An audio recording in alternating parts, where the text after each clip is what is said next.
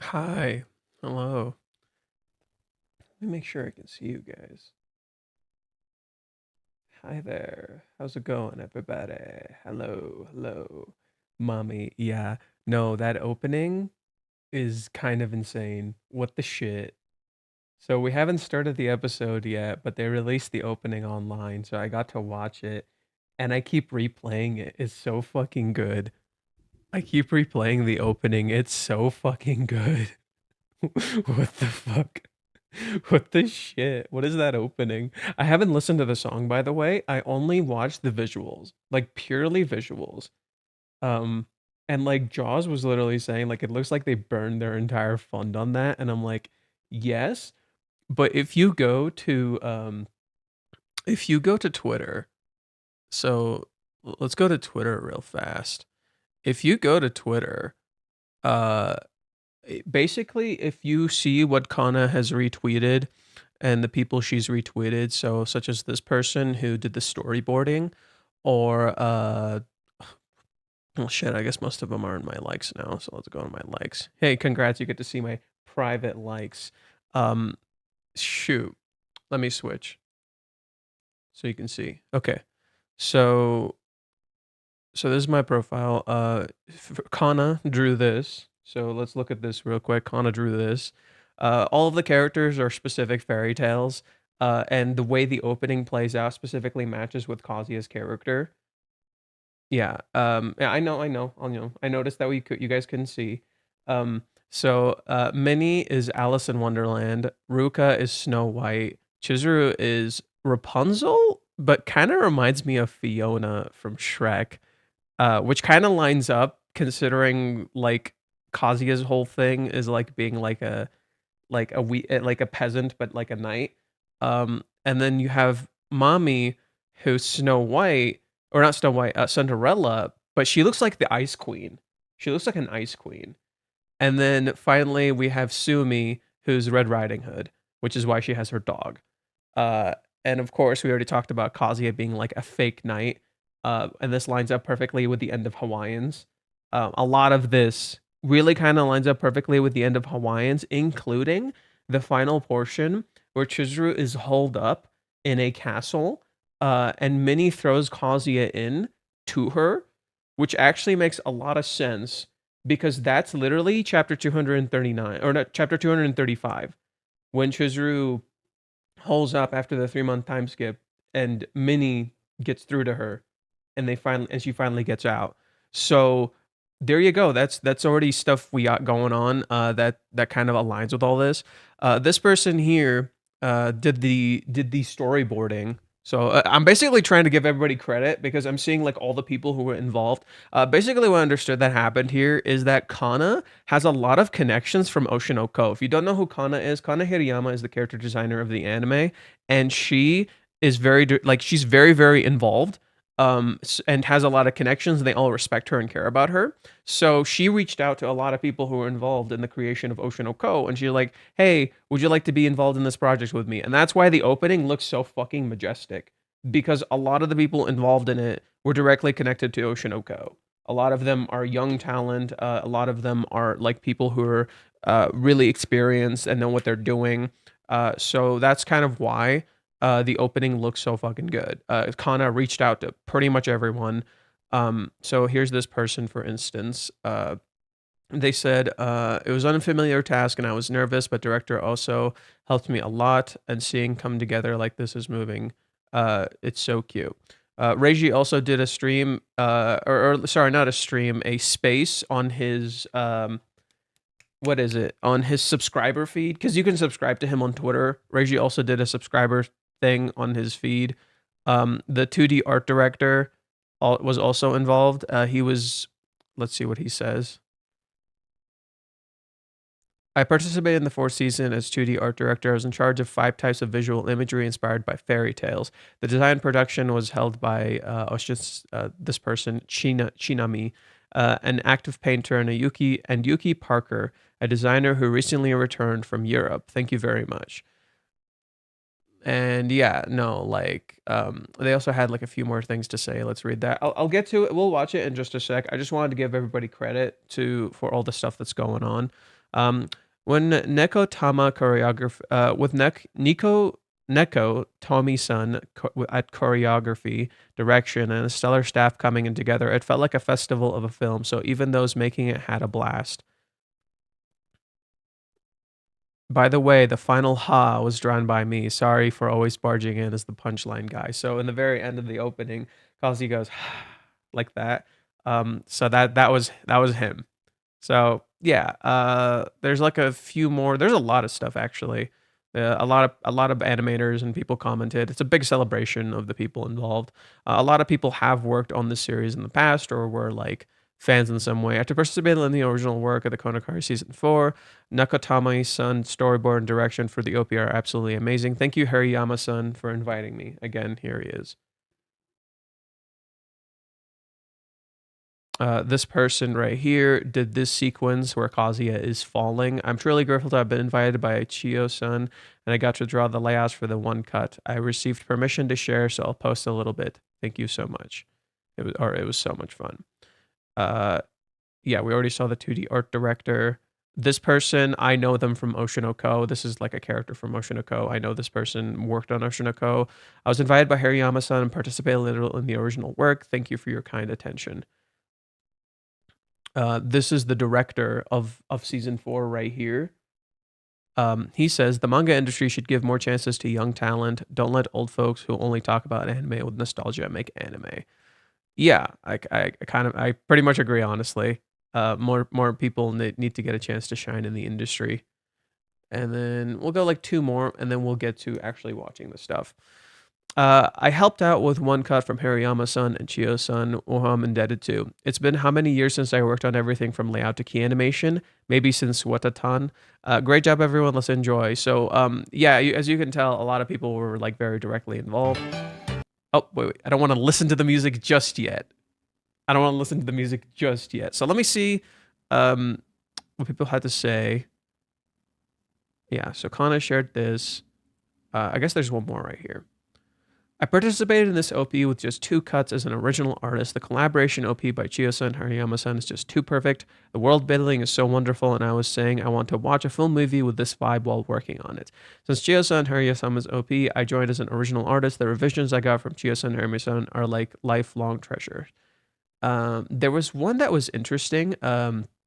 This one right here, there's a few cuts in there that are like kind of unique. Because for instance, when Chizuru jumps out of the castle, in the sequence, right here, you'll notice that. Let's do it. So here's Chizuru, and it's a very short cut. It's a very, very short cut. But as she's about to run out, right here, there's a person seemingly stopping her. I'm assuming this is supposed to be Umi. This is actually cut from the OP. This is not in the OP. The only thing we see is Chizuru's foot jumping. There's no person stopping her. There's no person in the way or anything. So yeah, that's a little bit different. Some of the scenes are a little different too. Like this is Kazuya running. There's a sequence. There's a little portion with Mommy. Yeah, Mommy. So Mommy's just like watching them. Yeah, and Nagomi is smiling smugly in this one, but in the actual opening, she's not smiling. She just looks pissed the whole fucking time. And she gives him the fake night suit, which matches him at the very end of Hawaiians. And yeah, Kazuya goes, Mommy. She looks different here. So in the OP, Mommy doesn't look like this. Mommy looks more there's like a smugness to it. Let me pull it up. There's like a smugness to Mommy that looks different from how she normally looks. Let me find it. Oh no, never mind. There's no smugness. She looks just as devastated. Yep. Okay. I just couldn't see the image clearly. I thought this was her tongue or something. No, it's just her lips.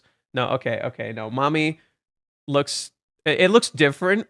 It looks different, but yeah, it's more it's definitely has that dead vibe. Like Jesus Christ. That's some crazy fucking jealousy right there. Anywho. I think that was like the major big ones. Yeah, Kazuya gets there. Mommy runs up. Mommy looks like Cinderella. Kazuya thinks it's her, or probably thinks it's Chizuru. That drops. Plot twist: she's actually the Ice Queen. This is a little different too. This is a little different too. Look at the. So look at this.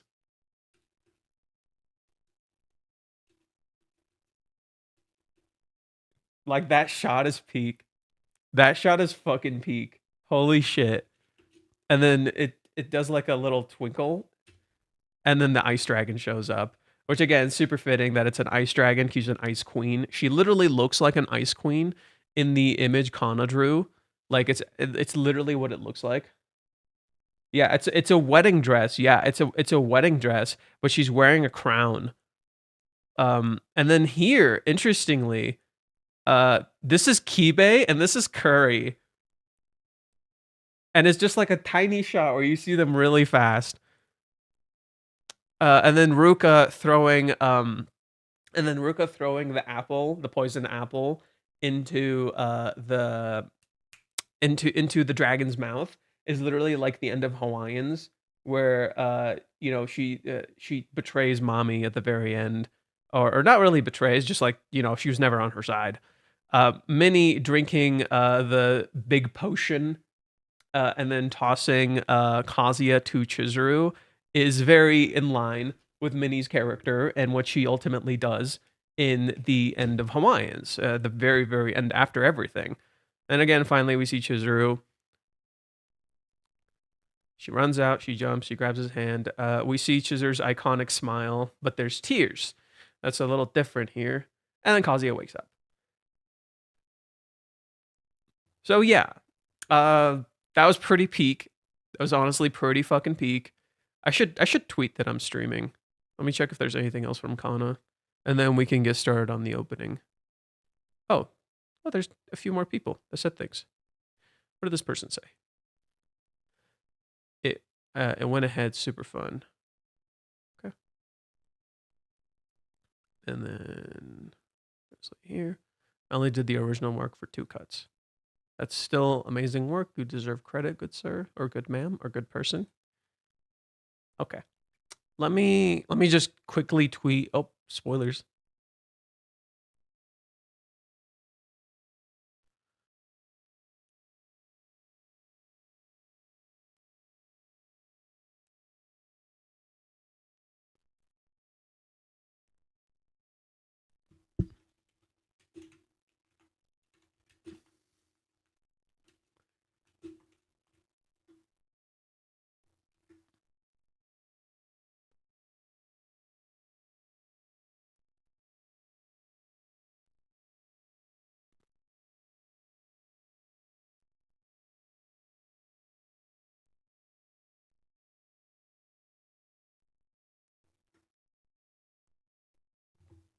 Okay.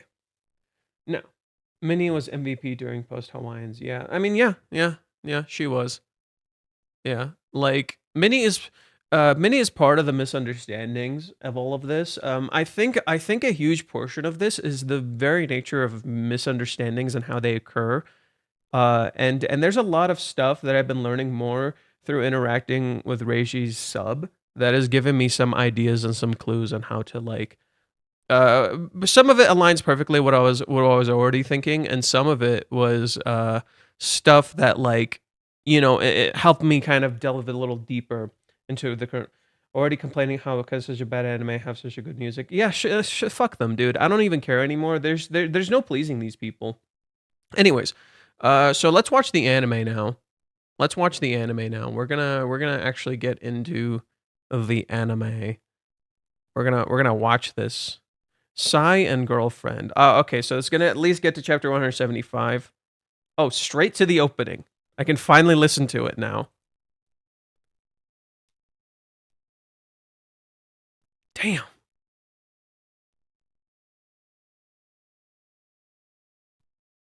Yo, this goes hard with the shit. Oh, look at no. We gotta address this.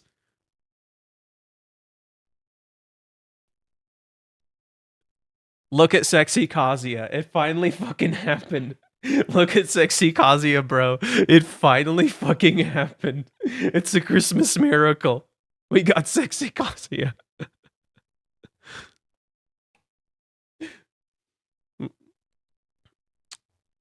Ah.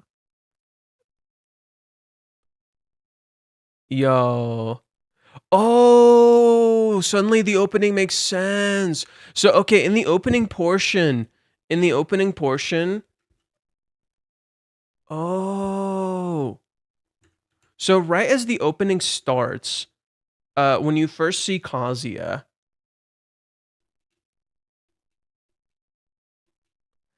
the very opening shot is Kazuya's hat flying away.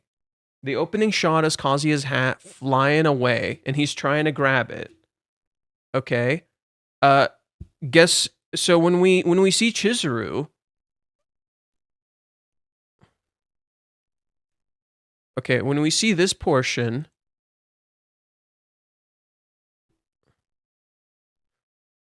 Kazuya's wearing a hat.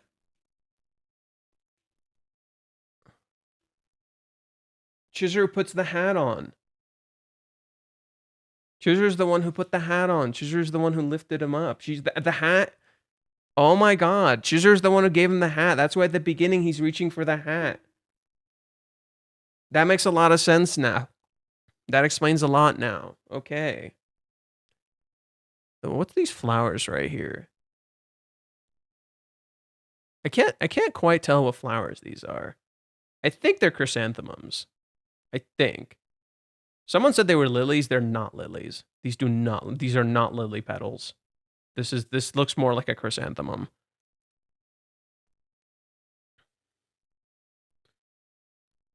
Yo, this shot is fucking peak. This shot is fucking okay. Well, we gotta remove this. This look at Kazuya's face. It looks funny, but no, this shot is fucking peak.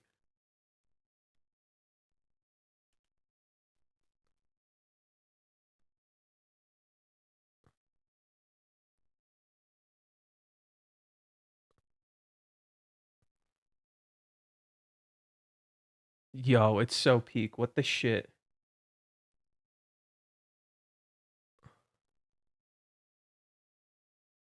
Wow.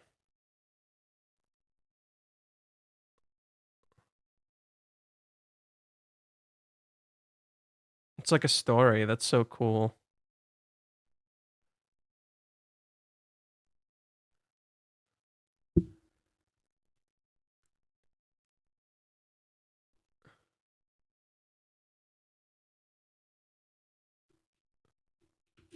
Mom, I like how they changed mommy's look. Oops. Oops, I'm totally ruining this. Also, notice how her crown is literally made of ice. These are literally icicles. Mommy souls Goku with that drag. Yeah, so no, she's like, oops. Whereas in the one we saw, does not look like this. It's more like I got you. Something like that.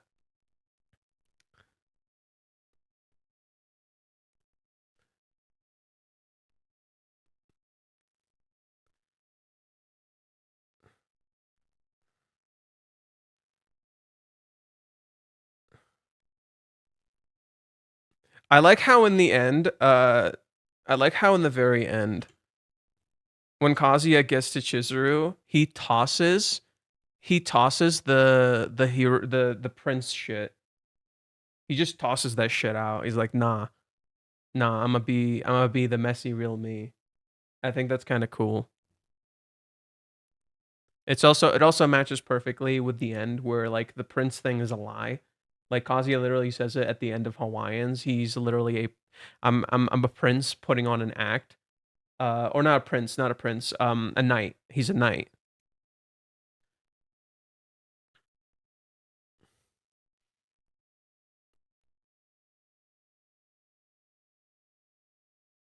Oh wow. It just cuts.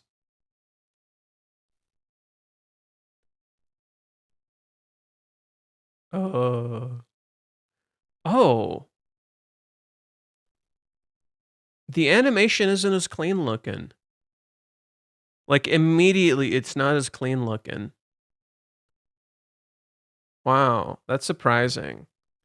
It's immediately not as clean looking as like not only to the opening itself, but to the prior episode too. This looks like season 3.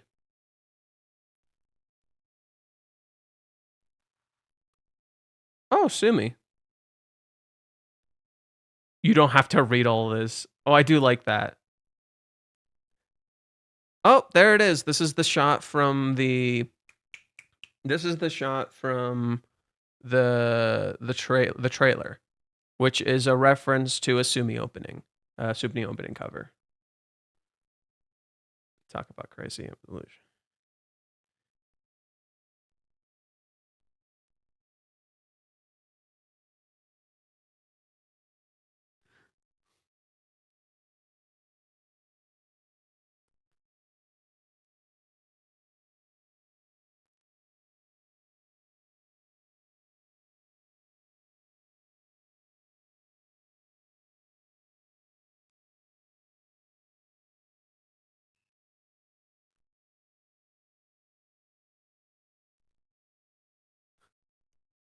They did it a lot faster. I do like that.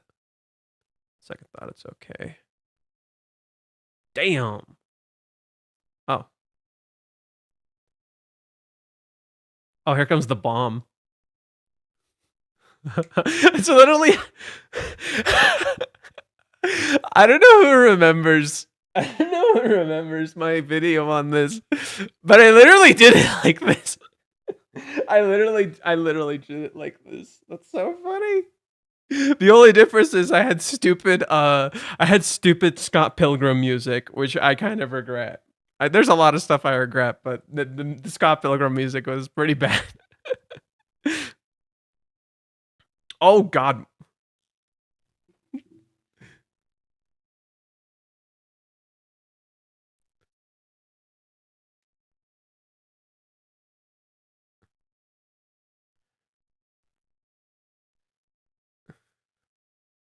The music kind of works. Oh, but okay, so the music works for the scene itself, but there isn't enough motion.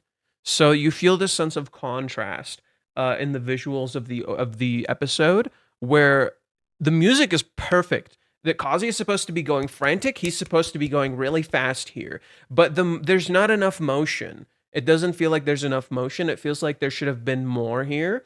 And that's kind of blows because like it's not really their fault. It's an animation limit where they clearly don't have the time for this.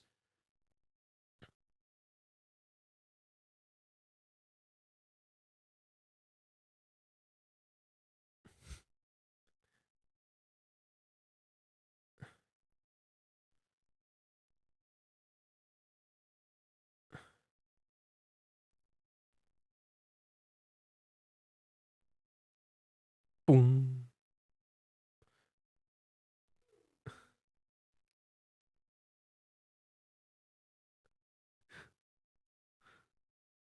The jokes are funny.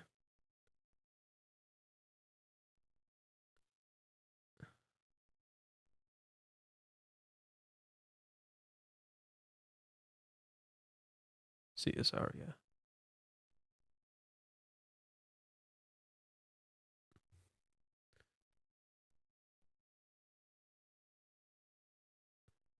Uh huh. Hey, grifters, where are you? Hey, grifters. Hey, grifters. Hey, TLDR haters, where you at? Where you at? Mm hmm. Yeah, I'm waiting. Where are you, motherfuckers? Where are you? Hmm? I wonder if she actually said you gotta save up for a rainy day. That's an interesting line to say.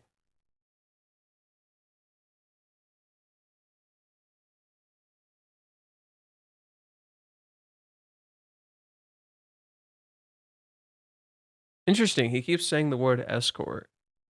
Isn't that interesting? Cause he literally keeps saying the word escort. Like he's supposed to be escorting her. And yet here we are, uh, at a time, in how it matches the current day.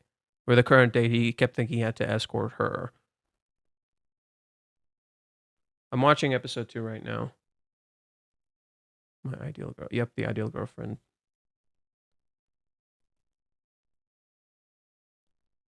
Size.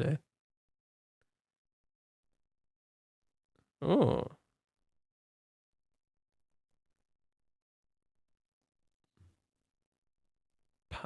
Okay, finally. Some cute Chizuru shots. Took a little bit, but we finally got a cute Chizuru shot. Popcorn shrimp, cute.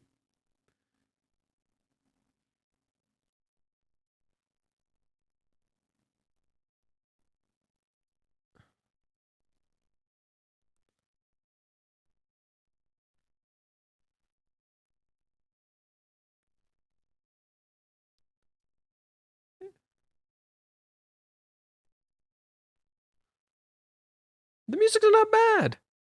The music's not bad. I'll have a glass of wine. Oh, for lunch.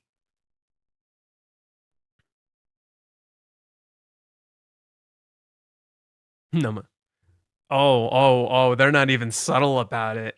Just put Cupid right there. Just put Cupid right there. It's more subtle in the manga. It's more fucking subtle in the manga. Here, Cupid. Right? Straight up. Just, all right, man. Got it. Yes, Jizzer's like, I'm going to drink. Kazuya says beer. You don't have to. Mizuhara day drinking. All of this just is so new to me. But hey, if it's just a glass or two. Oh. 1 hour later. I fucking love this in the manga.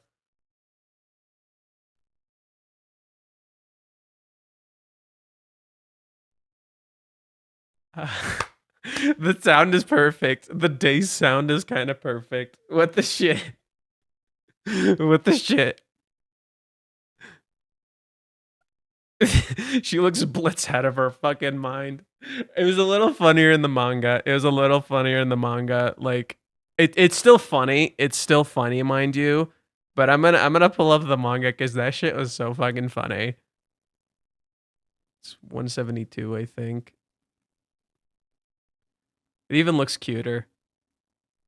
Yeah, it actually looks cuter. Yeah, I'm gonna say it. The manga does look cuter here. For sure. Chizuru looks so much more like here it's kind of funny, but here it's like, whoa, what the fuck? Especially when you go from this, like when you go from this Chizuru to this Chizuru, and you're like, what the fuck happened? That was like 10 times funnier.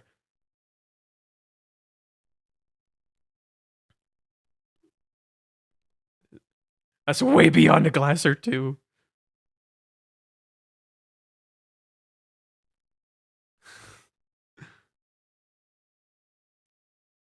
Okay, this shot is peak. This shot is peak.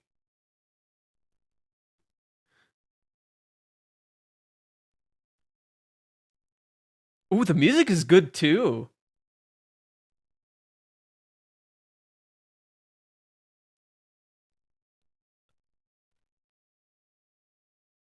It's fish in Italian.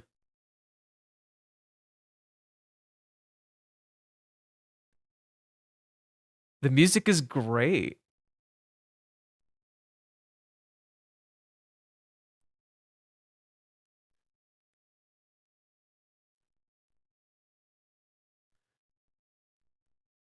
This is great, actually.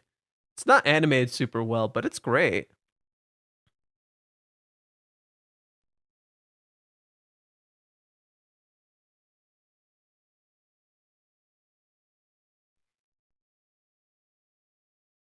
Deep breath, laughs again.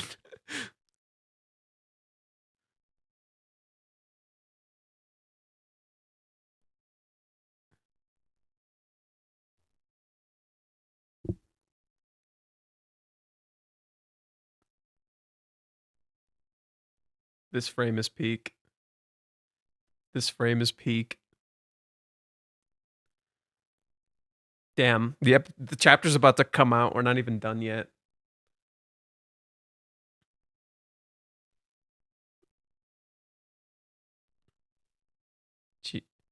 She got a family-sized tiramisu.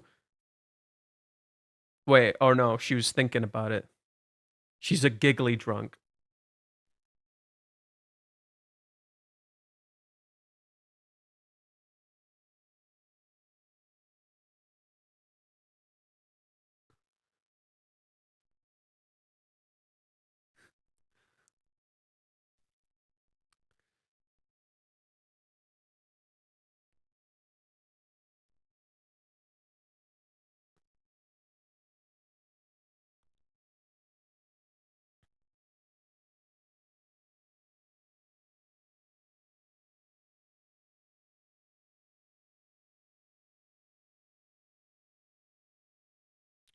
I love it when the music disappears.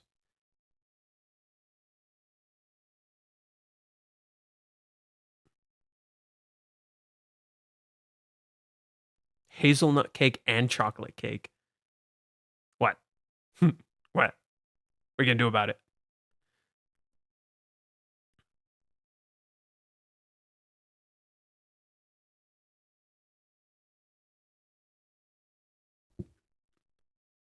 Yeah, this line, people fucking miss this dude.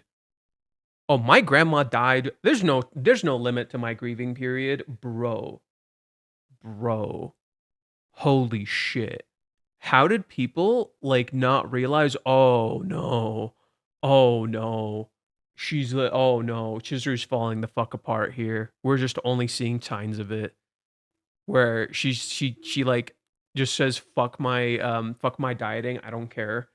Um and then she says, "I'll get back to the grind tomorrow." Like she doesn't care anymore. Like literally the meaning of this thing is fading and disappearing. Like literally her dream in this point kind of like feels like to her it doesn't matter as much. Which should have been a bad sign. Even Kazuya says, "I never expected her to say something like that." That's oh no. That's a bad fucking sign. And so it literally explains so like this is literally foreshadowing for Chizuru falling the fuck apart. But people just did not notice this stuff. Putting things off turns people into children. If there's something you want, you have to go all out. These translations feel weird. Am I the only one who thinks these translations feel a little weird?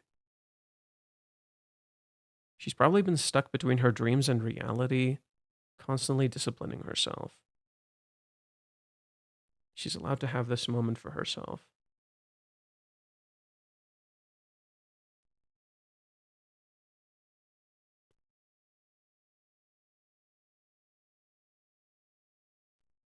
The music is great too.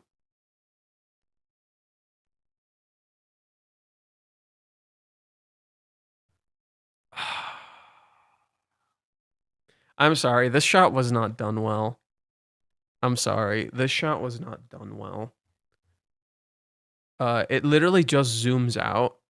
Like it literally just zooms out like this. There's no like they're gonna do the reaction after, but I love how the manga does it, where Kazuya is like, thinking about I could wish I could be the one for her, and then just this happens out of nowhere. It zooms out. You look at Kazuya's face. He looks up. The fuck just happened? So this doesn't feel like Kazuya looks like he's looking at her. And Chizuru doesn't look like a mess. I love how Chizuru in the manga is hiding. Like I love how Chizuru wait, come on, pull it up. I love how Chizuru looks here when she asks this question. She looks like a mess. She looks like a mess. She doesn't really look like a mess here. She looks kind of composed.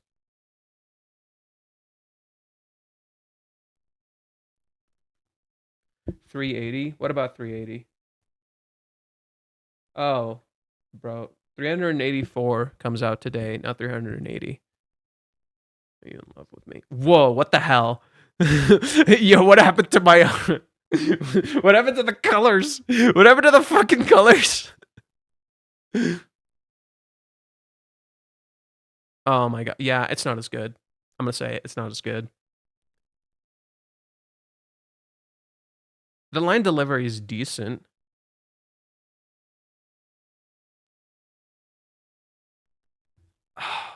Oh, wow. Oh, wow, I really did not like that. Oh, wow. Oh. Oh, I really didn't like that. That felt so clunky and so weird. Like, the whole point was that you go from this super serious Kazuya to goofy as shit Kazuya because he's like, what the? Because it's literally contrasted by how serious Chizuru looks. It's literally perfectly represented in the manga. Shit, I don't have it up. Yeah, so you go from this super serious Kazuya to this goofy Kazuya, and it's by design. The way the anime does it doesn't feel as smooth. It feels a lot more stiff, and it's very weird.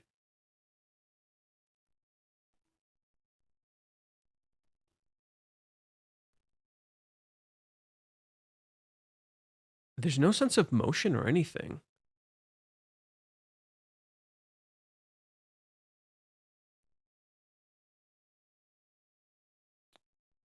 Yeah, Chizuru looks super serious.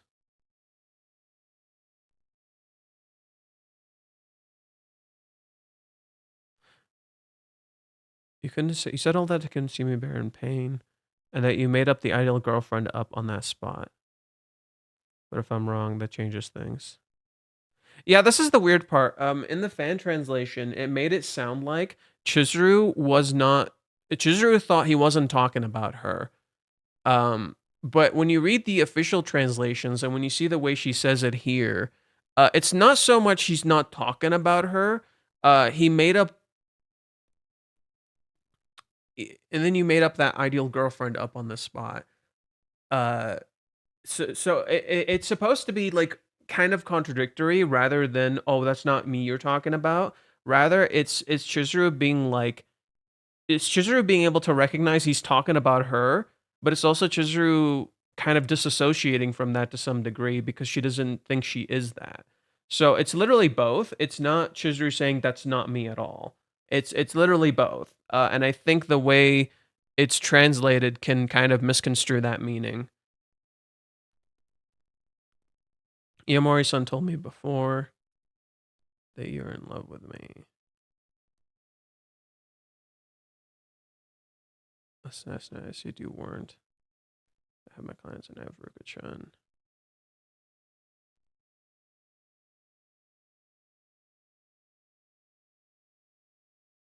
Hey.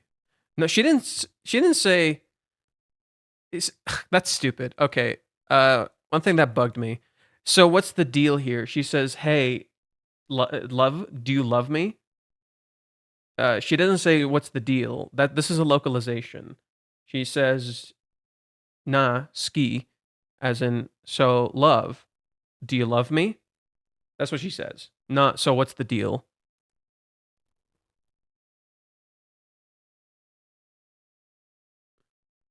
Do you love me?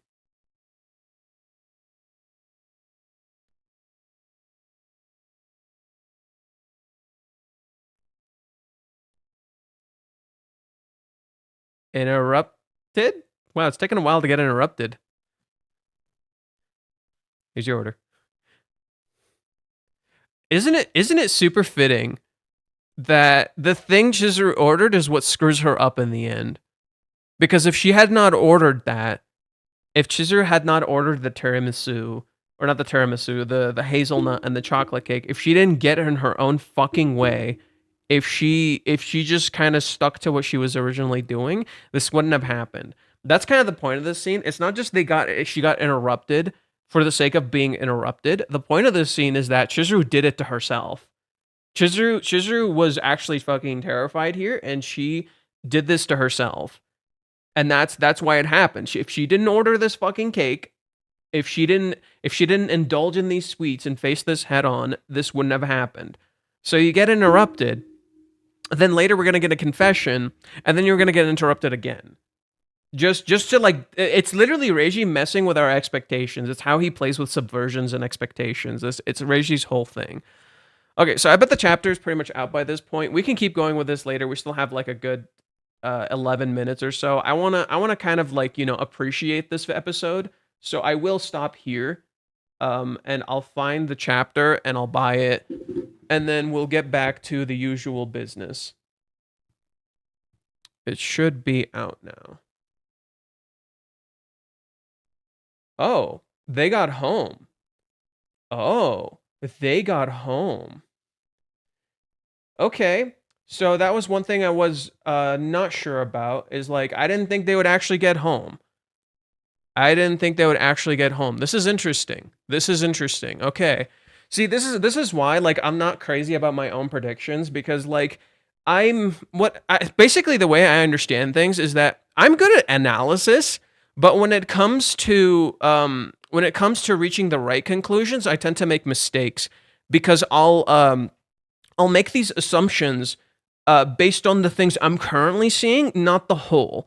That's the difference between me and Reiji, as because he's the writer. He sees the whole picture.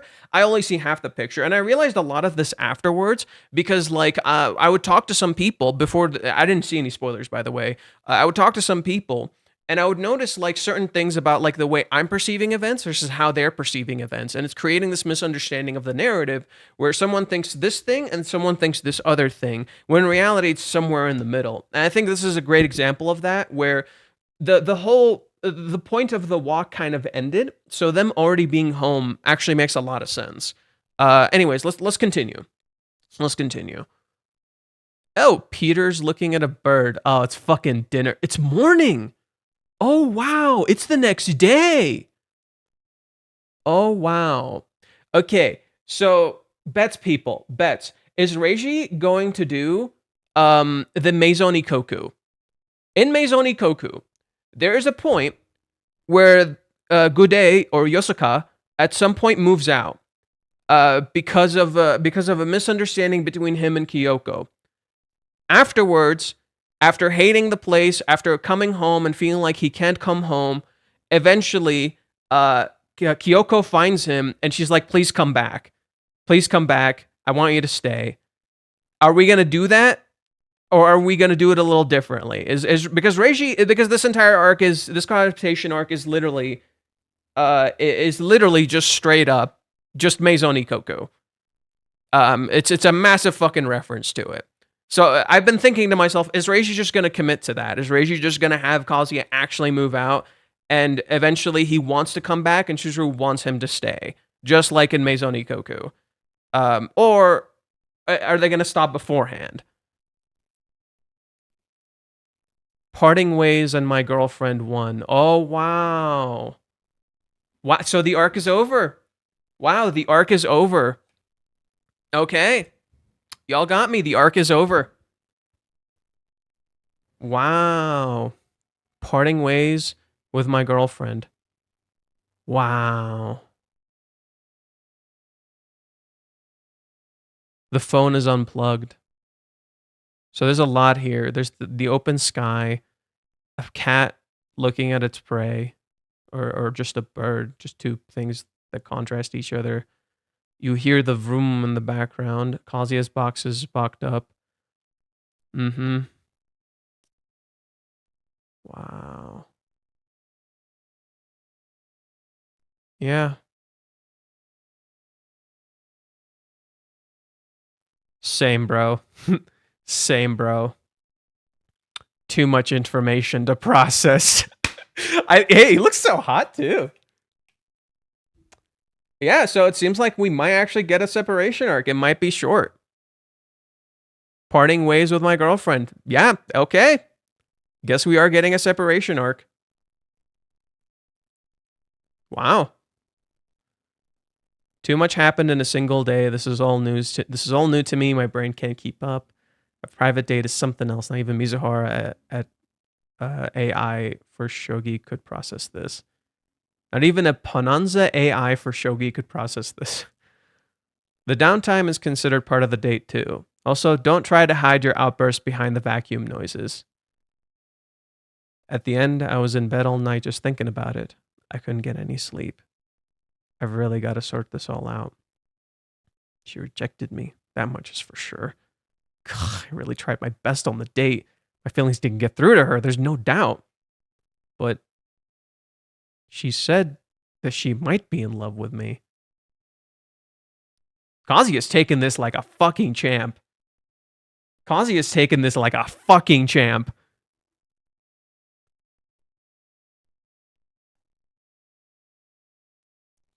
What? That's so direct. Don't turn up the vacuum strength. She might be in love. Mizuhara might be in love with me. That's clearly a step up. I'm getting closer. In a way, that's an answer to the kiss at Hawaiians.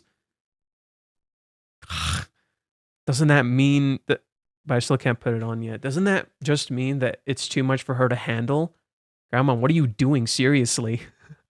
Right? Grandma, what the shit? What are you doing? Why are you putting pressure on her? What the fuck? Like she loves me, but not enough to put it on? Damn it. Mizuhara's right about that. The ring is in here. No, there's no point in getting upset at Grandma. Okay, so I love how most of our prediction was wrong and it all ended up just being like kind of a misdirect. Every single sequence of okay, I think the biggest misunderstanding we had about this date is every single sequence about it is a misdirect. Is us fundamentally misunderstanding the date. Every single aspect of it is us fundamentally misunderstanding the date. Because the very nature of misunderstandings is something every single person experiences through simply just living. So literally, this is literally about that now. One thing I want to point out, one thing I really want to point out is one thing I did catch before the date started and even during the date is there are things the characters are simply not saying. There are things they're not confronting about themselves. I thought my misunderstanding was that when we would get to the date, these things would be addressed. These things are never addressed. These problems are never addressed. Not because they like Reiji's dragging or because, oh, just for the sake of it. No. It's because these things are actually at the core of the fucking problem, and they think the problem is something else. And this is part of a massive theme of illusion and perspective that creates our misunderstandings based on our assumptions and based on our expectations. And this is kind of the big overarching thing of this story, in particular of that date. Especially this thing that was going on in the cohabitation as we were going through it, is that there's just this problem that, like, I recognize there's a massive issue here where they're not addressing their bad parts. They're not addressing these selfish desires. They're not addressing these things. They're not being true to themselves. And they're under certain illusions. Kazuya's illusion is of basically experiencing this thing with Mami all over again. He dates Mami for a month. He dates Chizuru for a month. He dates Mami for a month. He lives with Chizuru for a month. And then he goes on a date with her that's identical to the date he goes on with Mami. Everything about it is a reenactment, without him even realizing it. However, it plays completely differently. It plays in reverse. It's literally the same arc, mirrored but inverted. So the arc is literally inverted. And so Kazuya is literally going through this exact thing. In contrast, what's happening with Chizuru is that she's trying to do the opposite. Kazuya is trying to avoid a breakup. Chizuru is trying to find a way to confess. And so basically their problems are, their solutions are antithetical to each other. So they're constantly butting heads without realizing it. That's actually what's happening in the arc. That's literally what's going on in the arc, is they're literally butting heads without realizing it. And they're completely misunderstanding each other's intents. Chizuru's massive illusion is about time. She thinks she has a limited set of time, and Kazuya unintentionally reinforces this, despite the fact that he's not thinking about that at all. He unintentionally reinforces this when he tries to move out as a byproduct of a misunderstanding that was created by Chizuru saying you can stay for a month. So Kazuya tries to leave, and trying to leave, he creates this misunderstanding that now there's a deadline, that if you don't meet this deadline, that's it. This is then reinforced by characters like Umi, who literally tell Chizuru, like, oh, once I... if you, like, essentially gives her the impression that once you reject me, that's it just ends. So Chizuru doesn't want this to end, and she has this skewed perception of time. In contrast to Kazuya, who's trying to avoid an ending, and so they're literally butting heads. There's a lot to this, but that's kind of the massive misunderstanding of what's going on in the date, is that we were analyzing it correctly, we were coming to the wrong conclusions. That's pretty much the best way I can put it. Our expectations were blinding us to the truth. We were analyzing correctly. We were looking at the conclusions the wrong way. Okay. Doesn't that just mean it's too much for her to handle? No, there's no point in getting upset at grandma. I'm the one who said I'd wait until she fell in love with me. The problem is, what am I gonna do from here? Mizora was really insistent on telling me no. That's just her being kind enough to not make me want wait anymore. How I feel about it is what's important. I have no idea if it will pay off to keep hoping for it. Her saying that she might be in love with me means that she's unsure. After all, nobody can say for sure how seriously Mizuhara is thinking about this. Still, she seemed really troubled.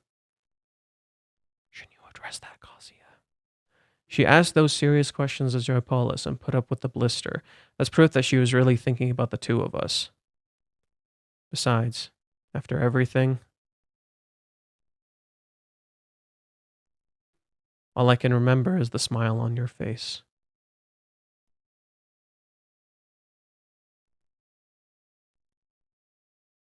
Absolute fucking cinema.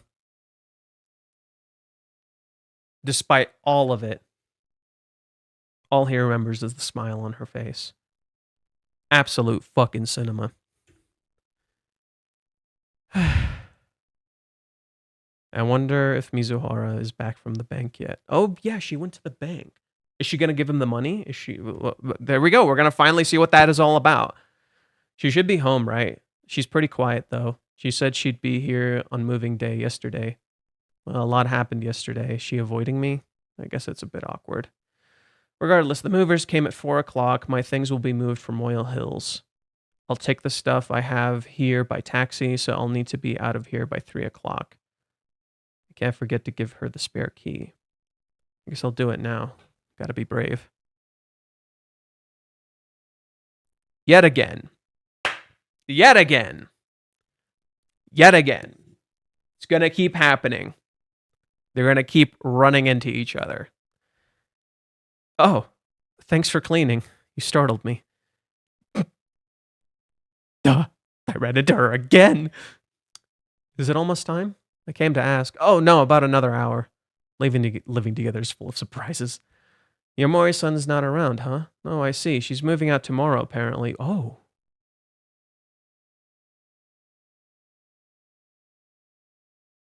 Whoa. Whoa. Whoa. Just completely offhand. Oh, yeah, Minnie's leaving too. We don't even see her. Minnie never comes back. Whoa. That's crazy. She said that she's working in the countryside since yesterday. Oh, here, the spare key. Yeah. Thanks for everything. You really helped me out. You can have this.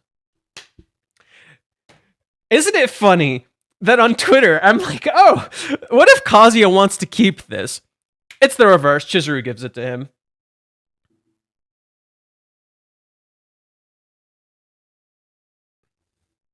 Huh?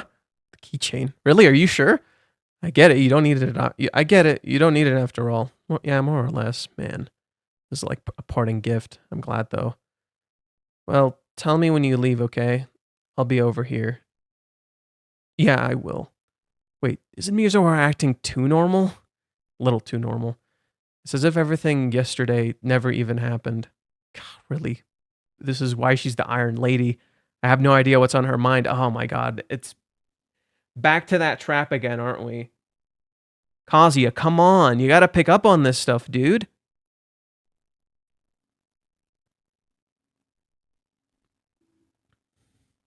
And it just ends.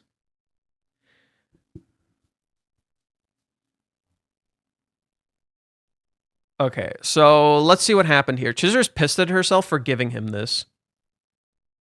Chizuru sees the Nemo fish, and she gives it to him. There's a symbolism in this. The symbolism is simple. This is Nemo. Finding Nemo. So she can find him again.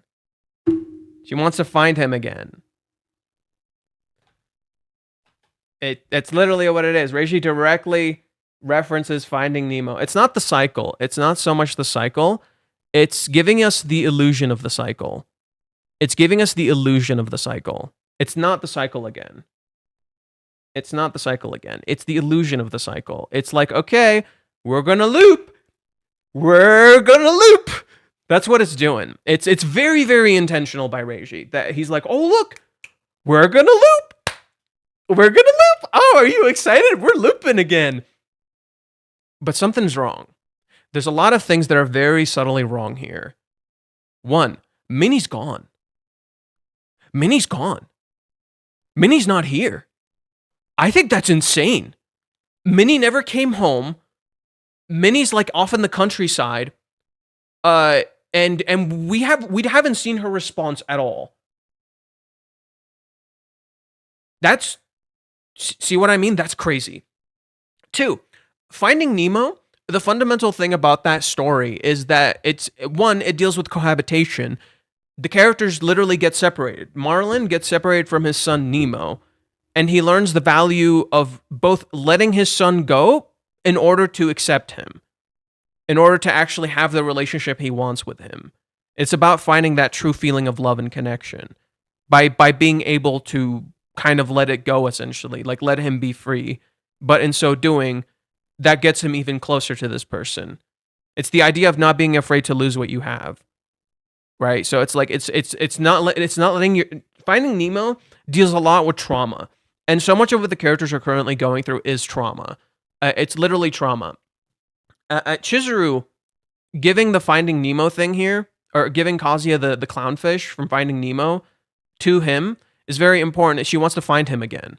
But she kind of hates herself that she did that, because she literally said the other day, you can't keep loving me, and yet here she is giving him this. And Kazuya misinterprets it as she just gave it to him because she doesn't need it after all. It's not important to her. That's why she gave it to him. She doesn't want it. In reality, it's the opposite. You could also interpret this another way. Maybe Chizuru gave it to him maybe so she wouldn't keep looking at it. Maybe because it was a gift that she got him. Either way, that muddiness of it is very important, because it deals with that idea of, why did Chizuru give it to him? You can have a million different interpretations. Why did Chizuru give it to him? It deals with that idea, and that's where Kazuya looks at it in a weird way. This is a parting gift. Chizuru goes and says she'll wait there. Isn't Mizuhara acting a little too normal? Right? Chizuru is acting somewhat composed here. That composure often gives Kazuya the misinterpretation of what's going on. Us starting the arc with that exact composure being the thing that always fucking happens every single fucking time, that throws things off, that makes you go, what the shit is happening? What the hell is going on? Why is Chizuru putting on this act? Who remembers how this arc, the cohabitation, started? Who remembers? I'm going to pull it up. But while I'm pulling it up, shoot your shots. Shoot your shots. No. Not 2 steps forward, 3 steps back. No. Not quite. It's the illusion of that. It's the illusion of 2 steps forward, 3 steps back. This is the illusion of that. Not quite. Not quite.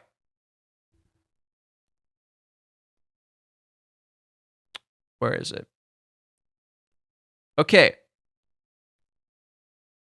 Chapter 251. Okay. Minnie and Kazuya are at a bar. This is how the cohabitation starts. Remember, this felt so unsatisfying. That's the point. Okay. This is how the cohabitation starts. Kazuya and Minnie are out drinking. She's supposed to keeping up her investigation. There's no way she doesn't feel sad about separating from you, master. About hearing that just now, that worries me even more. The investigation is such a vague word. Kazuya's like, no way, I trust her. This is contrasted. You're not, so you're in love with her. It's laughable.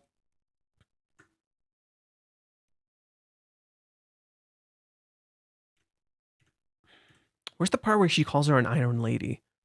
There it is. Look at this. Having fun, are we? She says. Fucking hilarious. Would she be using an emoji or some shit usually? Is she iron? Is she made of iron? Now, when did this start? When did this start?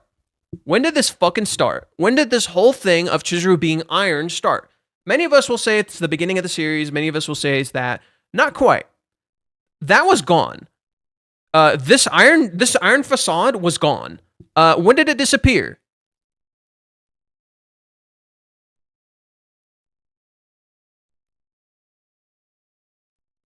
Right here. This is the moment when the iron facade just went kaput. This is when the iron facade went completely fucking kaput. Kazi even says it. Right up until now, she looked like she didn't particularly care, but she did, even about her mom. Well, that makes sense too. Even if it's Mizuhara, there's no way it doesn't get to her at least a little bit. Even so, she's trying her best, desperately trying to move forward. It's not weird. Kazuya wants to support her. He can't touch her. He can't engage. Okay. They get back home, and something interesting happens.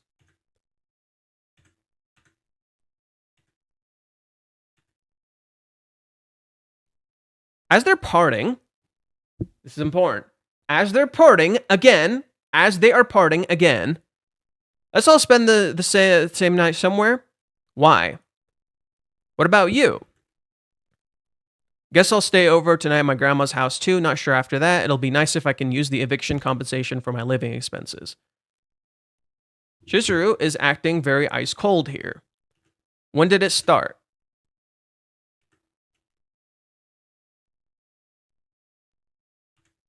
It started right here. Minnie mentions the earthquake. Kazuya remembers the moment they're on top of each other. Chizuru is composed. Minnie asks, what's with the lack of response? Why are you spacing out? The reason Chizuru spaced out is a misunderstanding. Every time Chizuru spaces out, every time Chizuru acts composed, it's actually the opposite. We know this, right? We know Chizuru is always putting on the act of being composed when it's the fucking opposite. And it's starting to show more and more. Where did Chizuru lie to Minnie? Yeah, she asks them, what were you two doing together? Chizuru avoids the question. We just ran into each other. Mizuhara lied. This is when it starts, the idea of the iron facade. It all started as a byproduct of Minnie. They broke down the walls, and the walls got reinforced because Minnie was there. What does Reiji do now? What is Reiji doing now? What is the one thing Reiji fucking does now? Reiji intentionally removes Minnie. What is the thing that brought them back together? What is the thing that brought them back together? Minnie. What is the thing that also separated them? Minnie. So what does Reiji do in this chapter? Minnie's fucking gone. Literally, the first thing he mentions, oh yeah, Minnie's moving out tomorrow and she's in the countryside. She's not here. The removal of Minnie is very core here. So that way she can't cause more misunderstandings. Minnie is literally not around. Minnie's removal is core here. Because that way she doesn't cause any more misunderstandings.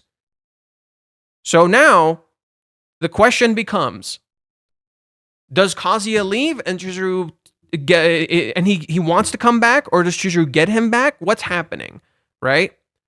And two, Minnie's not going to be around for any of this. Minnie is not going to be present for any of this.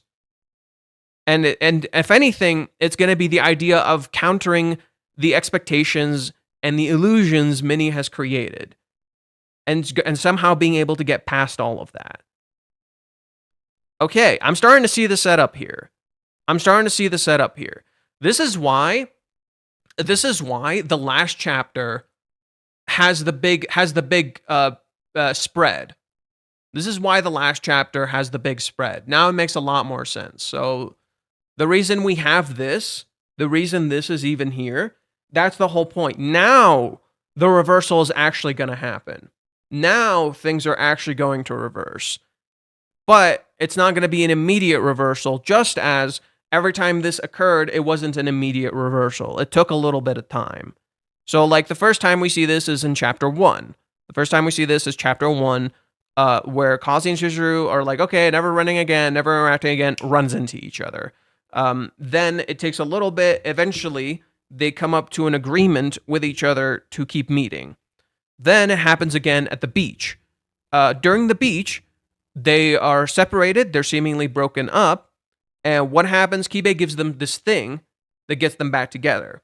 It's very intentional that Reiji references the beginning of the series for this moment rather than the beach, rather than all the other stuff, because this is supposed to be about making a choice.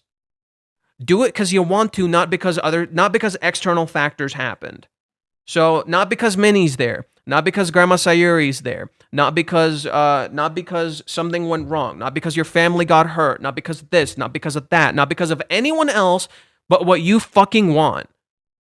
That's what he's doing here. That's why this chapter is solely just Kazuya and Chizuru and nobody else. It is literally just them. Nobody else. Do what you fucking want to do.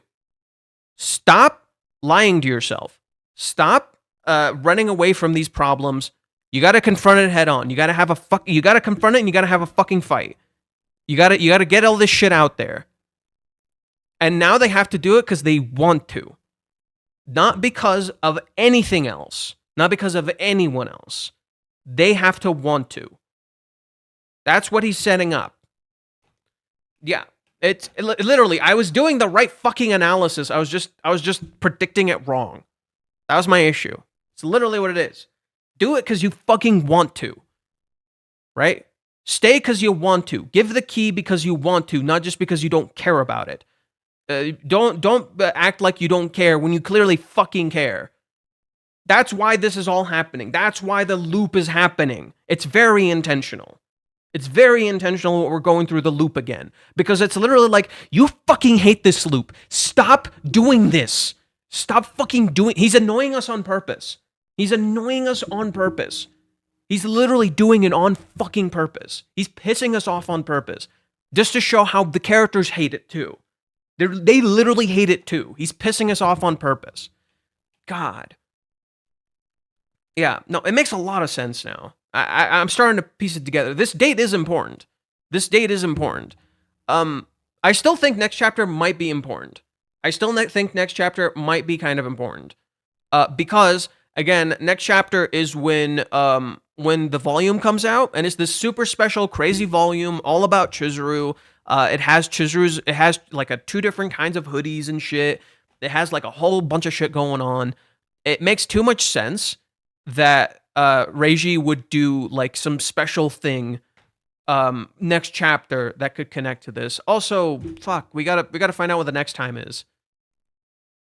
Let's find. Let me look it up. Let's see what the next time is. I don't know if my friend can translate right now. He said he couldn't, but let me pull it up. Also, I'm trying to somewhat avoid reading the comments because I'm seeing some people like saying this is undefendable and all that shit. Get the fuck out, dude. It doesn't matter how you perceive what you think is undefendable. This isn't your fucking story. A story is not simply here to give me enjoyment. A story is here to say something meaningful. It's shit like this why I don't like certain modern narratives, which just give you a fucking reward and whoop-de-doo, good to go. But then this also causes stupid misunderstandings between people where they're like, oh, this story is fucking terrible because it doesn't do this subversive thing, which is fucking stupid. People have no nuance. Swear to God. I'm dealing with fucking monkeys. No fucking reading comprehension or anything. I'll also be able to translate editor's note at the usual time today. My work finished early than I thought. Awesome. Here's 1. Here's 2.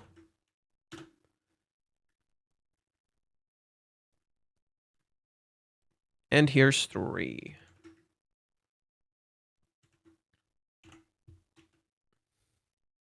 Perfect. Let's see here. Reishi showed us his hand. The pending separation is what puts Chizuru in the vulnerable state. A hug will initiate chapter 268. Redo from here. The whole thing is chapter 149 all over again. Series didn't end. Stop saying cope. Are you talking to me? Who are we talking to here? Oh, I'm assuming they're referring to someone else. We are back at square one. No, we're not. I'm here just hoping for them to be called someday. I don't see them actually fighting in the next few chapters. It feels like he'll move out unchallenged. That is a fascinating thing to discuss, isn't it?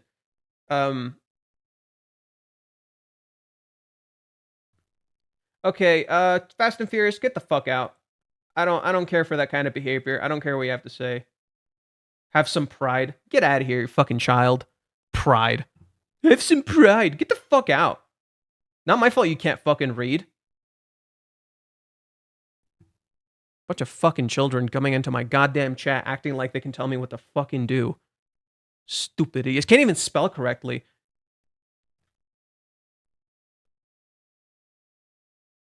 My patience is very thin, by the way. I have very thin patience because I know from reading this chapter, I know how people are gonna fucking react. No, Reiji set this the fuck up. Reiji set this the fuck up. It was there. All the setup was goddamn there. Whether they separate or not is a whole other ball game. Took a year and a half for the date arc, but we've jumped into a new chapter with them getting together. It feels like Chizuru's back to square one before the date. But what'll happen next, right? Reiji's intentionally giving us the illusion of we're back to square one. It's very intentional that we're getting this idea that we're back to square one. That's so intentional, except now there's no one to help them out of square one, correct? Isn't that true? Is that you cannot deny this. This is a fucking fact. Minnie's not here. There's no one here to help them out of square one. There's no one here to help them out of square one. It was the trenches and spoiler chat, so yeah, prepare yourself. Ugh. See what I mean? Next time, Kanojo or girlfriend? Why? Girlfriend. Oh. Watch the movers, ask him, is this your girlfriend? That's my bet. If that's what it is. If that's what it is. Chizuru doesn't look sad here. She looks pissed. She kind of pissed at herself. So, according to Animus, and I don't know if this is correct, they said that the next time is girlfriend question mark. Kanojo question mark. So, it could be the what is it? It could be because he's gonna have some movers or some taxi's gonna show up or something. Kazuya mentioned the taxi and movers, so I could see the taxi person showing up and asking them, "Hey, is she your girlfriend?" And that would be an interesting question to ask, isn't it? Because no, she's not. So what now, right? It's these questions that are kind of important here. It's a constant reminder. Every single question they're asked, every single thing they're going to be experiencing is going to be a constant reminder. What is this person to you? What is this person to you? What is this person to you? What do you want? What do you want? What do you want? It's going to be a constant reminder. What do you fucking want? What do you want? What do you want? What do you want? It's going to be a constant reminder to the characters. What the fuck do you want? What do you want? From Reddit, this was a really bad chapter, such a nasty taste in the reader's mouth. After everything the date was, new arc is called Parting Ways with My Girlfriend, so I guess it's over for them right now. Who cares? Like, you're not supposed to be happy about this, and I find it baffling that something can be because something is bad, like it doesn't make you feel good, it's badly written. That's conflating two fucking ideas. You're conflating two fucking ideas. So for me, while I'm not exactly, ecstatic about this, I'm not like, whoop-de-fucking-do, I love this direction. Do you know how many fucking people came up to me and said, the separation arc is gonna happen, we're totally getting a separation arc. It drove me fucking insane. And I still want them to be wrong. You don't understand how much I want them to be fucking wrong. I want them to be wrong so goddamn bad. To this day, even right now, I don't want them to separate. I want them to fucking stay together. These are my inherent desires. I don't want a fucking separation arc. I do not want a time skip. I don't want any of that shit. I don't want a fucking separation arc. And Reiji builds that into you. He intentionally drills that shit into your fucking soul. You don't want a separation arc, do ya? You don't want a separation arc, do ya? And then he forces you in a position to where a separation arc is happening. And now, you're like, okay. How are you going to deal with it? What are you going to do, audience? How are you going to deal with them having to deal with a separation arc? How are you going to deal with them having a separation arc?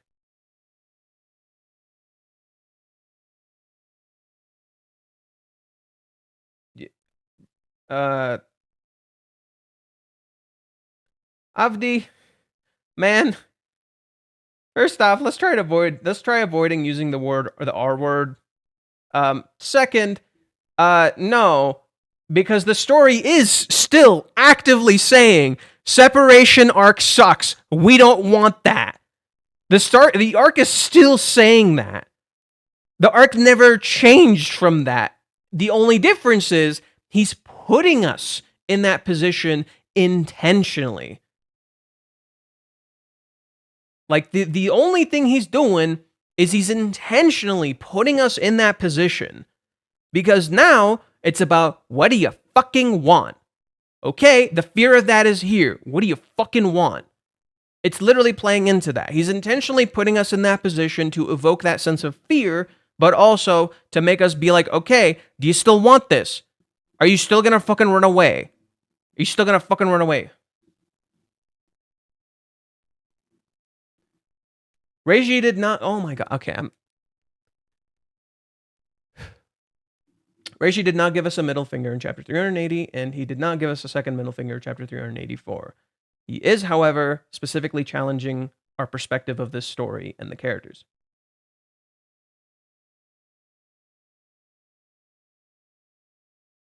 You didn't want to entertain the possibility of another opinion, bro? I literally did. I just said I didn't agree with it. Why are you putting words in my mouth? I literally just said I don't agree with it. I don't think there's a separation happening. I still kind of stand by that. I don't agree with it. I still don't.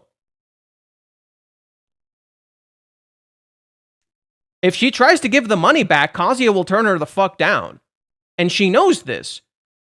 She literally fucking knows this. Like, Kazuya will always turn her the fuck down. Okay, Avdi, you tell me you don't want to argue, and then you start an argument. What do you want? Like, what's the deal here? You come in here, you start bragging, and you start arguing with me, and you keep telling me you doubted me this entire time, so you're picking a fight with me, and then you tell me I don't want to argue. So what's the deal here? Like, do you want to engage or do you not want to engage? Because frankly, I don't really know what's cooking here. Okay, like I'm still pretty adamant about my feelings that the separation arc is stupid and it shouldn't happen, and that's the point. That's literally what the story is saying. The story is literally saying the separation arc is stupid and it shouldn't happen. Here's the story literally saying that this is stupid. It shouldn't happen. So that never changed. Neither of them wants to move out. Neither of them is happy about this. So that's a repeating theme here. They don't want it to happen. Reishi doesn't want it to happen. The characters don't want it to happen, and yet it's happening. What are you going to do about it? That's literally what it's saying. Nobody wants this to happen, including the audience. What are you going to do about it? We are nearing the ending of this whole arc, I guess, right, Johan? I don't fucking know. Frankly, it feels more like a new beginning, to be honest, rather than an ending. That's my interpretation. It feels more like a new beginning than an ending. It is stupid that Chizuru is making this choice, bro. No, it isn't. It's perfectly in line with her character. She's completely misunderstood everything we've seen up until this point. We talked about this in previous streams. Love is complicated. Like, it's not... It literally, the characters' values and interpretations of each other are fundamentally clashing with what they want. And it's leading them down this path. What about the ticket? There you go. If you say Chizuru will try to force him to take the money, she could try to use the ticket. Or, plot twist, maybe the ticket is used to get him to come back. There you go. She could use the ticket to get him to come back. We'll have to see. Wouldn't it be fitting if maybe Chizuru tries to use the ticket or something, and Kazuya tells her to keep it, just like she told him to keep the thing? Wouldn't it be fitting? Like, Chizuru tries to use the ticket, and instead, Kazuya tells her to keep it, or she tries to give it back, and he tells her to keep it. I think that would be super fitting, considering she got him to keep that thing. So she put herself in that position. Like, literally, the whole thing Reiji's been setting up, and it's still fucking happening. It has not changed consistently from the start, is there needs to be a fight. They gotta have a clash of their values. Reiji's been actively setting up a conflict of their values. Like, literally, this entire fucking time. He's literally setting this up. They need to have some sort of fucking fight. Nobody's there. Even Chizuru's getting pissed. Look at her. She looks fucking pissed here. Like, even Chizuru is literally getting fucking pissed here.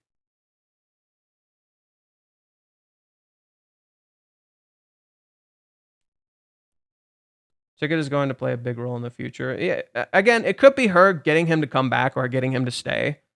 Who knows? Like, I can say a lot of things that could be misunderstood. That's Mizuharu's mindset, and actually Kazuya's kind of thinks of this chapter a lot of people don't read. Yeah, it's like, literally, the story isn't... okay, Avdi, do you want to know why I still adamantly disagree with you? It's very, very simple. The story is literally not building to a separation, and then you get one anyway. What happened during the date? Just before you respond, stop reacting and just work with me here. When you're reading through the date, at any point when we were reading the date, did it build towards a rejection? Did it feel like it was building towards a rejection? When we were reading through the date, did at any point feel like we were building towards a rejection? No, right? It felt like we were building towards a confession. Isn't that literally how it felt for most of the date? It felt like we were building to some sort of massive confession. When we went to Reddit, people often interpreted as, this is all just a massive confession, right? Isn't that how most people interpreted it? And in a way, you're not wrong. You're actually very correct. That's literally what was happening. In that same way, everything about this was not building to a separation, and yet it was looming in the fucking background. Right? That was the whole point.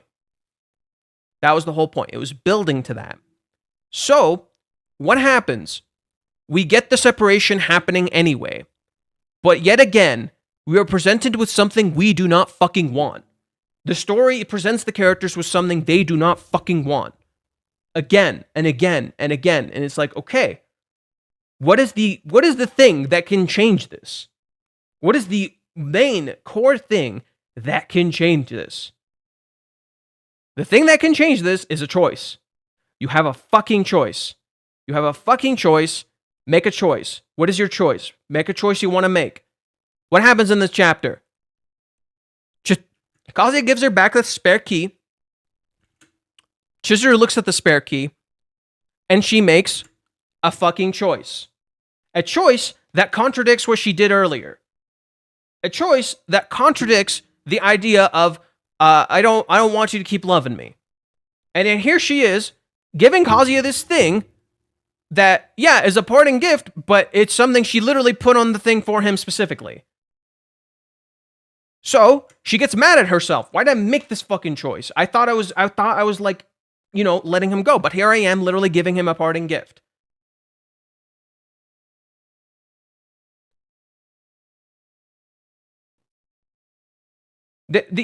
See, the big illusion that people don't realize is that during the date, Kazuya is not being honest to himself. During the date, Chizuru is being so honest to a fault.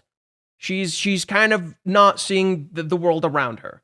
They're opposites. They're clashing because they're literally not being they're being like two. Okay, the best way I can describe it is that Kazuya's arc is Chizuru's arc, but inverted. So literally, it's hard to describe. It's hard to describe and put into words properly, because the whole idea was that they were literally clashing, despite the fact that they looked like they were connecting. That was kind of what was happening in the date. It was the illusion that they were connecting. In reality, they were fucking clashing the whole fucking time. That's the cohabitation saga in a nutshell. The cohabitation saga in a nutshell is them clashing, despite the fact that they think they're connecting. But then underneath it all, they're connecting. And they don't realize this, creating a misunderstanding. Reishi is literally unpredictable, like Fujimoto and Gege. Yeah, you do have an option of not doing predictions. Reishi needs to subvert a little less. I was honestly feeling a piggyback ride building up to the level of perfect girlfriend. Whatever big is coming up, it should have happened in that night. I am surprised too that that night just ended. But thematically, if you think about it, it does kind of work. Why? It felt like there should have been more, right? I agree with you. It felt like there should have been more. It felt like there was supposed to be more. We should have seen them walk into the house. We should have seen more things happening. But that doesn't happen.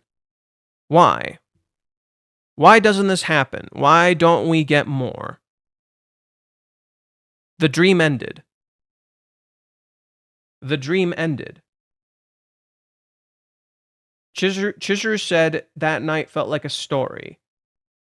That story ended. Right? Isn't that literally what it feels like?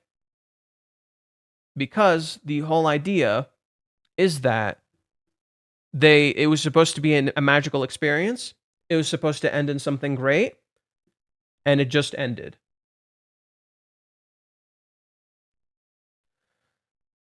Saka, if you genuinely believe this author has no morality or love for his work, then I'm sorry you have not been reading this story. I'm sorry, you have not. You're just here to get some sort of reward out of this narrative. And if that's all you're here for them to get together, not to actually engage with the story in any meaningful way, this isn't the story for you. That's all I'm gonna say.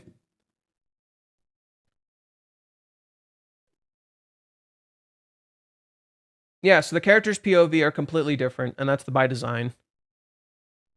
Actually, wait. This mirrors this. Doesn't it? It does, doesn't it?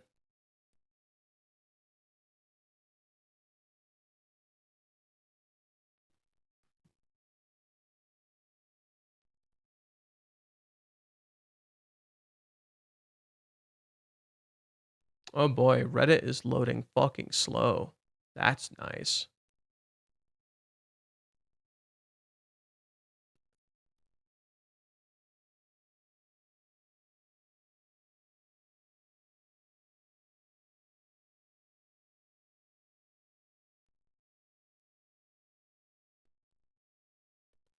Yeah, it seems like a lot of people, based on what I'm seeing on Reddit, are interpreting it this way, that we're back to the old dynamic. When that old dynamic is the illusion. Because we're still under the idea of illusions and misunderstandings, and we're misinterpreting the story.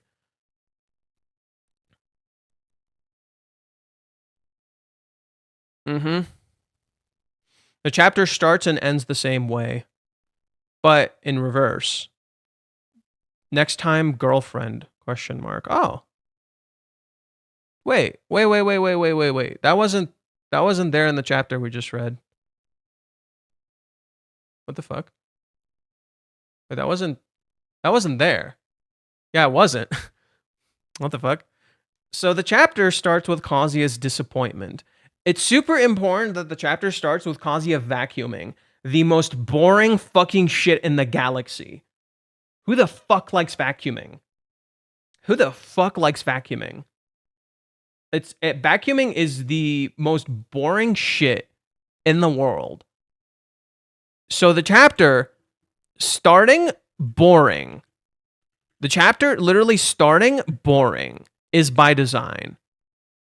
But also, Reishi intentionally showing a bird and a cat looking at each other, two things that should be fundamentally opposites, aligns perfectly with this idea here. Chizuru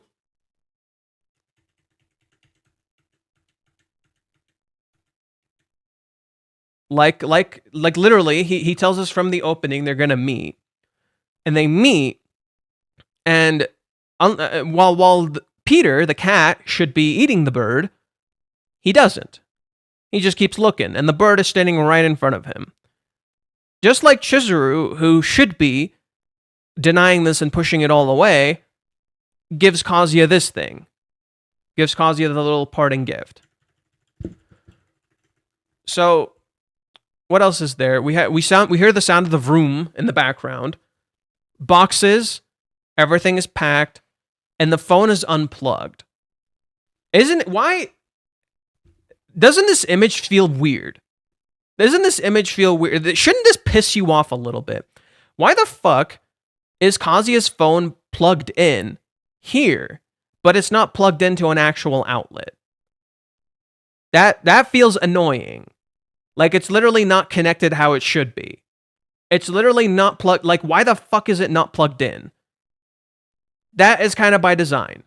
Why is this thing not plugged in? Why is all of these packages up? Why is the bird looking at a fucking cat when the cat should be eating the goddamn bird?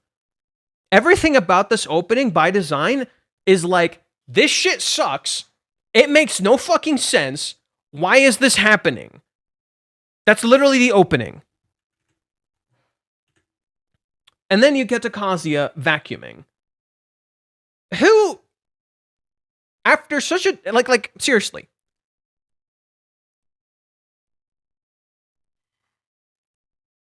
How do you go from this to this? How do you go from this to this? It's by design. Literally, you go from a magical, fantastical story, you think something great's gonna happen, and nope. Nope. You're gonna get home and you're gonna vacuum. Because that's fucking life. It blows.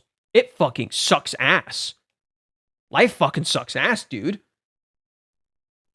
It's literally the harsh reality hitting them in the fucking face. And you don't like it. And they don't like it. Kazuya, not happy about this. He's just literally back to normal everyday life. Chizuru, in contrast, is still struggling.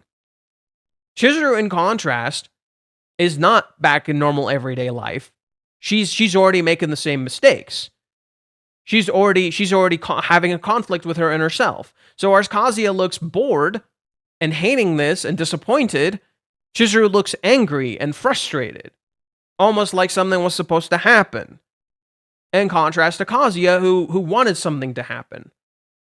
So something happened here, nothing is happening here. The two images fundamentally contrast. Yep, disappointment topples over. This is too much information to process. Read the chapter in reverse. Okay, sure. Too much information to process. Chizuru is having too much info to process right now. What did Kazuya tell her? I ran into her again.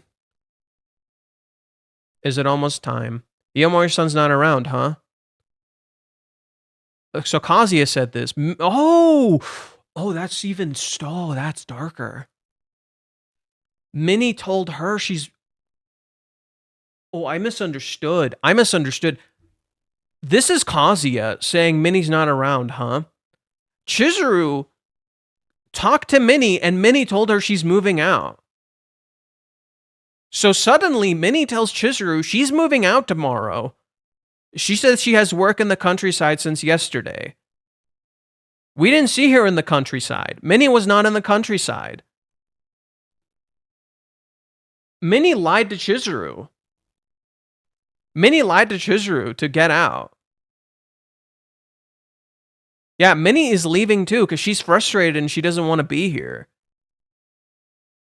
So as Minnie is all ready to move out, you have, and that's new information suddenly being thrown at Chizuru, that Minnie is leaving too.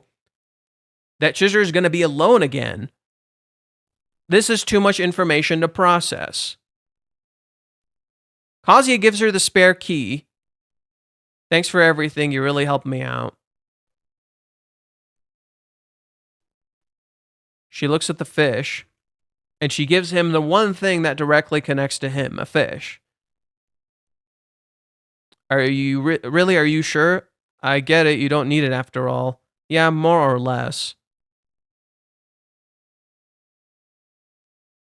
Man, this is like a parting gift. Well, tell me when you leave, okay? Yeah, I will. I'll be over here. Wait, isn't Mizuhara acting a little too normal? It's as if everything yesterday never happened. God, really? This is why she's the Iron Lady. I have no idea what's on her mind. That's the important part. I have no idea what's on her mind. She gets to her room, she clenches it, and she stands. Now let's compare that to Kazuya. Too much happened in a single day. This is all new to me. My brain can't keep up. The downtime is considered part of the date too. Huh. It's almost like Reiji saying the date is secretly still going. Isn't that interesting? The downtime is considered part of the date too. Also, don't try to hide your outburst behind the vacuum noises. It's like the date is secretly still going. You just don't think it is. In the end, I was in bed all night just thinking about it. I couldn't get any less. I really got to sort this all out. Okay, my friend translated. Let's see what he said. It's let's go to the opening page.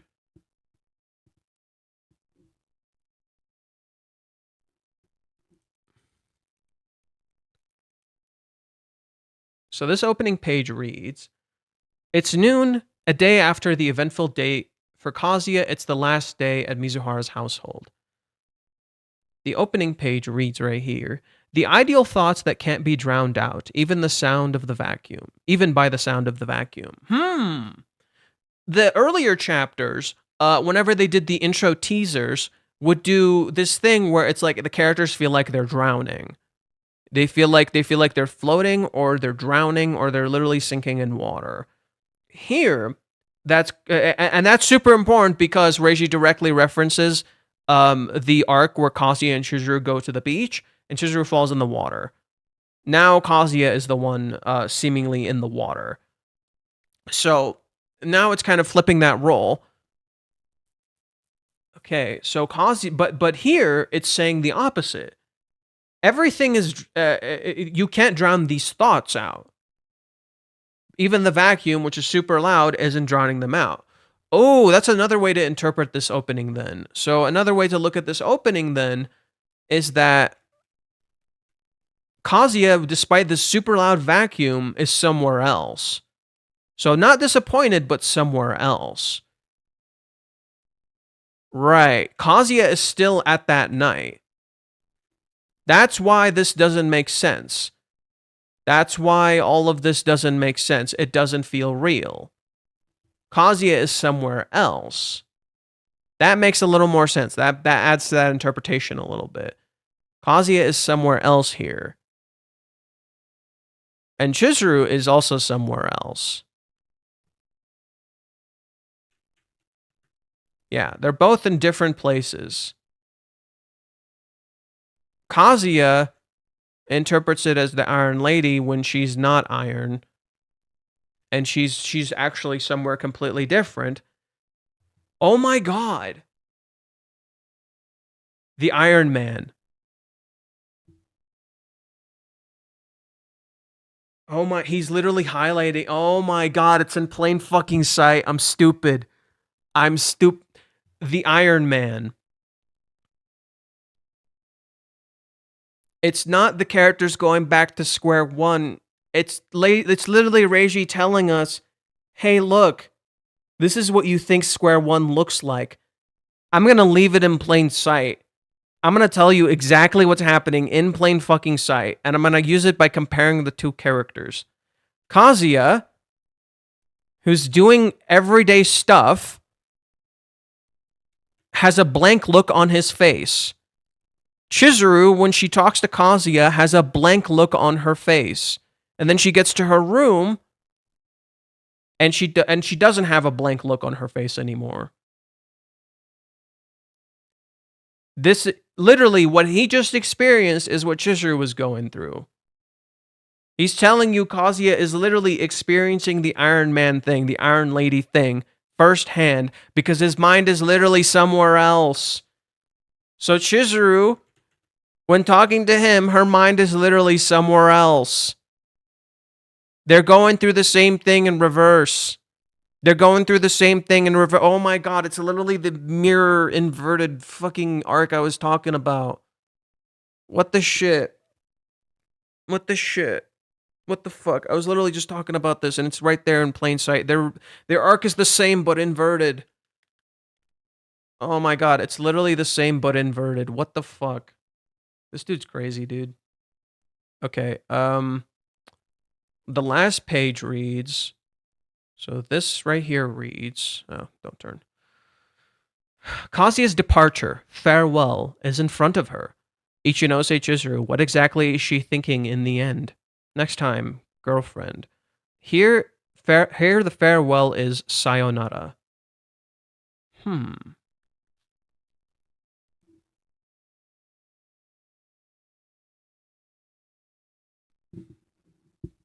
Yeah, as expected. Oh, good, the chat's losing it.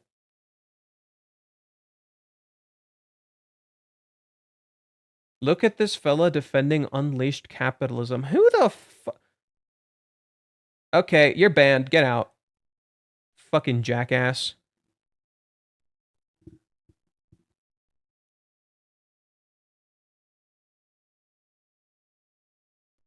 What's going on here?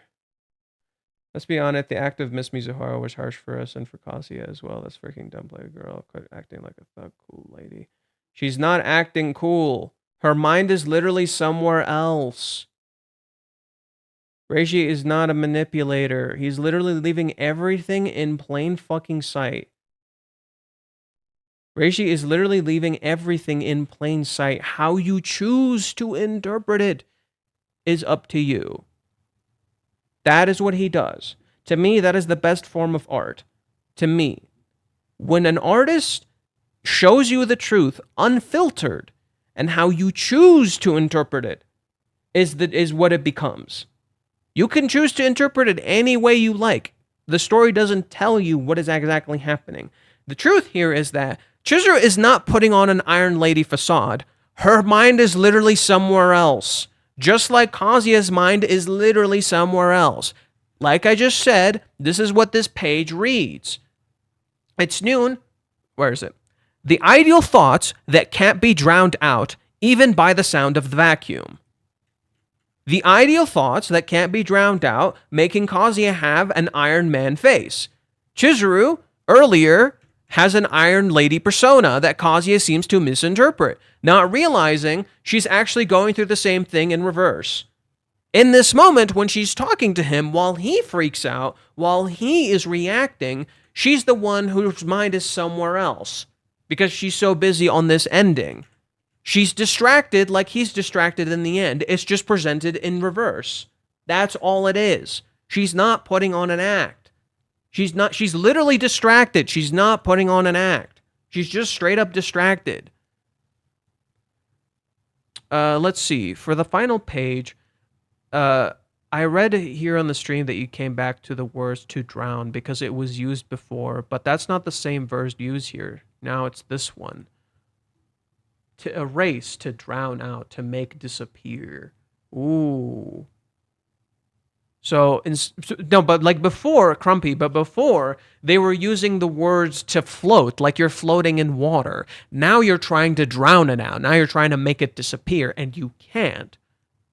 It's the water motif that I'm focusing on, rather than the idea of drowning. It's more so the water motif that I'm focusing on here. That's what's unique and interesting about it. It's the constant reminder of the water motif, specifically because water seems to be a reoccurring theme here.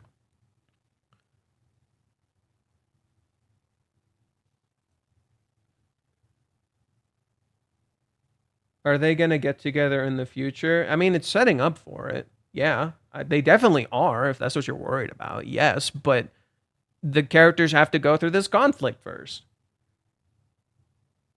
Right? People really just need to let this shit play out. Well said. Just let it fucking play out. Jesus Christ. Just let the story fucking breathe. It's like being put under a goddamn microscope. Just let it breathe, right? Stop constantly just, like, telling the story what to be. Stop focusing on your expectations that will inevitably lead to your disappointment because you're not fucking reading the story. Okay, that's it. I'm banning you, Marcel. This is getting old. I'm going to put you on a timeout, actually, but I need you to learn your fucking lesson. This is getting old. I need you to fucking stop that shit. My patience has run very, very thin. Understand?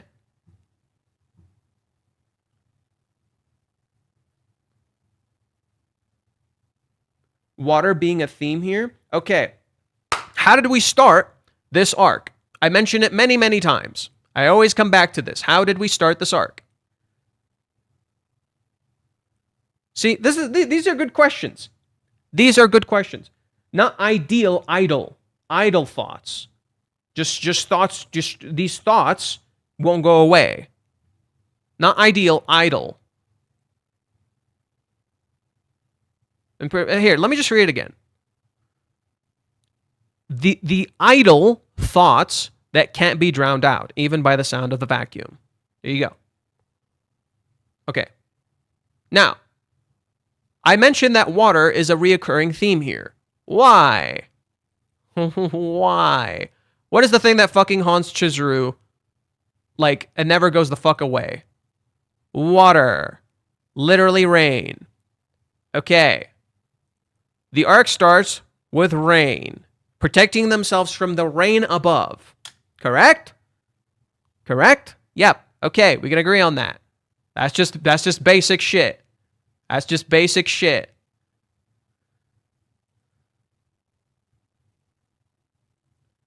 Where does the arc end? The arc ends with the water below. We start with the water above, we end with the water below. Water is a reoccurring theme here. Reiji intentionally references what exactly? What does Reiji intentionally reference? Reiji intentionally references the beach arc. Correct? Yeah, he references the beach arc, where they went and fell into the water, where they were drowning. Right? All of Chizuru's names directly connect to water.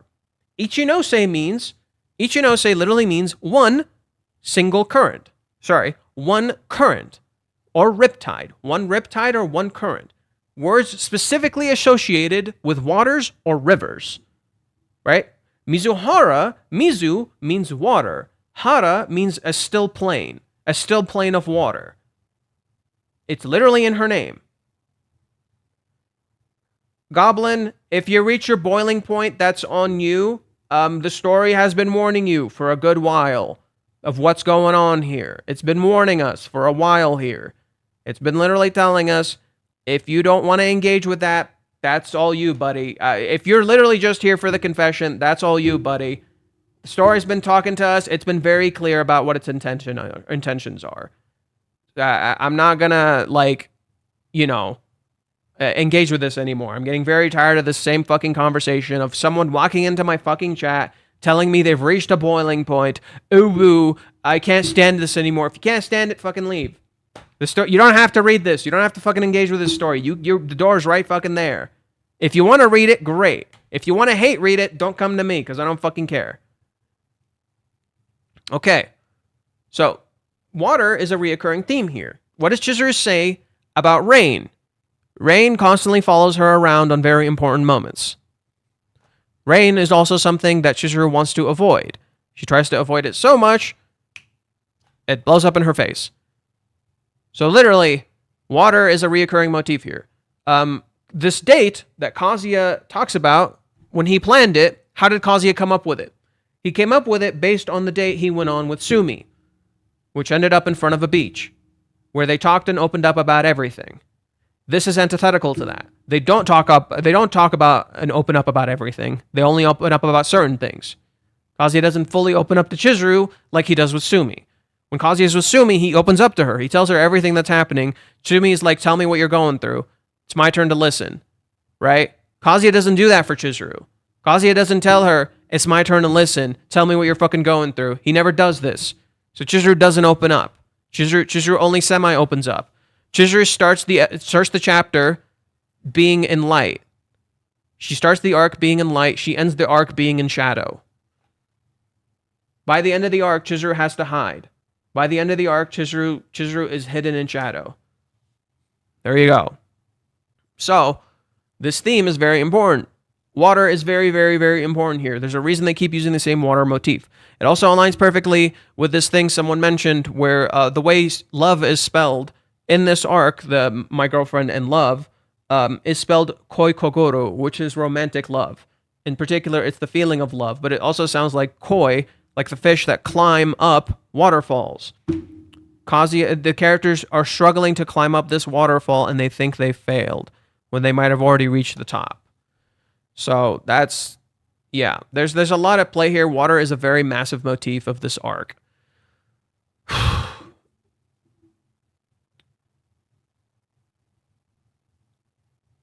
I'll be back next Tuesday. See you then. Goodbye. This is not going to separation arc. The pending separation is what puts Chizuru in the vulnerable state for Kazuya to ask himself the question, what would Sumi do? Yeah, like Kazuya isn't even focusing on the fact that like Minnie is moving out too, and Chizuru's gonna be all alone again. Like Kazuya, what the fuck? Didn't you tell Sayuri you would support Chizuru? And here you are leaving. In contrast to Chizuru, when you're looking at Chizuru is like, okay, didn't you say you would end it? But didn't you say you wanted to be there for him and you wanted to make him happy? Well, he's not fucking happy. Neither of you's fucking happy here.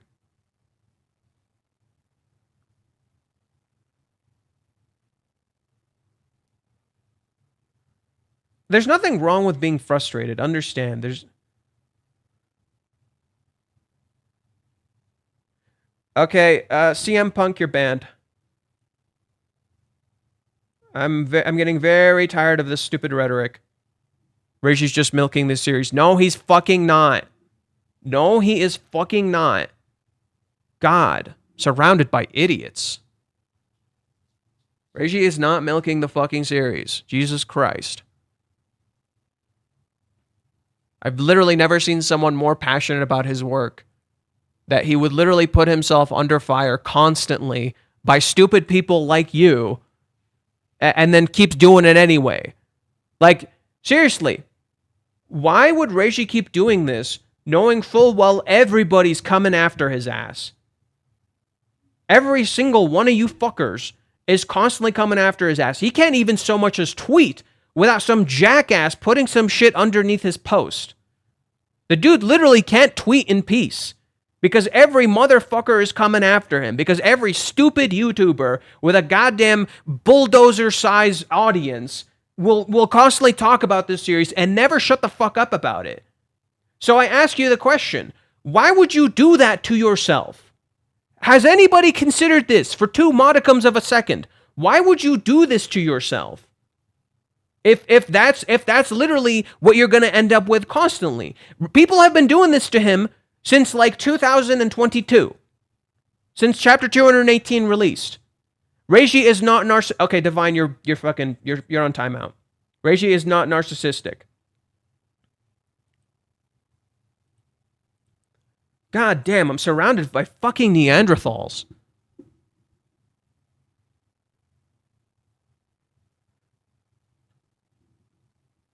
No, unfortunately, acknowledging them is part of the problem.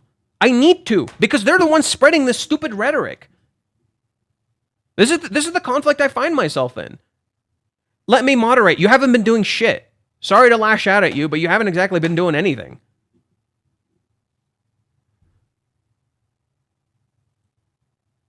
God, sorry. I didn't mean to lash out there. I'm just frustrated.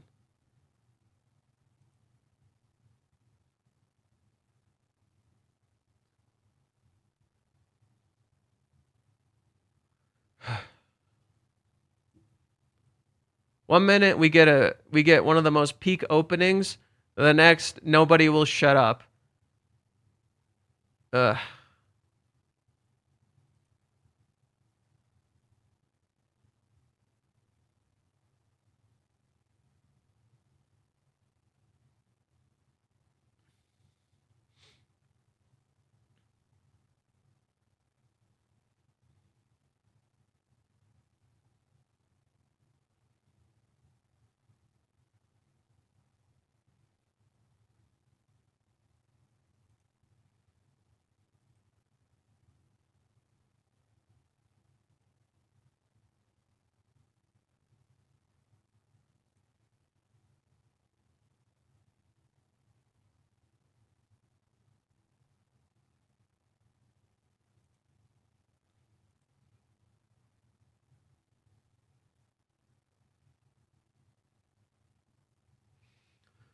Knowing that there's nothing more deflating than watching something like Kanojo, knowing full well you won't confess and it won't bear fruit.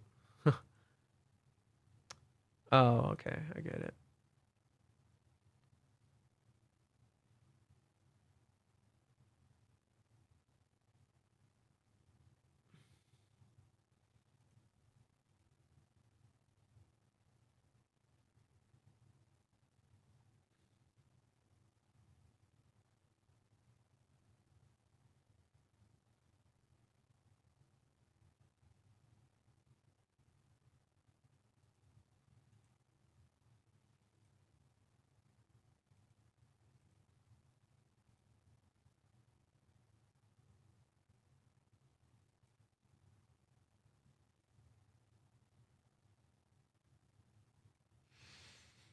Okay.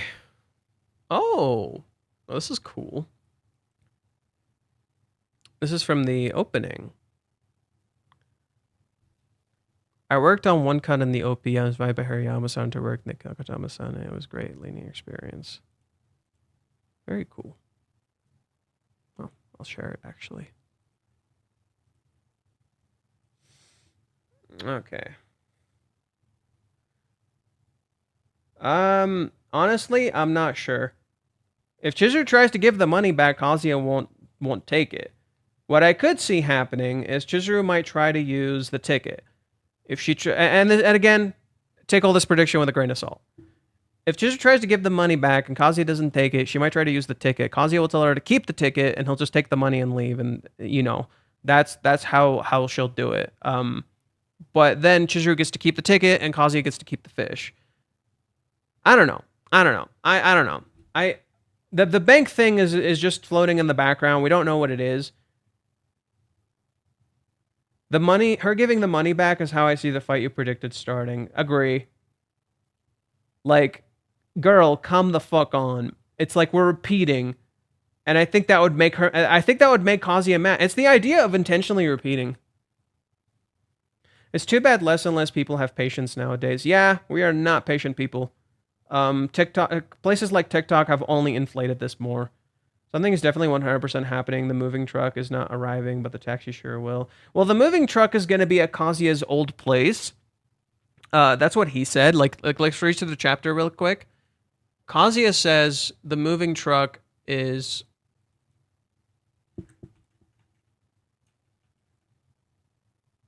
What is this?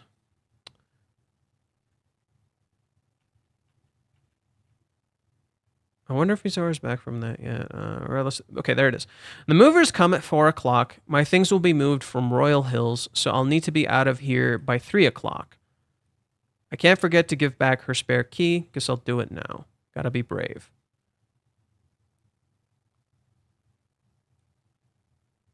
I'll take the stuff I have here by taxi.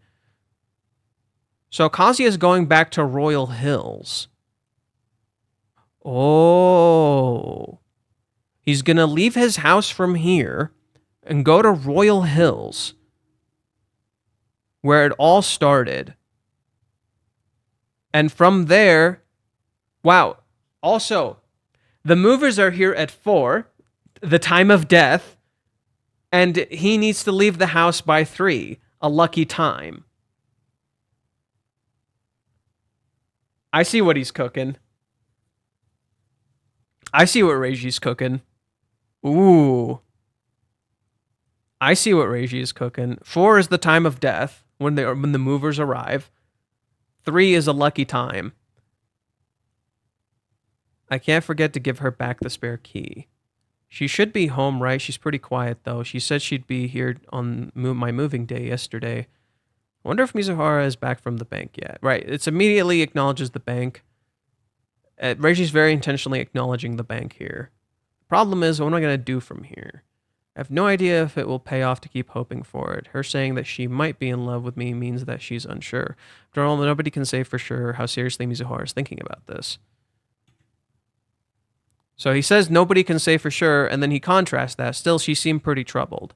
She asked those serious questions to Jopolis and put up with the blisters. That's proof that she's really thinking about the two of us. So it's important that no one contrasts this. So Kazuya doesn't keep getting these misinterpretations. It's important that nobody's contrasting this. Besides, after everything, all I can remember is the smile on your face. And he's not smiling.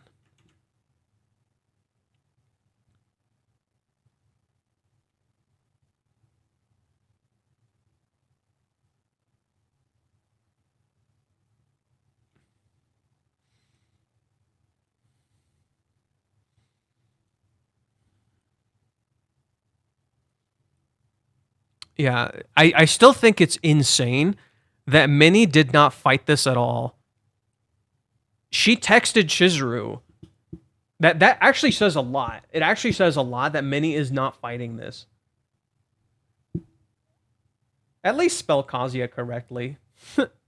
Just move on, Kazuya. No! That's not how love fucking works. You don't just move on. That's not what love fucking is, dude. You don't just move on. That's not how it fucking works. God damn. I swear, some of you kids have not been in love. Some of you kids have not been in love.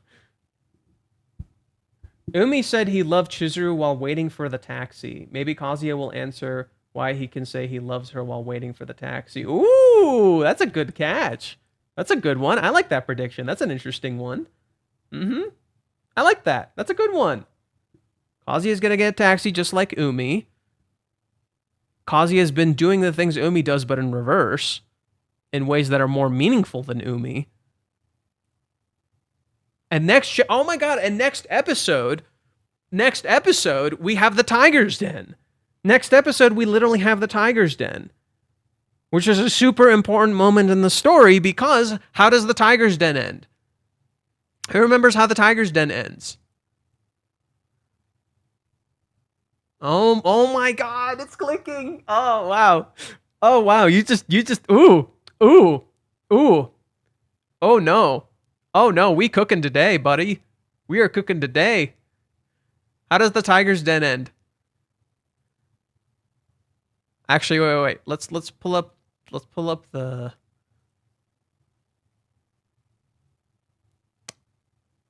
Where is it?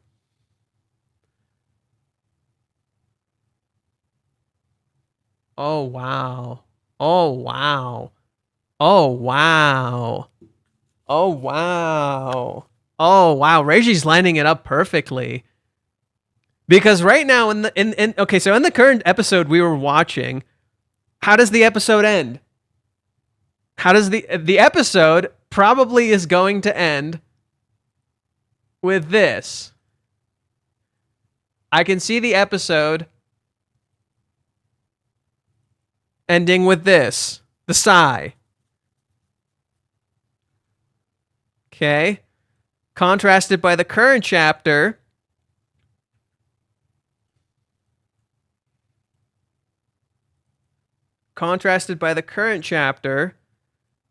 Where it ends with this.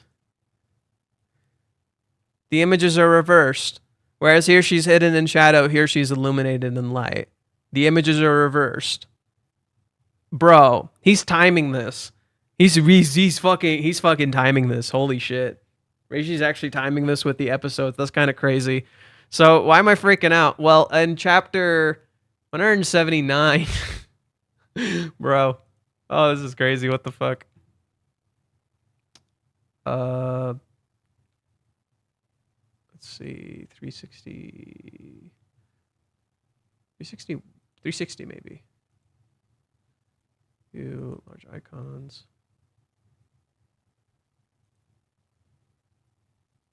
361. 362.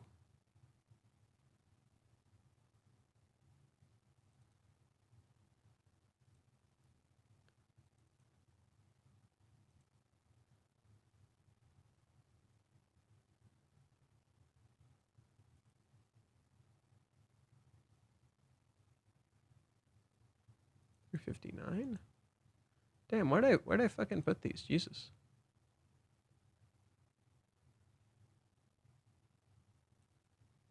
Ah. Damn it. Okay, give me a sec. I just gotta grab some shit.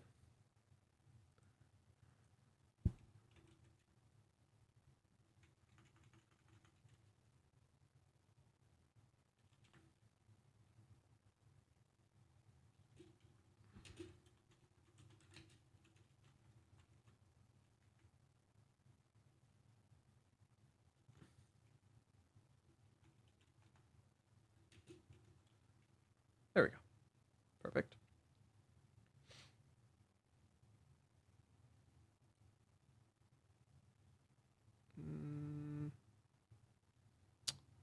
Okay.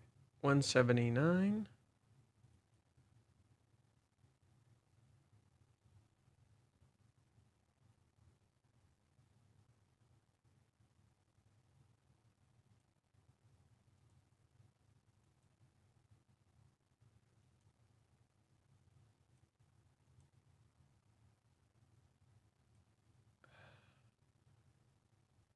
Oh, okay. This is annoying as shit. No, go away.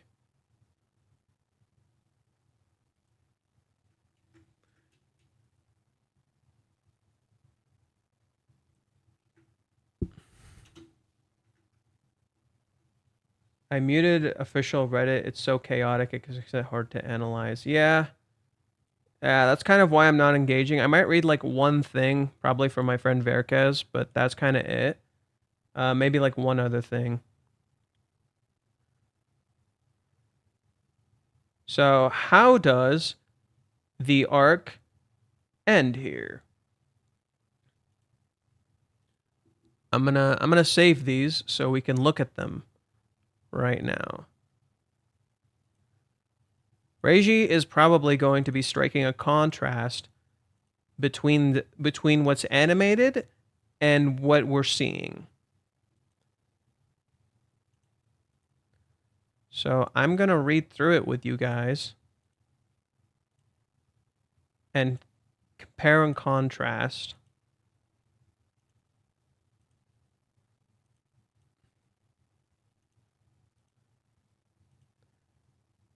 What is being shown versus where we currently are. Let's get into this.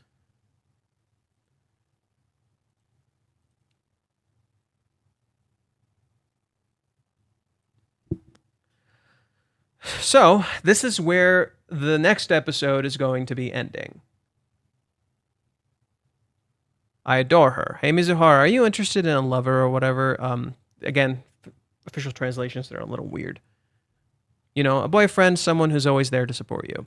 You've got a lot of good guys in your life, but I thought you might not pick one because it did get in the way of your acting career or something. Not really. I think it'd be nice. Oh.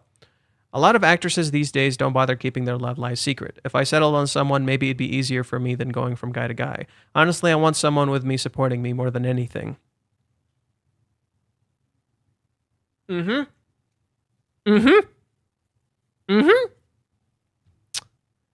But I'd feel guilty about having a lover while doing rental work for the customers, you know. So I have to save it for after I quit. Okay. Plus, I kind of think that if I fall in love with someone, I'd want to stay a couple with them. I'd want to be with them forever. What's happening right now? What's happening right now? They're literally separating.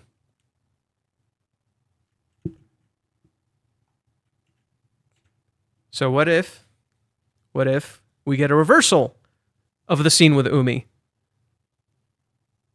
What if we get a reversal of the scene with Umi? We're on the taxi, you know, Maybe Chizuru wants him to stay or something. I don't know. It's kind of hard to predict, but I do think Reiji is intentionally creating contrast. Reiji's intentionally creating contrast between this episode, this chapter, and that chapter when Kazuya is seemingly leaving next time. So us having this contrast is important, right? She says she wants them to stay. What if one of them or the other wants to stay? What if Kazuya wants to stay and support her? Like there's a lot in the dialogue that's hidden here that could inform the next chapter. And isn't it interesting? What does Kazuya ask her here? Do you want a boyfriend? Do you want a boyfriend? Do you want a lover? Doesn't the Kazuya literally asks her here, do you want a boyfriend? And the next chapter is girlfriend question mark. So isn't it flipped? Isn't it literally flipped? He literally flipped the script. So wouldn't it be now Chizuru possibly asking, do you want a girlfriend? That could be what it is. Could be Chizuru asking, do you want a girlfriend? It could be the movers asking, is she your girlfriend? And Kazuya could give her something similar. Kazuya could give her an answer that's pretty similar to what she said. He could literally reflect her words back at her.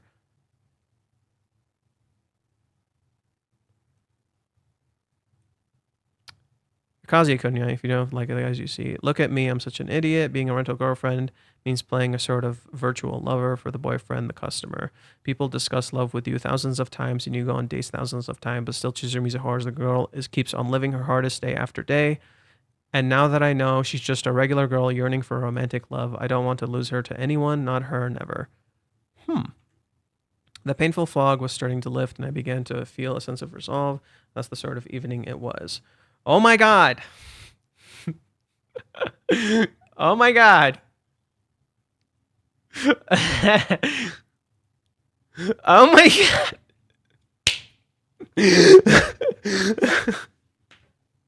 Yo. Okay, Reiji. You got me, buddy. Buddy, you got me. Oh, he got us good. Oh, he got us good. Oh, Reishi got us good, bro. Reishi got us good. It's literally Chizuru finally falling in love. Oh my God, I was right. It's literally Chizuru finally falling in love. That's why he references the beach arc, because after the beach arc, Kazuya realizes he's in love with Chizuru. And this is the beach arc in reverse. So this is literally Chizuru falling in love with Kazuya. I fucking love it. This is literally Chizuru realizing she's in love with Kazuya. Oh, that's good. Oh, that's good. Oh, that's good.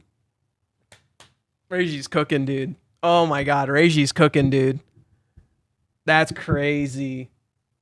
Oh, that's crazy. He is cooking. What the fuck? Yeah, and what happened here? How does Reiji? So two things. We're gonna get into two things here. One, chapter 180. Chapter 180. What happened in chapter 180? This is right after this chapter. Literally right after this chapter. What happens in 180? You expect something big to happen. Nope. It skips to the next day. It literally skips to the next day. It plays out again. And Kazuya tries to confess as she's getting home. So, I don't think Chizuru's going to confess.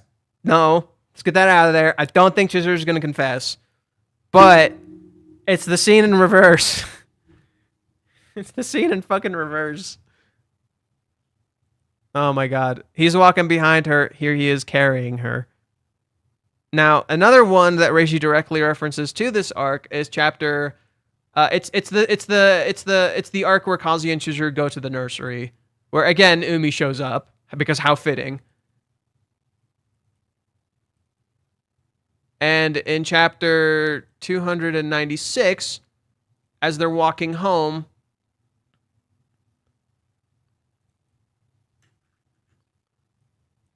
Chizuru is also confused.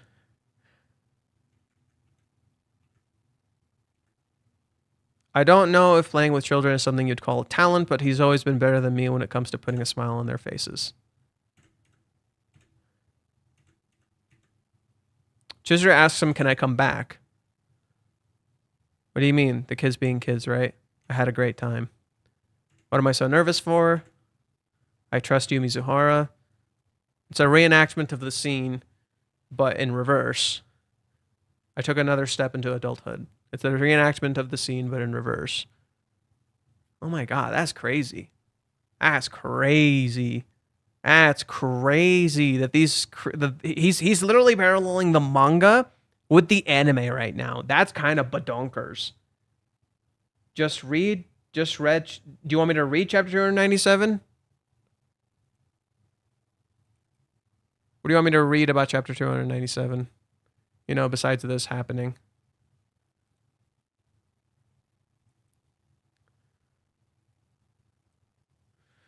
The beginning being how Kazuya falls in love with Chizuru, and the ending being how Chizuru falls in love with Kazuya is actually good writing. Yeah, it's called bookending.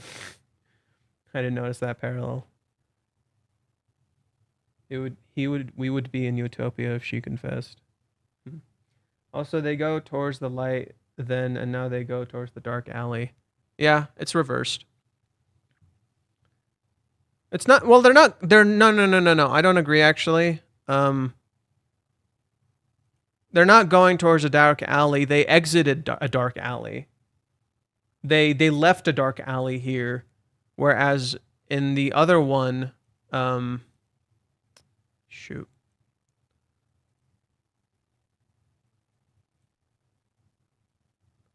So here they're entering an alley, if you will, even though they look like they're walking into the light. Here they exited a dark alley. They were in a dark alley at the start of the chapter.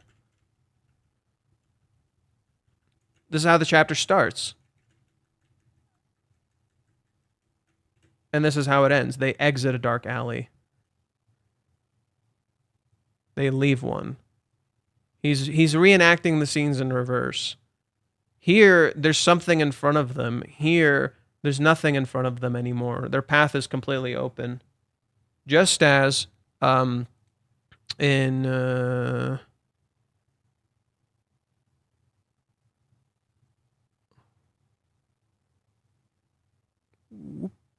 just as in this one, their path is completely open. The difference between this one and this one's at night, and this one's in the day. And almost all of them is Chizuru leading, whereas now Kazuya is carrying her. So she shouldn't need to lead anymore. It's Kazuya lifting her up instead of her lifting him up. So, yeah.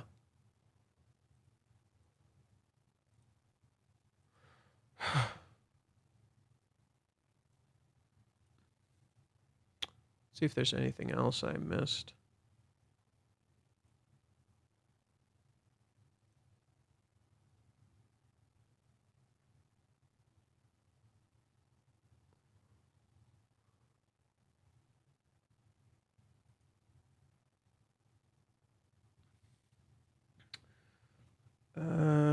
I think of Chizuru's pain. I think it's Chizuru's pain to fall in love with Kazuya. Chizuru's time. Oh, Chizuru's time to fall in love with Kazuya.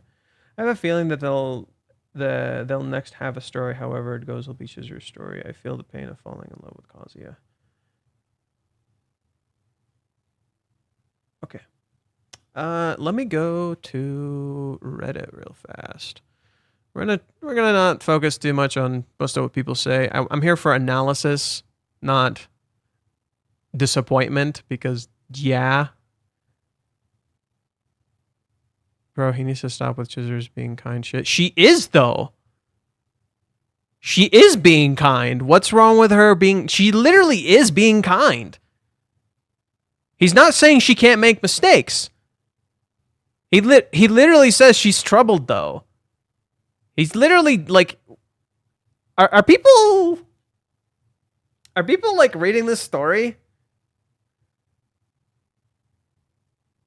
I'm only gonna read like two things. But I just found this comment particularly strange because what do you mean? She was being kind. He literally sees how much she's sacrificing. Like, the fuck?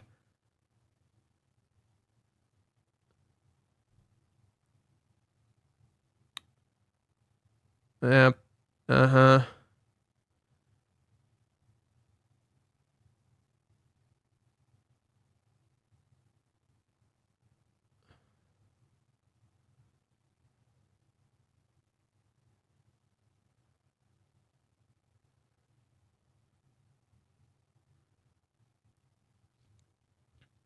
This was a pretty terrible chapter for me, to be honest. I don't really see what another separation arc could achieve besides repeating stuff with the slight variations. That's yes, exactly. That's the fucking point. Neither Kazi nor Chizuru learned anything from it. They learn a lot. Plus, the story just got out from that one that happened in story 4 months ago. It took years for readers to forget about the ghosting and forgive Chizuru. I really hope it's as short as possible. If it really has to start, it's really the most boring direction in which the story could go. Okay, I'm just gonna be completely honest with you guys here. I hope to God Reishi does not do a separation arc for a very, very simple reason. I don't want him to just reenact Maison Ikkoku. I don't want that. I really, really don't want that. I don't want him to just I get it. It would work. It would be interesting. I don't want him to reenact Maison Ikkoku. And I don't think he wants to either. I don't think Reishi wants to either. Like, because Maison Ikkoku is its own thing, and while he's doing something similar here, it's never been directly like Maison Ikkoku. The reason I'm saying this is because in Maison Ikkoku, there's an arc where Gude, the main character, leaves the house. I forgot the reasoning. We can pull it up.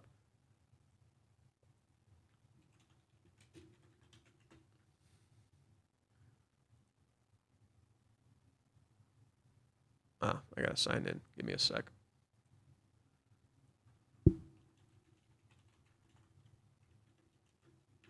I do know it was like around the middle of the series.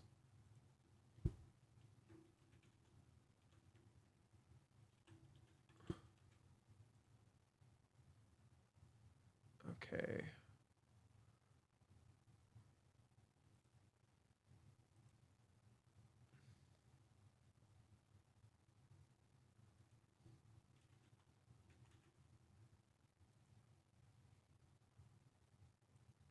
Okay. So I don't want it to be this, because I don't think it fits the story, and Reiji also knows it doesn't fit the story. Where? What the hell?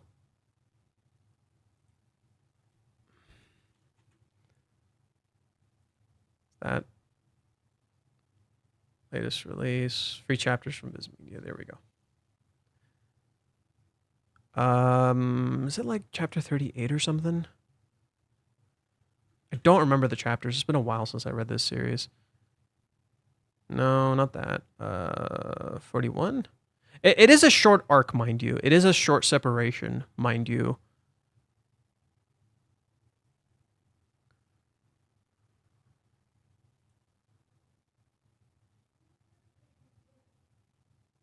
I just don't remember the details of when it happened. 48.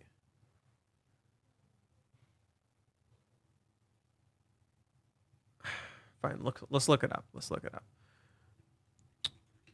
When does the separation arc happen in Maison Ikkoku? Damn it, I added an extra I.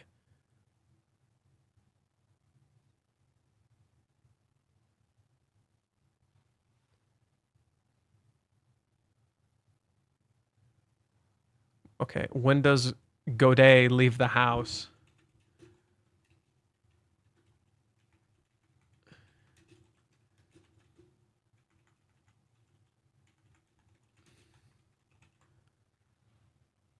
I will say though, one thing Reiji is already doing differently, from Maison Ikkoku. One thing Reiji's already doing differently from Maison Ikkoku is this. When Gude left the house, when he left the house, it was, so it's episode 30. When Gude left the house, everyone else was still there. Everyone else was already there still. Here, Reiji already sets a precedent that's different. Minnie left too. When Gude left, nobody else left. It was just him. It was just his own selfish whims of wanting to leave. He was just mad and pissed, and just kind of left. I don't remember the details. God damn it. I don't remember when it was, and it's not telling me. Yeah, he has a misunderstanding with Kyoko. He eventually returns and stays until the end of the series where he marries Kyoko. Yes, I do know this. But when did this happen? Is it like episode 50 or chapter 50?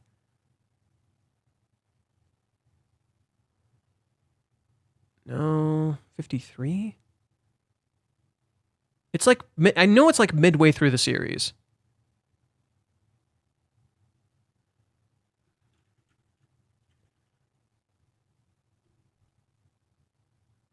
$55?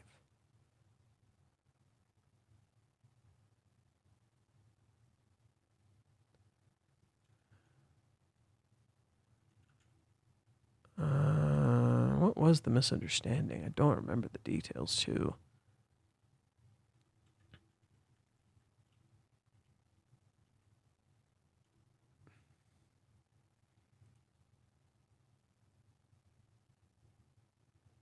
Not this one. This is something else.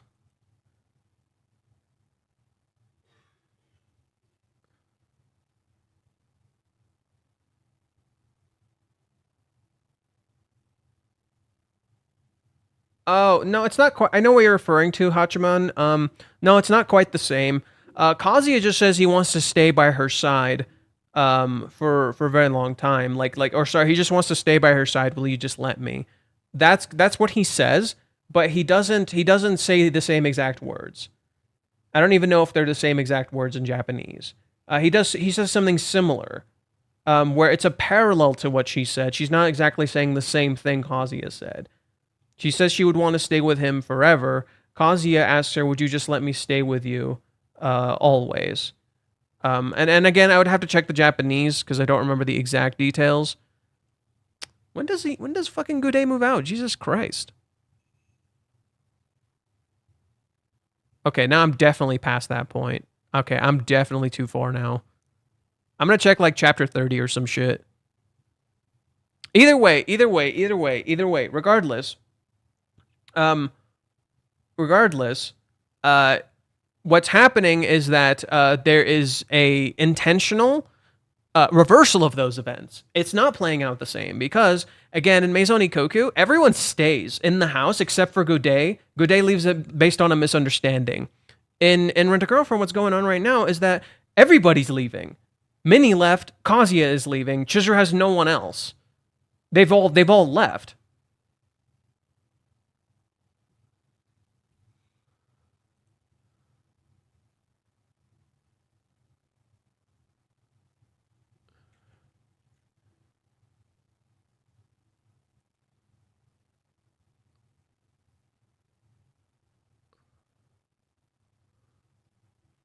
Oh.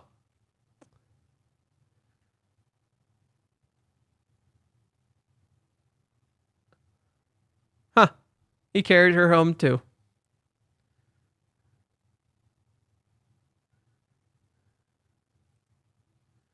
But it ends up being kind of funny more than anything. Okay, we gotta find out the exact chapters. This is driving me nuts. Rumor spreads that Kyoko and Mitaka will get married, so heartbroken Gude decides to time to leave Maison Ikkoku and rents a bedroom somewhere else. That's what it was. Kyoko does not understand the reason for Gude's departure and looks to deliver a package for him. Is Kyoko getting an explanation of Gude's actions? Yeah, so literally he leaves. He leaves because of a misunderstanding created by the tenants, which is oddly fitting considering one of the reasons they're not connecting right now is because of a misunderstanding created by Minnie. created by the people around them. So it makes a lot of sense that that's the reasoning, except it's playing out differently. He didn't just hear it offhand from Minnie or anything. It's literally a misunderstanding that was created in a very different way, that it roots itself in their trauma and their perceptions and their illusions. So now it's literally kind of flipping that on its head. Kazuya didn't leave for selfish reasons, to, like, you know, because of a misunderstanding, and he didn't not talk to Chizuru. Rather, it's the opposite. He's leaving because he thought he talked to her. He's leaving because he thought things were cleared up, and he thinks he needs to leave. What chapters was it, though?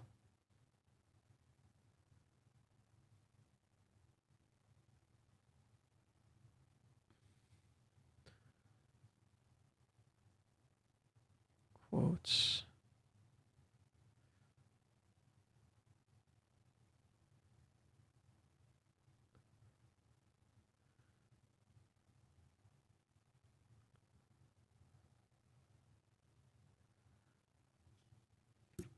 Read my comment, bro. Yeah, I want Chizuru Kinoshita. That's genuine. Okay, cool. Chat GPT answer chapter 106. Ugh. No way. What? That seems way too far. That seems way too far. Chapter 106? Really? That seems way too far.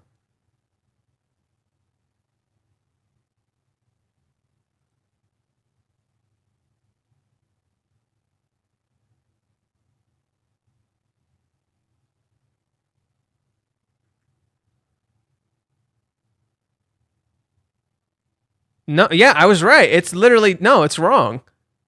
I was right. No, 106 is like, no, it's completely wrong. That's not when that happens. It's literally around the middle of the series. I remember vividly being around the middle. Let's check chapter 30 or something.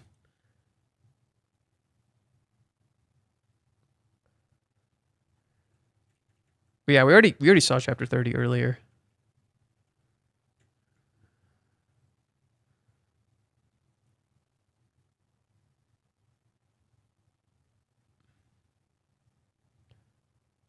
How I spend my time is none of your business.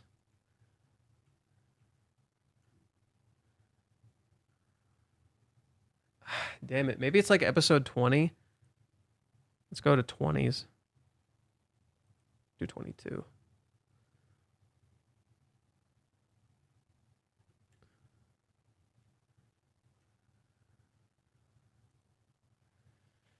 $39 to $40 are the chapters. Okay. Wait, what? But we checked 40. I could have sworn we checked 40. I don't know if this helps, but Good Day moved down episode 30 of the anime, but found out episode 30 adapts. Yep, okay, you were right. You were right. It was chapter 39. Okay, so what happens?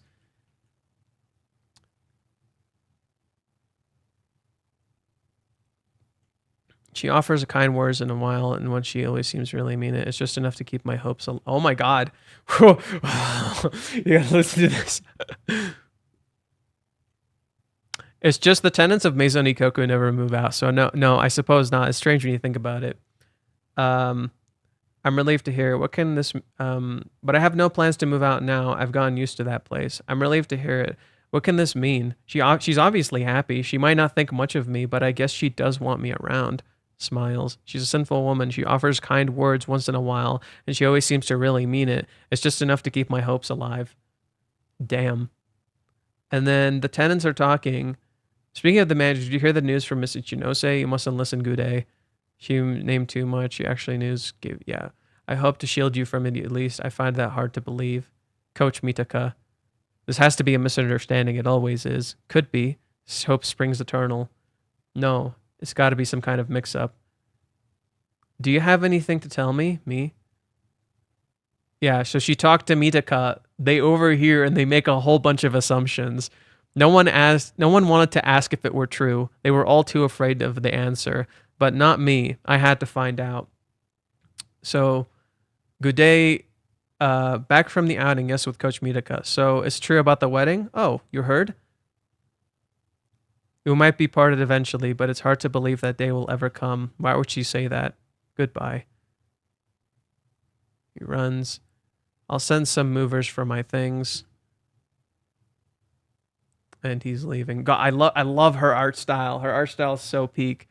Are you going out? For quite a while, apparently. I can't say congratulations, but I wish you happiness. Thank you for everything. I need to be alone and to take a long, hard look at myself. Goodbye. First thing that happens, he fucking trips. Nobody else leaves. They all stay. So I think it lasts for a little bit. I think chapter 42 is when they come back. So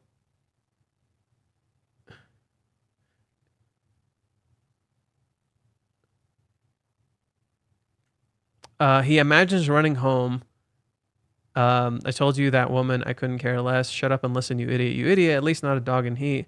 You're impossible. He imagines hitting her, but he hates himself, so he oh my god, it's just like Kazuya. He runs into a pole. It's just like Kazuya. He runs into a pole. This might be a good find, a go-between. Yeah, okay. So he goes to talk to his friends. You're telling me Aoka is a married woman who works at a massage parlor. Fine, so what? Good question. Why are only massagers? All right, that's enough. I don't want to hear any more of this. Oh, so now she's speaking. This is good day. Did Yosei pass on my message? Yes, he did. I understand the situation very well. Regrettably, a new tenant has moved in. Yeah, so they have a misunderstanding. He comes home. Manager, what's this all about? You just came from Shiromaro. He told us the real story. The real story. You heard it from Good Day himself. Yeah, but we were blown. Yeah, great news, huh? I knew Good Day was a good kid. You must be relieved. Drink up. This is really bad. Apartment 5, 2, and 3 are all occupied. No, surely not. He gets home, and his room has people in it. And then they douse him with water.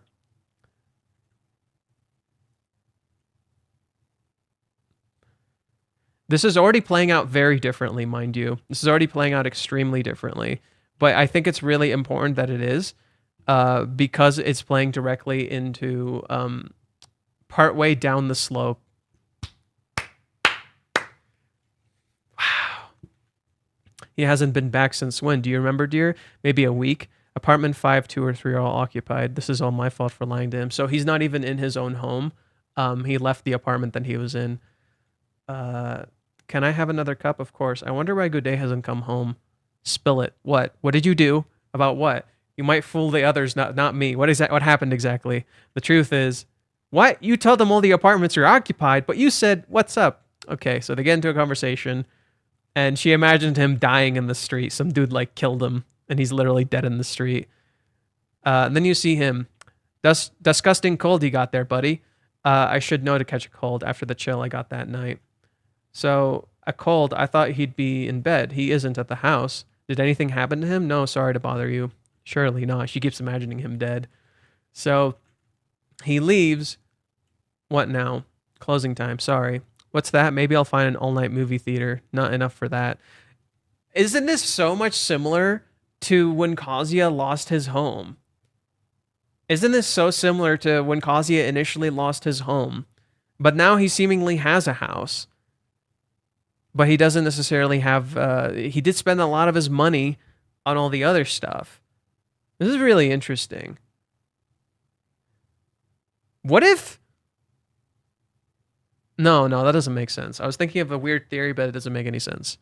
So, he goes to drink, and as they're walking, her dog Soichiro sees him. He says, "Good boy, remember me. I don't know what I'm doing. This isn't home anymore. Hey, manager, you okay? For all your protesting, she did drink quite a lot. Is that a burglar? Hey, what do you think you're doing? Hey, stop, thief." Manager, "Good day. Please wait." Did she say good day? Wait, leave me alone. I will not. Stop running. I said leave me alone. I don't live there anymore. No, that was good day. Stop running. Why am I running? This is all my fault. We both know it was mine. Hey, just stop and listen to me. Are you okay? Come home. Please come home. Your apartment isn't taken, so please. And they both start crying. Let's go. Get you home. In retrospect, my return could have been more dignified. Aww. Welcome back to the fold. Blow your nose, would you? Yeah. So it's not going to be the same as this, but I can see them both crying. I can definitely see both Kazuya and Chizuru crying. That would make a lot of sense. They both want to come back. Chizuru wants him to come back. She doesn't want him to leave. This makes a lot of sense. This is not a manga by Reiji Miyajime. It is a very old manga by an artist called Rumoko Takahashi. It is something Reiji is very inspired by, and he said it before. A lot of your favorite romance anime are very inspired by this manga, but do it in like, their own special way. So yeah, based on this, Reiji's already doing it in reversed. I didn't need to cover all the stuff in between. I didn't feel like the need to cover all the stuff in between. I don't think that was super important. So yeah, I think it's not really going to be a separation arc. She also has Inuyasha and Renma. Yeah, but this is like the romance manga that inspired other romance manga. Many people like credit her other work for this, but this is the one. Anywho, yeah, I'm expecting Reiji to like reverse events in a special way. I'm expecting Reiji to flip the script, but not quite like this. I don't think it will be quite like this. Yes, there's a chance of. I don't think there's a 0 chance, but I just don't think a separation is good here, right? For this story, it made sense because it was fundamentally built on that like misunderstanding that Gude kind of falls into with all the tenants constantly.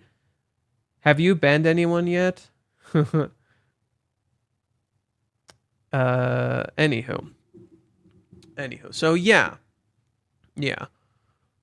I think most of my analysis is correct, but I think a lot of people are too quick to jump to conclusions.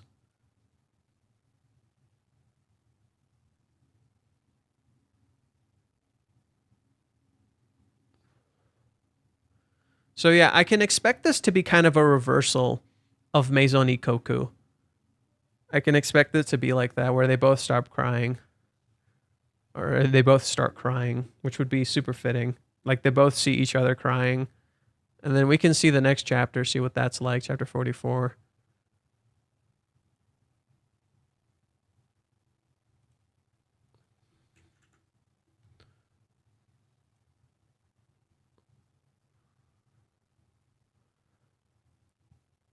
Oh yeah, Gude gets sick and she takes care of him.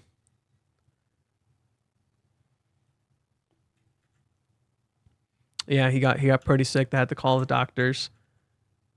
And she takes care of him. Even Midaka shows up. Yeah. I honestly like the current chapters. I get that it feels disappointing to people, but it makes too much sense. And I've always said in the beginning that like my predictions aren't always right. I'm just not here to like I just think like we're too busy being upset that we're not recognizing the chapter. What is this? The first time I saw the show, I was really impressed by the way it was produced and the way it was presented. I'm not sure what to make of it, but I'd like to see a new show, the scene where Mizuhara confesses her feelings for him and the spread of the two.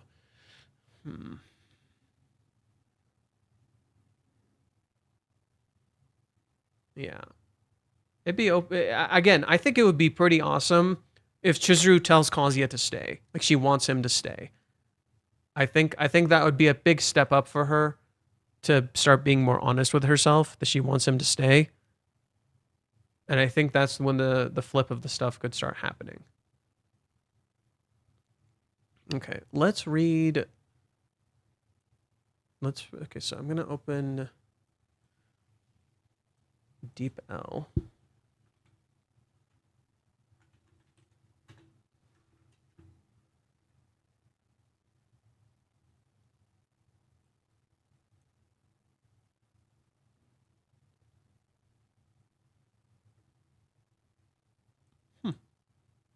Not all that much to say today.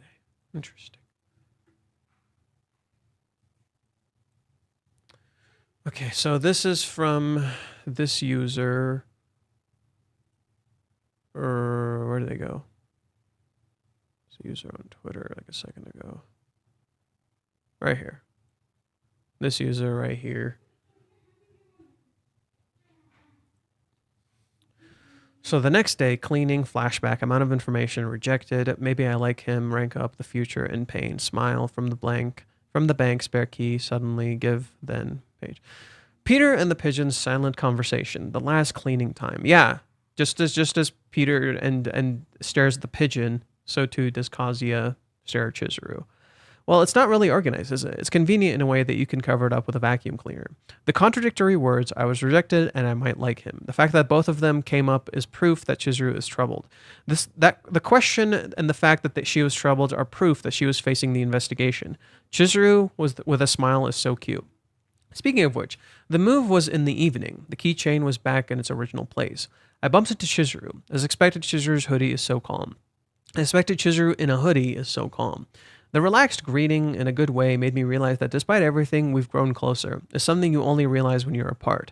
Yomori wasn't on this side, and Yomori's moving too, I guess. Starring the spare key. Oh, you're giving it to me. I wonder if there's something. I wonder if that was something you bought on purpose after all. Chizuru is alone in her room, worrying.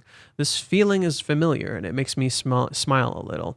I accepted the key because of the flow of events, but what should I do now?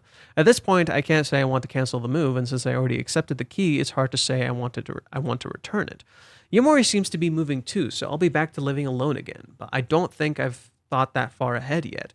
This is the first time we've been physically separated since we met, so maybe being apart will make me realize my feelings for Kazuya all over again? I feel like I've been saying this a lot lately. The subtitle is At the Parting and Her. So I feel like there's something else going on. The preview title is Her ? Was there anyone who would suddenly say her after seeing Chizuru? Even if it's related to Kazuya, her friends mostly know Chizuru, and if it's related to Chizuru, there's no way someone who doesn't know her would react like that. Or maybe the moving company? The movers might ask Kazuya, is she your girlfriend, while Chizuru is seeing them off or helping them. It feels like they're meddling. Chizuru might get all worked up again after hearing that. Yeah, that sounds good. So pretty much what I thought. So the date ends, and the next day is moving day. Kazuya is anxious as the evening moving work approaches. He's already exchanged dates with Chizuru, and the move is imminent. Will they part ways like this, or will they try to hold her back? I'm curious about how the next episode will unfold, but let's keep going for another week. Yeah, and isn't it interesting that like Kazuya helped Chizuru move the rocks out, and here he is moving his stuff out, the stuff she wants to keep. Nowadays, Reishi Sensei is pulling a rug out of our feet. Dude, I'm still waiting for the fight theory to unfold. I'm still kind of pretty confident about a fight kind of happening in some way, shape, or form, or maybe just them both crying and falling the fuck apart. You also said separation, by the way. This is a bad direction. I still don't think I never said separation. The problem is that suddenly ask like that is not much Chizuru's style. I think the movers ask if their couple girlfriend would be the catalyst for them to start really thinking about what they really want. I truly want Chizuru's-san to have him stay. Yeah. I think that's why I think like some sort of conflict needs to happen. Yeah, that's why I think some sort of conflict between them needs to really happen here. Like they need to kind of like put some of that stuff out in the air so they know what the fuck is going on. So they know they both want to stay. But I also think a part of it is Kazuya taking some sort of risk. Like I think a huge part of this is the characters taking some sort of risk and it not being easy. I'm going to go to Reddit. We're going to finish reading this. The disappointment came from not having it on screen follow-up to chapter 383.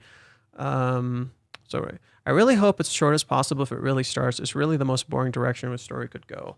Another disappointment came from not having an on-screen follow-up for chapter 283. After all the stretching, having Kazi and Chizuru at least good night to each other was asking too much, and now they act as if nothing happened. Even Kazuya says that out loud, which means Reishi is aware of it at least. The only positive thing is Kazuya is thinking straight. He's not overreacting and is considering everything rationally. Chizuru is being her usual stupid self, which is disappointing. She's actually not, but yeah, anyways. So all in all, quite the terrible chapter. Getting some good development from Kazuya isn't nearly enough to justify returning to the usual utterly useless, pointless, repetitive drama and Chizuru not ever developing. Not engaging. So yeah, hopefully the separation arc doesn't start. I'm happy Minnie isn't there at least. Chizuru has to face and recognize the consequences of her actions by herself. Did Verkez write anything?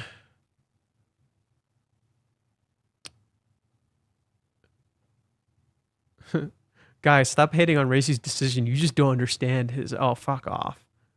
Fuck off. He had me in the first half. I'm like, is he actually gonna be meaningful? No, he's gonna talk about Rent again. Unbelievable. I'm dealing with fucking children. Reddit really sucks, dude. It literally does feel like the trenches.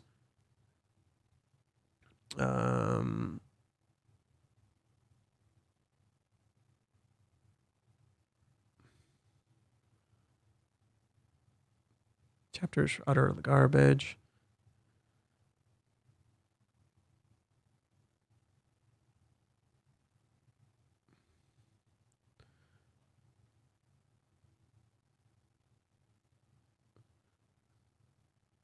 There is no time skip. Nobody said there was a time skip. Oh, the build up to the walk home. No, there wasn't so much a time skip as it was intentionally mirroring, contrasting the good moment with a bad moment.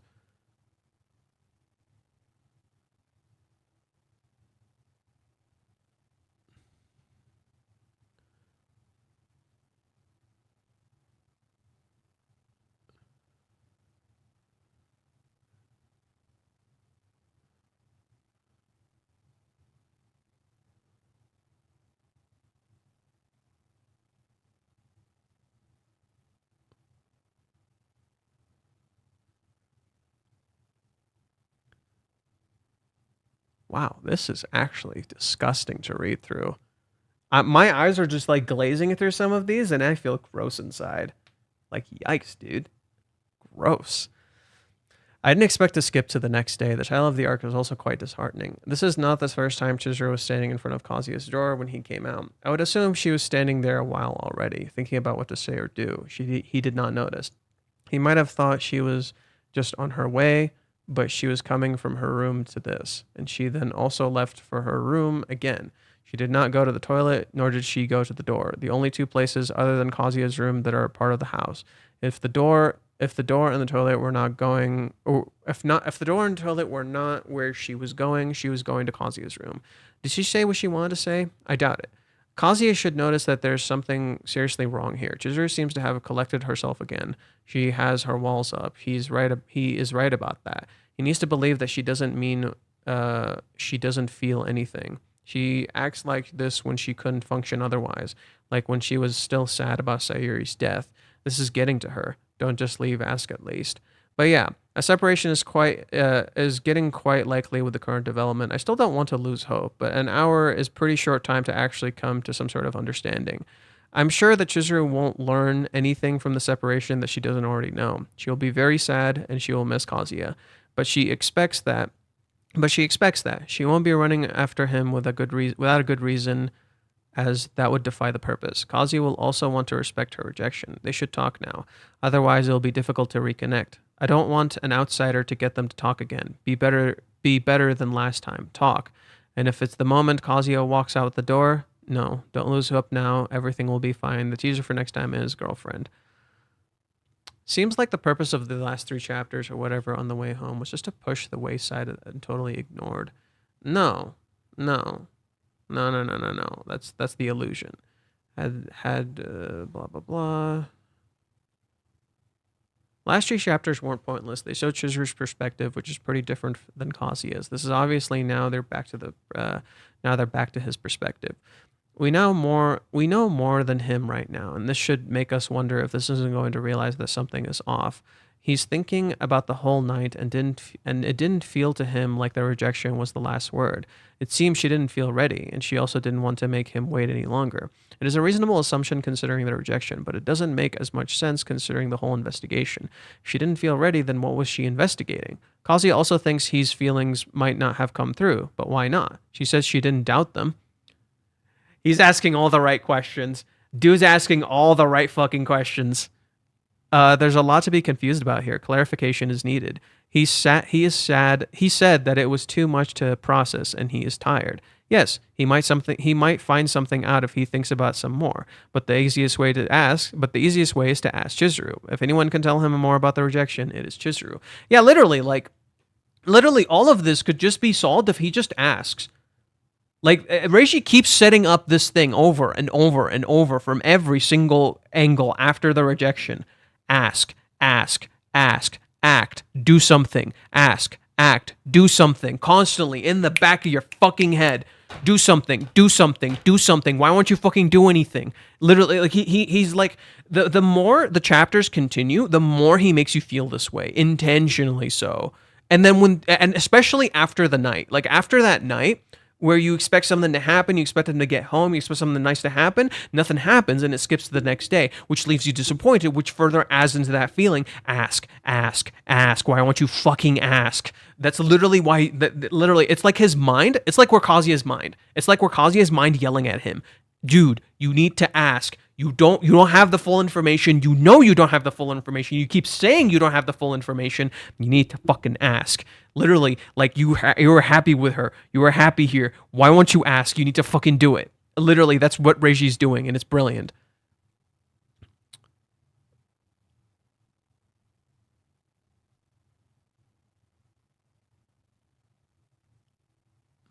Okay.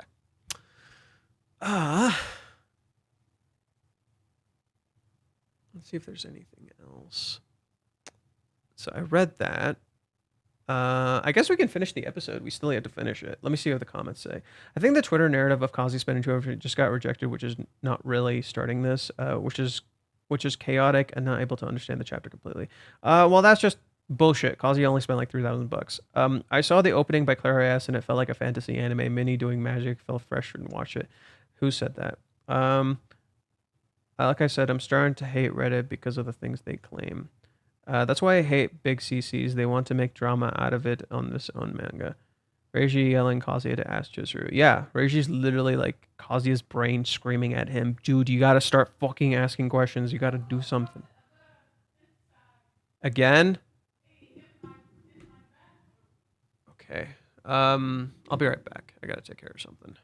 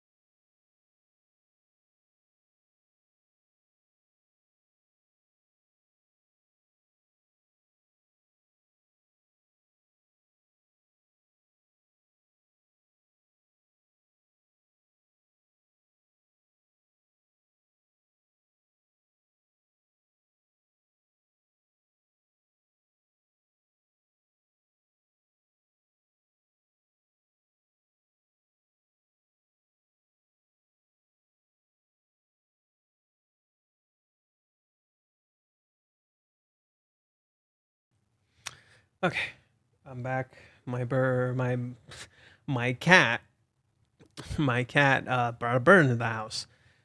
This motherfucker was ready to kill it, and I had to stop him. How fitting. We literally see fucking what is the first thing we see in this chapter? What is the first thing we fucking see in this chapter? How weirdly fitting. How weirdly fucking fitting.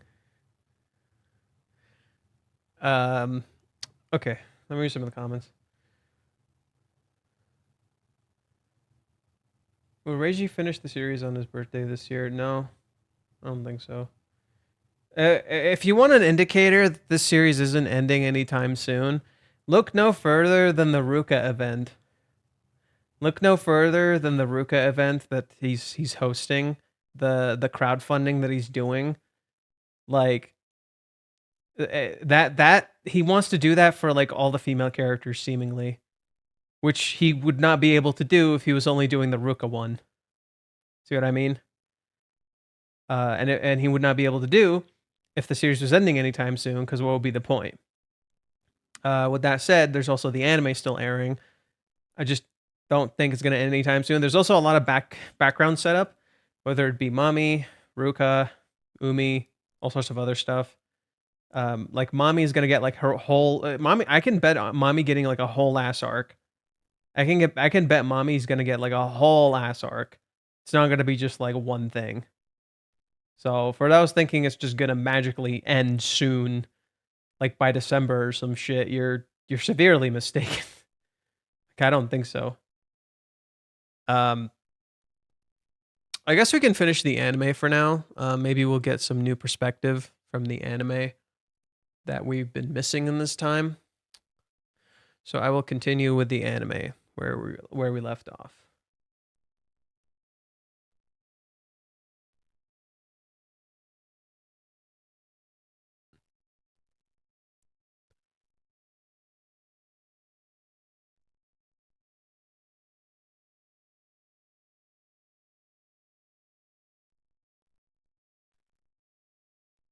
I had 5 more seconds. Yeah, the animation is severely weaker.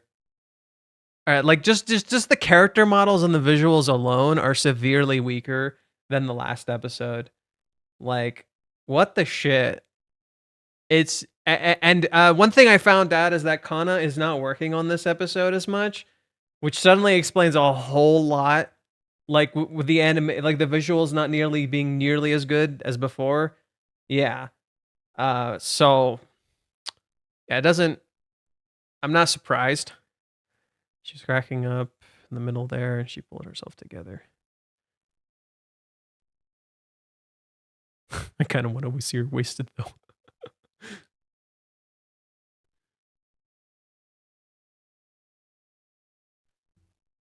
Ooh, now that's a good Chizuru shot. That's a good Chizuru shot. You man tells Grandma truth about us.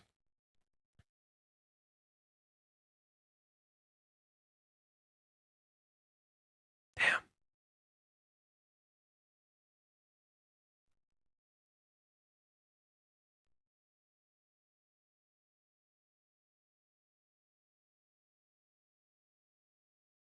Ooh, I love the no music. I don't regret it though.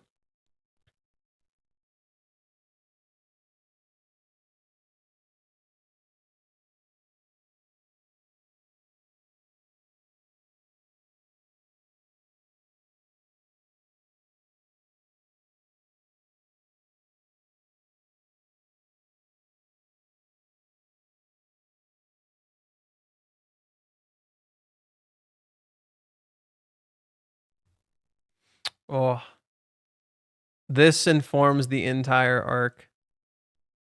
This informs. If we tell Grandma Nagomi, she'll despise us for lying to my grandma until her last breath. This informs the current arc so much.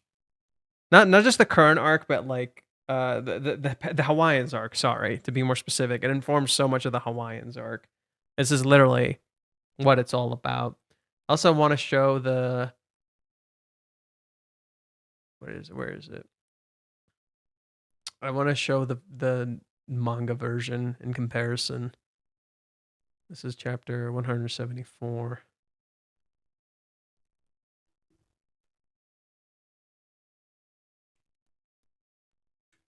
I do like that in the manga, she's still kind of drunk. You still see it like on her nose and stuff, and she slowly sobers up. And I love how dejected in the manga it looks.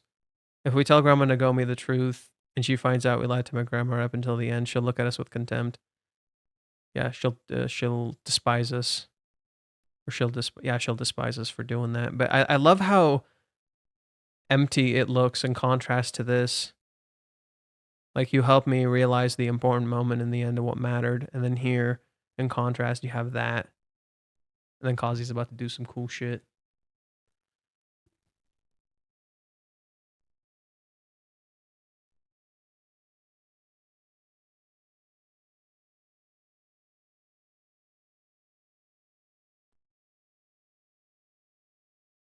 Oh, look at that!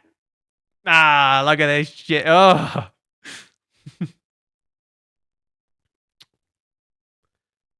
And how exactly? Our relationship is back to where it used to be. Oh my god, we gotta read this. Yo.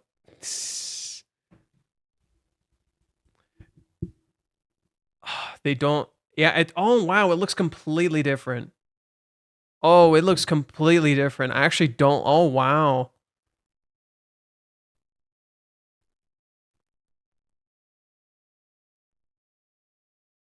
Wow. Look at this. It looks completely different. It looks completely different. Holy shit. Wow.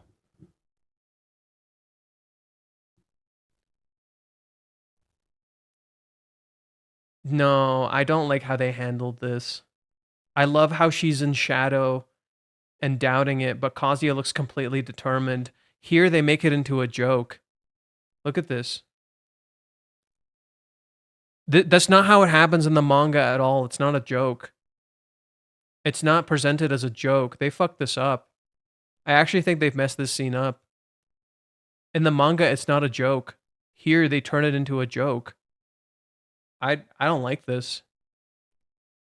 Actually, like I like the anime and I love the voice acting, but I don't like this. This scene is not a joke in the manga. It's dead serious. Kazuya is dead serious. Right? Look at him. None of this is nowhere in here is there a joke. The scene is dead serious.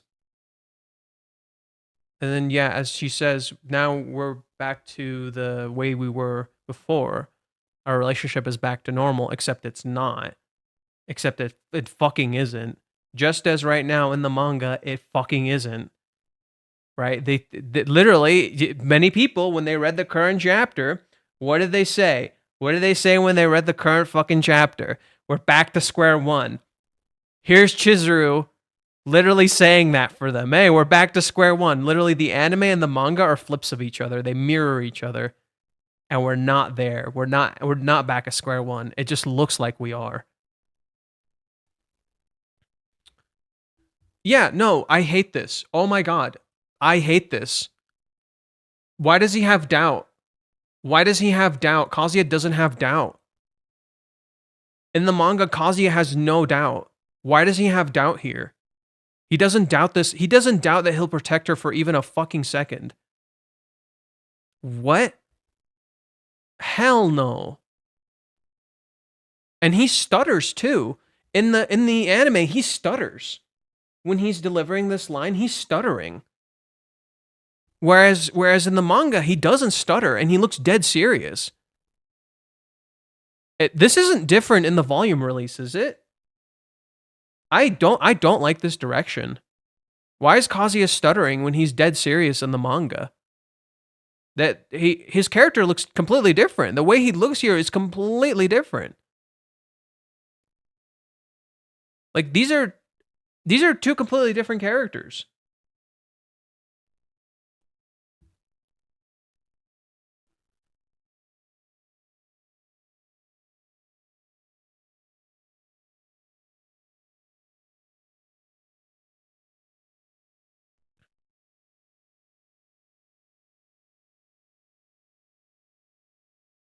She doesn't.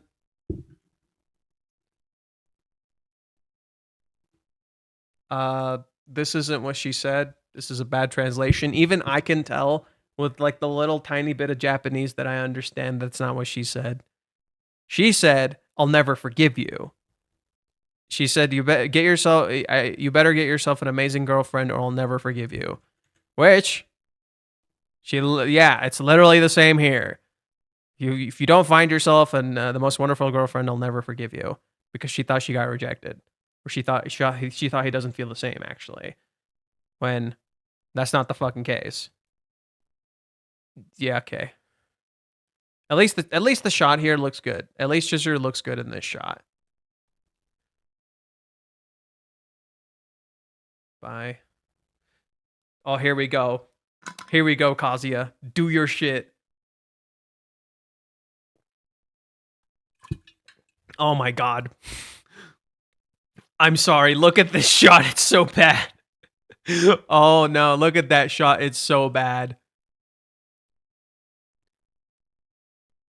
Look at how they massacred my boy.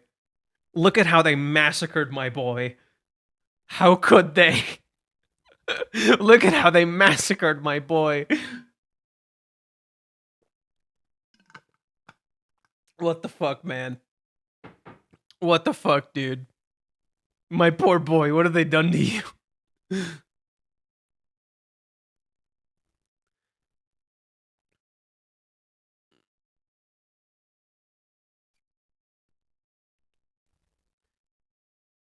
uh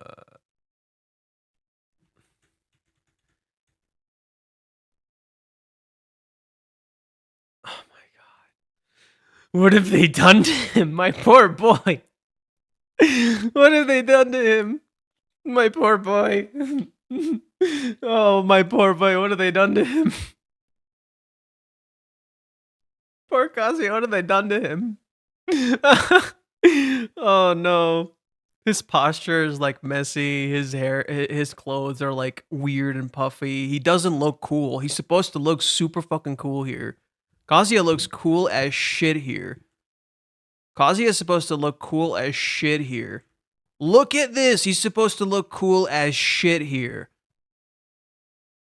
And he doesn't. Kazuya doesn't look that cool here. His dialogue's okay, though.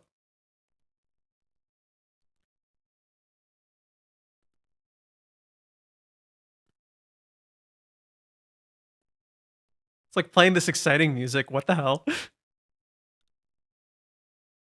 Ooh.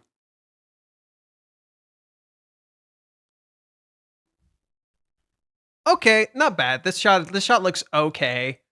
This shot looks okay. I still think it's better in the manga without exception. It's better in the manga without exception, but it does look okay. This shot does look okay. I also like how they reversed it. Whereas the panel is meant to be saying Kazuya's words here, and this stretches this way, here it stretches in reverse. I do like how they reversed it. That's kind of cute. That's kind of cute.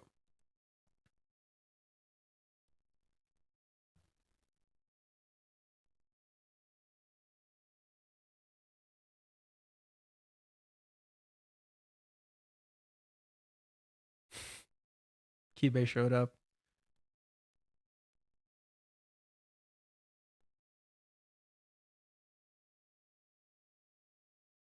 And she's gone.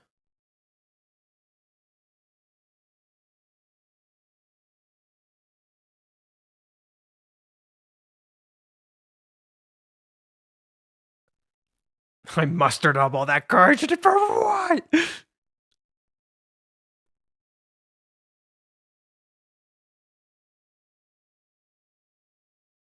Ooh, the music is so cute here. Oh, the music is so cute here.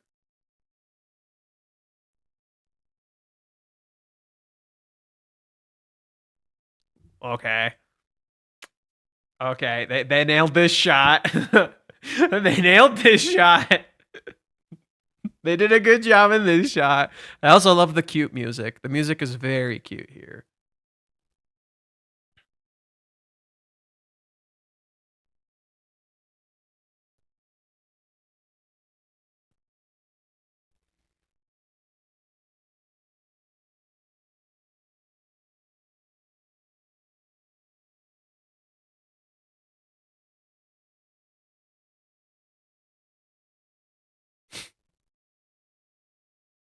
The music is nice here too. You know, to ask a girl out, you've done it before.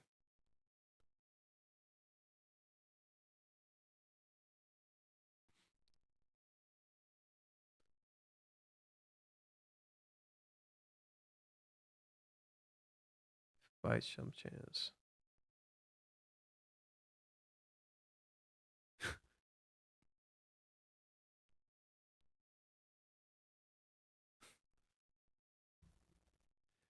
Oh wow. I don't know. So for people who didn't know, this animation right here, straight up, they ripped the animation from episode 1. Straight up. They ripped the same animation from episode 1. Um let's see how it actually looks in the manga. Give me a second.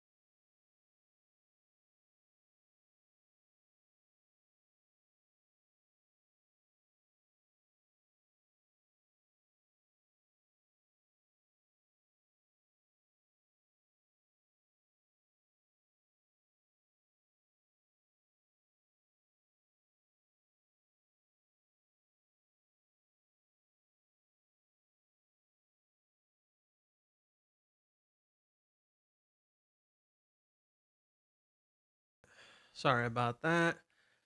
Some shit came up. Took care of it. I'm good now.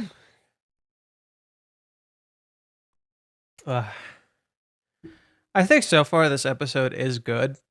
There's just some stuff I'm not a fan of.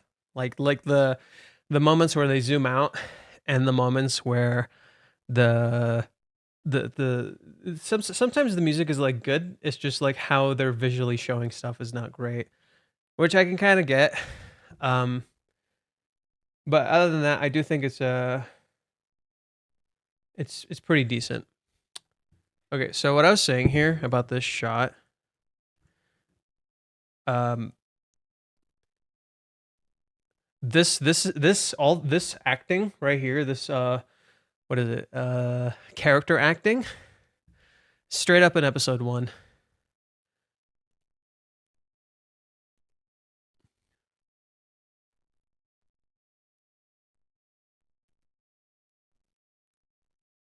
And I don't know if it's the same in the manga. I was just about to pull it up. Yeah, no, it's different in the manga. She turns into a cat. It's different in the manga. In the anime, it's the same as episode 1.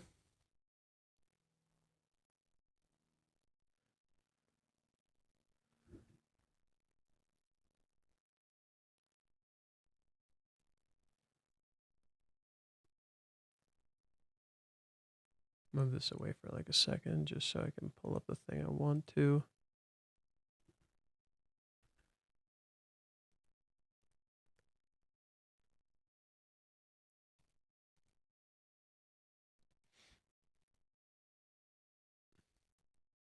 See, it's identical. It's literally the fucking same, just in reverse. So, yeah, just wanted to point that out. They literally use the same exact animation.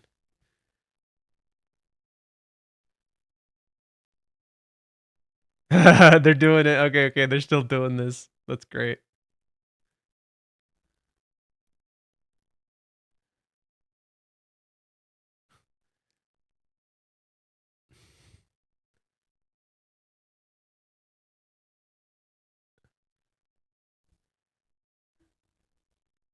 Huh. Wait, I'm moving out tomorrow. Never contact me again. Hmm. Hmm. Interesting. Interesting. Hmm. Hmm. That. Oh my God. Is that Minnie?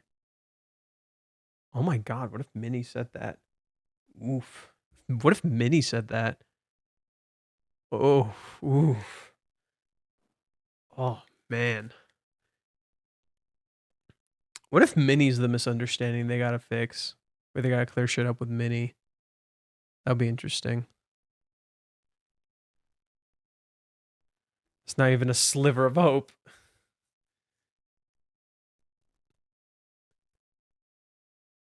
He's scratching it like a cat. He imagines her like a cat, so he scratches it like a cat.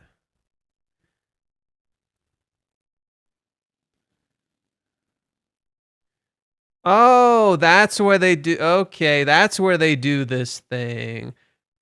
Okay, yeah, so it's not. Is that it's not actually in the manga? Yeah, it's not in the manga. They just added this in. Okay, that makes sense.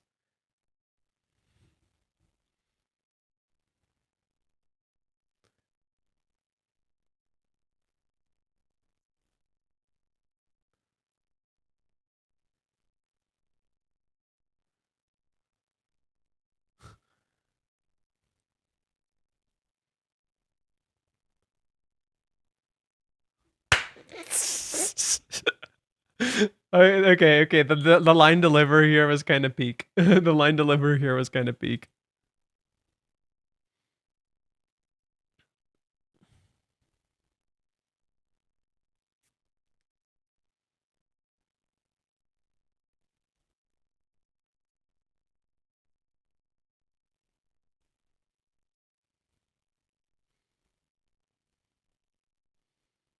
Mommy showed up.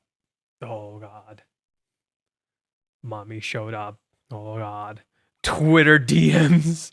Wait, he actually said Twitter. He actually said Twitter. He actually said Twitter DMs. That's so funny. That's so funny. He actually said Twitter DMs. They didn't say X or anything, just straight up Twitter. Twitter.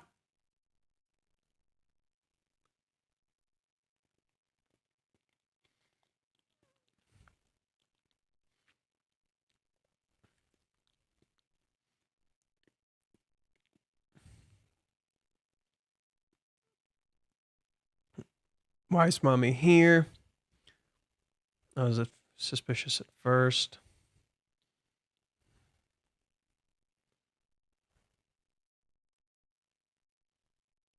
Ooh, the music is good here. What the shit? I love the synthetic music. That's one choice I really liked about season 1. In season 1, whenever mommy shows up or whenever mommy's doing shit, they play synthetic music. They play this like creepy synths and it works. And I'm so glad they're doing it again. When mommy's being invasive and fake as fuck, I love that they're using synths again. Yes, good choice. Good choice. How about we seriously consider developing a dating app? Oh, it's so creepy. Yo, why is it so creepy? It's so maniacal. The music is creepy and maniacal. Oh, that's so villainous. I love it. I love how villainous the music sounds here. I gotta play like a little bit of this so you guys can hear what I'm hearing, just a little bit. 時代現代における恋愛の仕方はそう変わりないと思う Doesn't that sound like weird and like planny and maniacal and shit? It's interesting. An app, huh? Oh my god. That's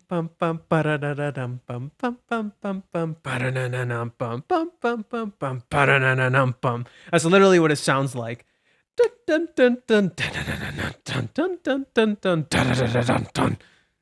That's so good.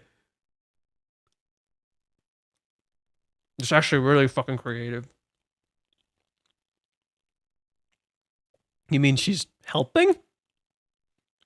She is, in fact, giving useful opinions.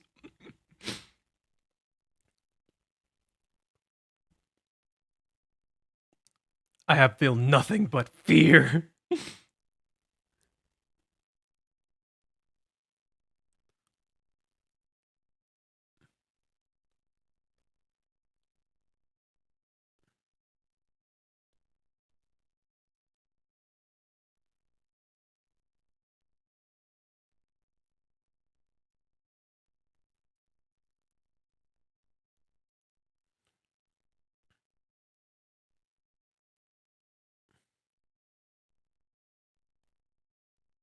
Ah.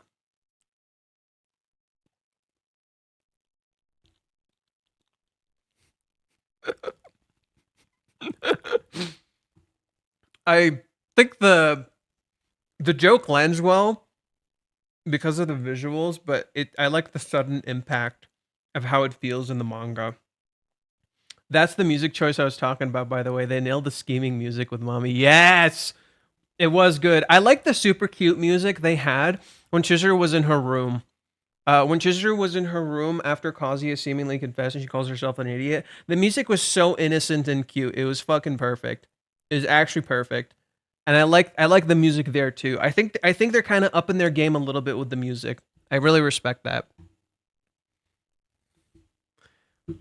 The devil appeared.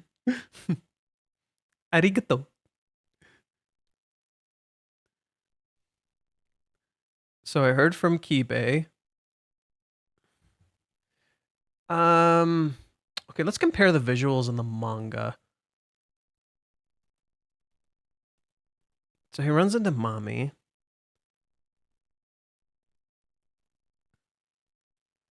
Oh, about grandma.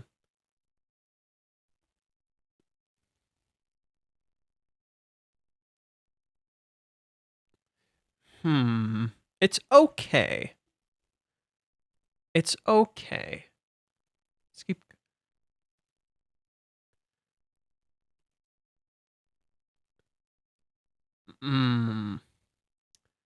I do like some of this. Oh, but the manga is a little better. I think it's because of how Reiji draws the characters. It's the smooth naturalness of his work that feels so authentic that they actually look like people. That is like kind of getting my attention.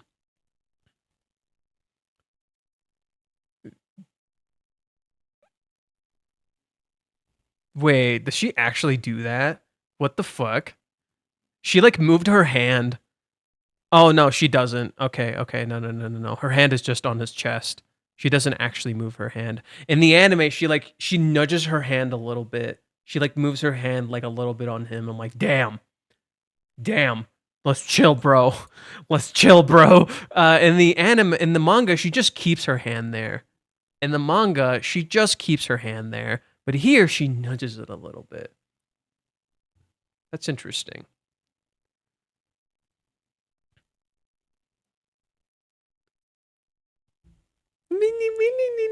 The way she's talking is so playful. Oh, I'm just joking. I'm just a cute little girl. I'm just a cute little girl. That's what it feels like. Oh, I see. Sake? Really? I ended up talking about Storm about the website.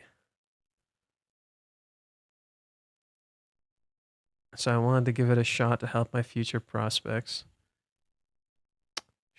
They did like this cute thing. Is this there? Oh no. In the manga, they just have background visuals. It doesn't look cool. Or it doesn't look cute, sorry. I like this. They should have drawn it more like this. It made her look a lot more cute. I love the chibi cute art style Reishi does. They should have did that. Yeah, I don't think visually this looks very appealing, but it's okay. Oh, sorry. I wasn't showing you guys. My bad. I wish it had a little bit more of this cuteness. I like the chibi art style Reiji has. The chibi look Reiji has here. I wanted a little more of this. This would have been kind of perfect. I think this would have done it wonders to make her look cuter and thus make it easier to, not feel a little bad. I haven't told her that we're exes. It's not something we really need to mention, right? It works just so much fun. I'm stupid, but I'm stupid, but I might just make a good businesswoman.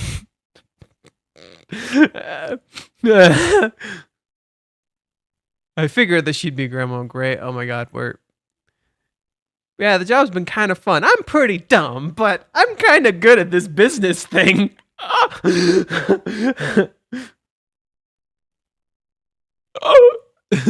Oh, she's gonna fucking kill us. Yeah, totally. You're not stupid. You don't believe me, do you? Perish the thought. Ooh.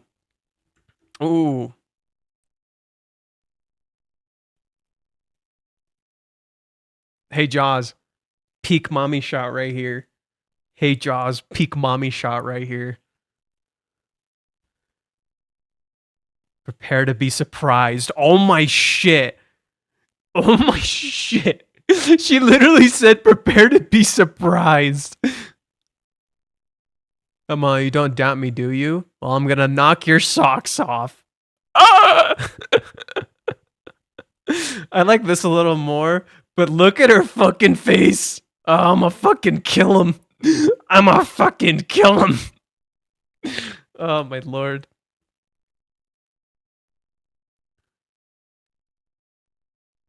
Oh, the creepy synths. Again. Oh, it's so... Yo. Oh, yo. Oh no. Oh, they nailed it. They nailed it. Oh, they fucking nailed it. Oh yeah. I think there's some stuff in the way Reiji does it that like makes mommy feel more dead inside. This feels dead and creepy, but it's hard to describe what he does that adds to that effect of just like Jesus fucking Christ. But it is there. The synth music definitely helps with this scene. But like I think it's like this right here over her eye. Like it's the stuff over her eyes. So like um, I'm trying to do it. It's like because he draws this stuff right here over her eyes, and he gives a lot of emphasis to that, whereas in the anime they don't. It makes mommy feel creepier here. Mommy feels more dejected and creepy here, whereas here she still kind of looks a little pretty. I like how Reiji kind of makes her look like a horror film. Here she still looks gorgeous. In this other shot, she still looks gorgeous. In this shot, she looks scary. She doesn't look gorgeous anymore. There's nothing really gorgeous about her. She looks fucking scary. And I think that's the key difference between the anime and the manga. It's not that mommy does not look creepy as fuck here. She does. But here it straight up looks like a horror film. This shot straight up looks like a horror film. In contrast to this shot, which looks creepy, but it doesn't look like a horror film. At least that's my take. Mommy will be done well because that's an important face because it has like all the sadness to it. I think this looks more. I don't know. I think the face in the manga looks more dejected. I think that's the big thing. The face in the manga has like a kind of dejected emptiness to it. Like all this conversation was just for nothing. Here, it's hard to describe what this face is. It's hard to describe what this face is. Besides just creepy for the sake of creepy. But there's a strange dejectedness to this other shot. I would have liked if her eyes were just like I would have liked if her eyes didn't have this, but rather just committed to like a singular color like this. I think that would have been really effective because they look like a fucking void. Her eyes look like a goddamn void. In contrast to before, where oh wow, most of the conversation she has with Hazuya, her eyes are closed. That's so interesting. Yeah, like her eyes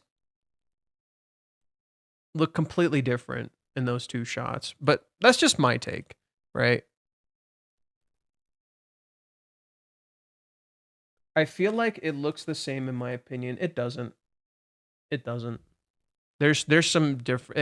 It's drawn to look similar in an anime format, but there's more to it.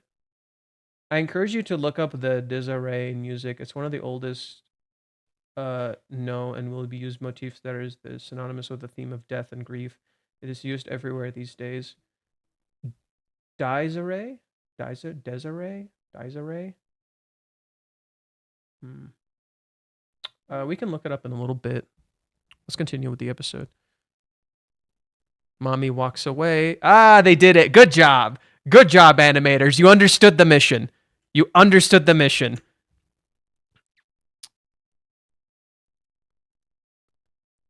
Mommy walking away. Kazuya walking forward. They understood the mission. They had one job and they got it. They had one job and they got it. Good job, animators. Well done. 10 out of 10. Respect. 10 out of 10. Respect. They got it. They understood the mission. She seemed really into it. I'm overthinking this. Maybe I should trust Kibe and Mami-chan here. There's nothing to worry about.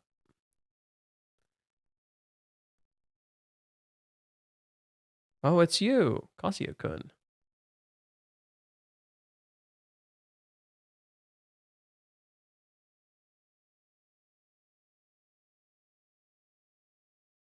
She's not looking at him. You have two contrasting elements in this chapter. Mami literally talking to Kazuya, but not looking at him. Like literally her eyes are closed in the entire interaction. So, let me pull it up. Mami's literally talking to him, but her eyes are closed. She doesn't see him. Contrasted by Chizuru, who does see him, but doesn't talk to him. Right? She literally sees him, but she does not talk to him. You have, and contrasted by Mami, who talks to him but does not see him. I need to let her know about the Mami-chan thing.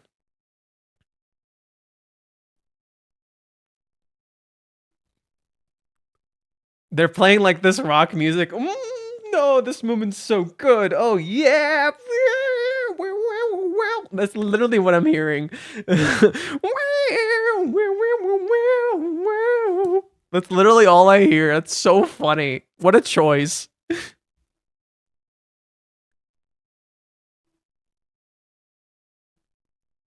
That's a weird choice. I'm not a fan of that. That's a weird choice. Ooh.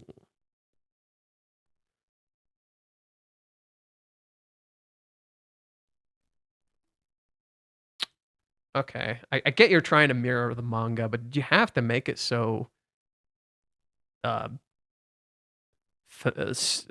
is it? Stiff? This feels stiff. I also just I don't know. There's like a little more to Chizuru's here. It's like I feel like I fucked up kind of moment, and I'm having a hard time facing him. They did nail that, I think. I just find it weird that she's not hidden in shadow. Contrasted by Mami, who's illuminated by light. Like they're literally walking into each other. And Kazuya is aligned with Chizuru. They do that. Kazuya faces this way. So Kazuya and Chizuru look like they're aligned with each other to face Mami. Which does kind of work visually. Like that does work. Except Chizuru's supposed to be in shadow. Kazuya is in light. Contrasted by Mami, who is all lit up and creepy.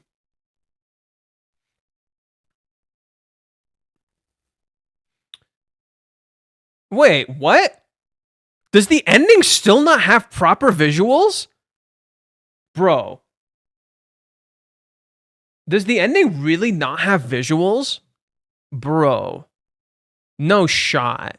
Does the ending still not have visuals? You can't be serious.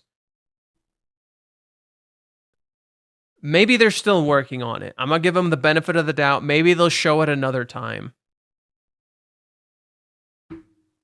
I'm gonna give them the benefit of the doubt. They spend the money on the OP. Oh my god. Let's see what the next time is.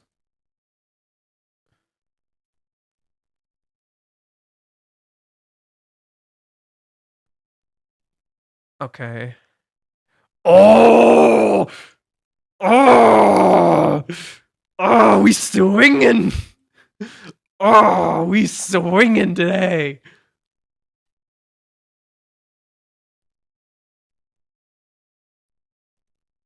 Oh, we swinging! Oh! Oh, good job! Oh! Oh, they swinging! Wow!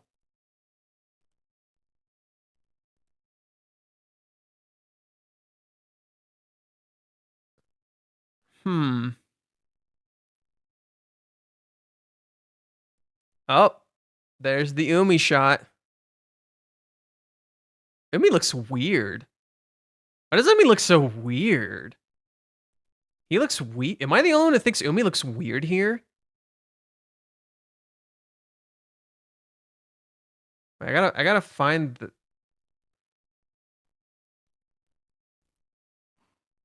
He looks hot in the manga. He just looks weird here. Like, what the fuck is that top? What is that top? That top looks weird. Why does Umi look like that? Why the fuck does Umi look like that? He looks weird. Am I the only one who thinks he looks kind of weird here?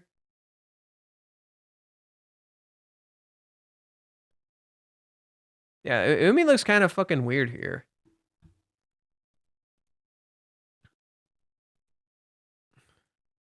Ah, there's the Umi smile. Mmm. There's that Umi smile. Mmm. One thing I like about this, though, that I think the manga does better, is his eye peeks out from here. His other eye peeks out from under his hair. I don't like that they don't do that, because it makes this, because this smile is genuine. What he's saying is not genuine. His smile is genuine. What he's saying isn't genuine. Ooh. Ah, oh shit. Oh shit. Oh shit. This is a good one.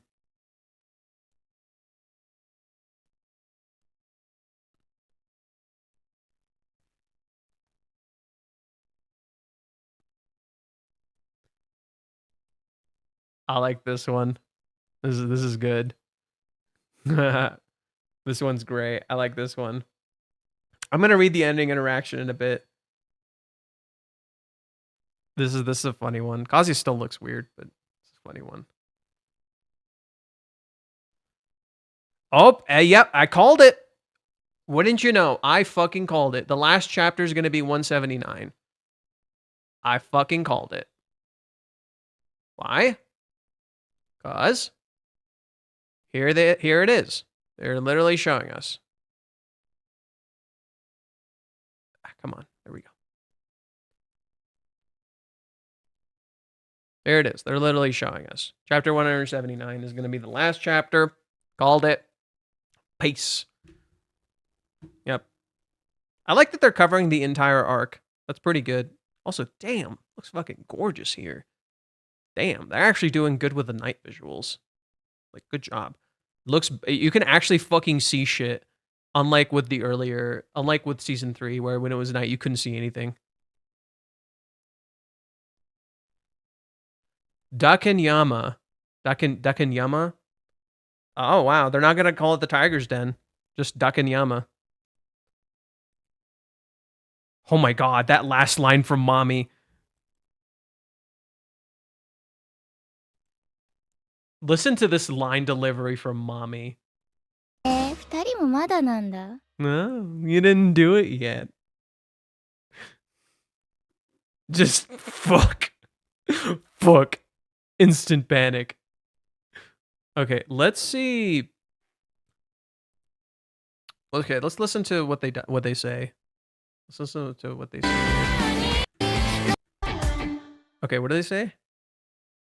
We haven't done a preview together in ages, Kazu-kun. You're right, actually. What was the last time we did it? It was my first time, as I expected you to take the lead. Oh my god, the phrasing. It was my first time, so I expected you to take the lead. But you were so stiff. Phrasing, Mommy-chan. How'd it go when you and Chizuru-san did it for the first time? Oh, we haven't done anything of the sort. Oh, but you did the previews right from the start. Oh, you meant the previews. Anyway, and then she's like, oh, you haven't done it yet. I like how it's literally manipulative to get the answer she wanted. Oh, so you haven't done it yet. Wow, that's actually really good. You're right, Jaws. That's actually kind of fucking peak. She literally manipulates them in that dialogue exchange. That's so good. You literally feel her manipulate them in that dialogue exchange. That's super good. What the shit? Wow. That was actually really good. Holy crap. Aoi Yuki out here swinging. Aoi Yuki out here fucking swinging, dude. Umi looks like a jester. Why does Emmy have his mouth open? What's the chance of the OP winning an award? I don't know. It's really good. Mommy is Sauron confirmed. Not really, but yeah, damn, that manipulation though. Kind of crazy. It's the end of an episode. Why would it be the end of the season? We're three episodes in. What are you talking about? We're 3 episodes in. What in the Jiminy Christmas are you on about?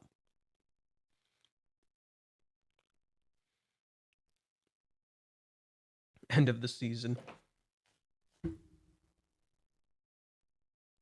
No, I think there's a chance the last episode of this season might be chapter 239.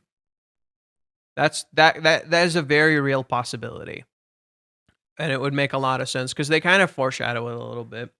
They kind of foreshadow it just a tad.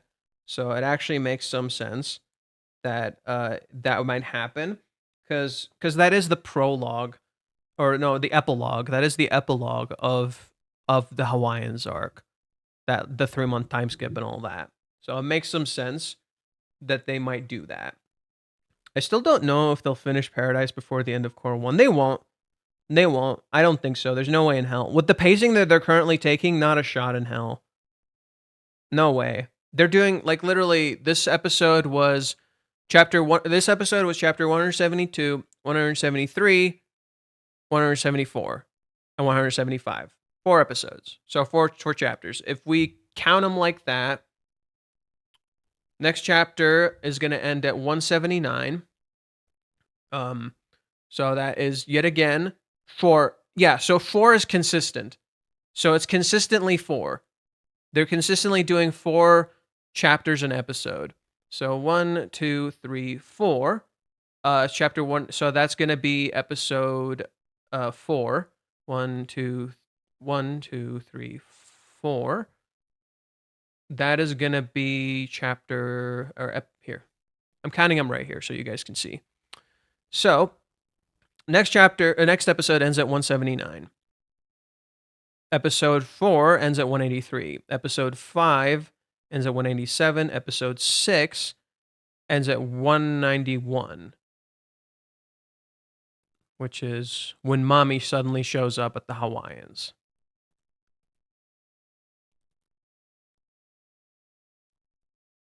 Yep. Mommy there. And Nagomi's setting some shit up. That's episode 6, I said, right? 1, 2, 3, 4. Episode 7, 1, 2, 3, 4. Episode 8, 1, 2, 3, 4. Episode 9, 1, 2, 3, 4. Episode 10, 1, 2, 3, 4. Episode 11, 1, 2, 3, 4. Episode 12. The last episode should be Mommy's backstory, unless they change the pacing up a little bit, in which case the last episode is maybe chapter 214. But yeah, they might change the pacing up a little bit. So maybe the episode ends with this. Maybe the episode ends with this. So they might change the pacing just a little bit, where this is where episode 12 might end. That could be what they do. They change the pacing up just a tad, so this is where episode 12 ends. And then we get to the next core. And if we go with the same numbers we've been going with, 1, 2, 3, 4, that's episode 13, 1, 2, 3, 4, episode 14, 1, 2, 3, 4, episode 15. Wait. That doesn't make sense now. Okay, so we have to assume some of these chapters are actually shorter. We have to assume some of these are actually gonna be less than 4 chapters. Because there are some chapters where there's a lot of dialogue and a lot of visuals. So we're gonna have to make the assumption that these aren't all gonna be 4 episodes. We're gonna have to make that assumption that all of these they're not all gonna be 4 chapters. because they wouldn't be able to cover all of Hawaiians that way. They would go further than Hawaiians. It better be in core 1. Yeah, it doesn't matter. It doesn't matter. It's all just a guesstimate anyway. It's all just a guesstimate. So 179 is the next episode. 1, 2, 3, 4. This seems like a good episode to end it on because this is how it ends. This is where it ends. I'll save you from Kazu-kun. The next one would be 1, 2, 3, 4. It ends with this just before the trip starts. That makes sense. 1, 2, 3, 4. 191 after they start the trip. Where it ends is actually with... See, that's the weird part. That's the weird part. I don't think this is a great ending. I don't think this is a great ending. So I think this is where the pacing might change. I think 190 is a great spot to end the chapter or the episode that is when they're starting Hawaiians. Chapter 190 is a great episode to end it because they get there and mommy's fucking there. That's an amazing spot to end it. To be like, oh shit, mommy's here. So I think the pacing might change a little bit depending. 1, 2, 3, 4. 194 is... maybe they'll go to 195 then. If that's where we're going to do it. Huh. That's hard. Yeah, this seems like a decent spot to stop. They go down the ride, and Chizuru loses her swimsuit. This seems like a decent spot to stop. 1, 2, 3, 4. Yep, she drew that. And then this is another good spot to stop. Mommy talks to Ruka, and they talk about Ruka. Mommy is like, "Oh, what if I said you could be his real girlfriend? Then what?" That would be a good spot to stop. 1, 2, 3, 4.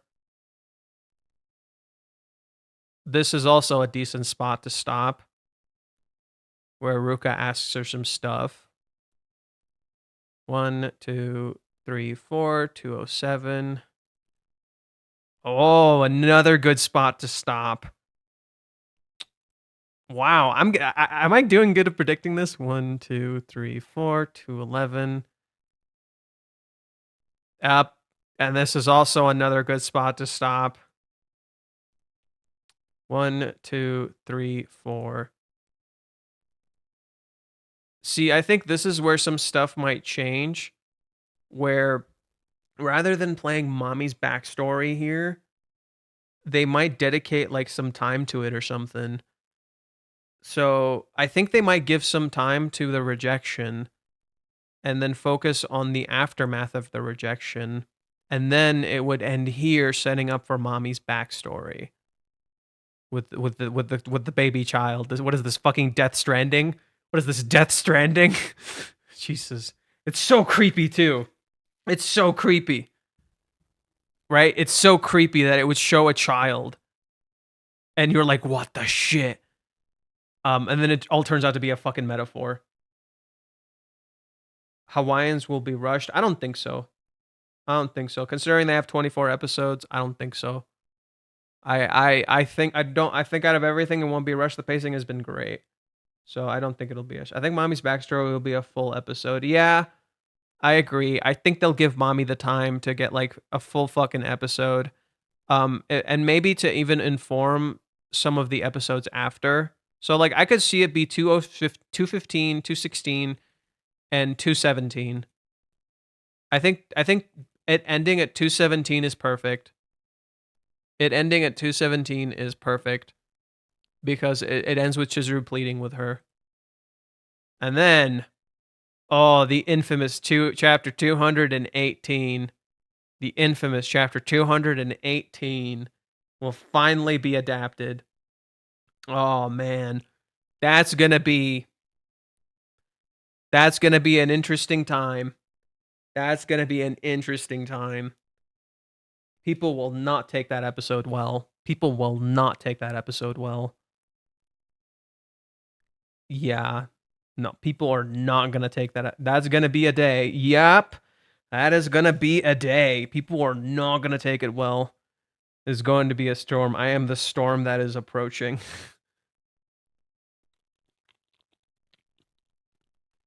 No. Chapter 218 being a full episode doesn't sound very good. And I don't think they'll do it either. But yeah, no, it's gonna be rough. The anime community is gonna cause one hell of a fucking fuss, because they always do.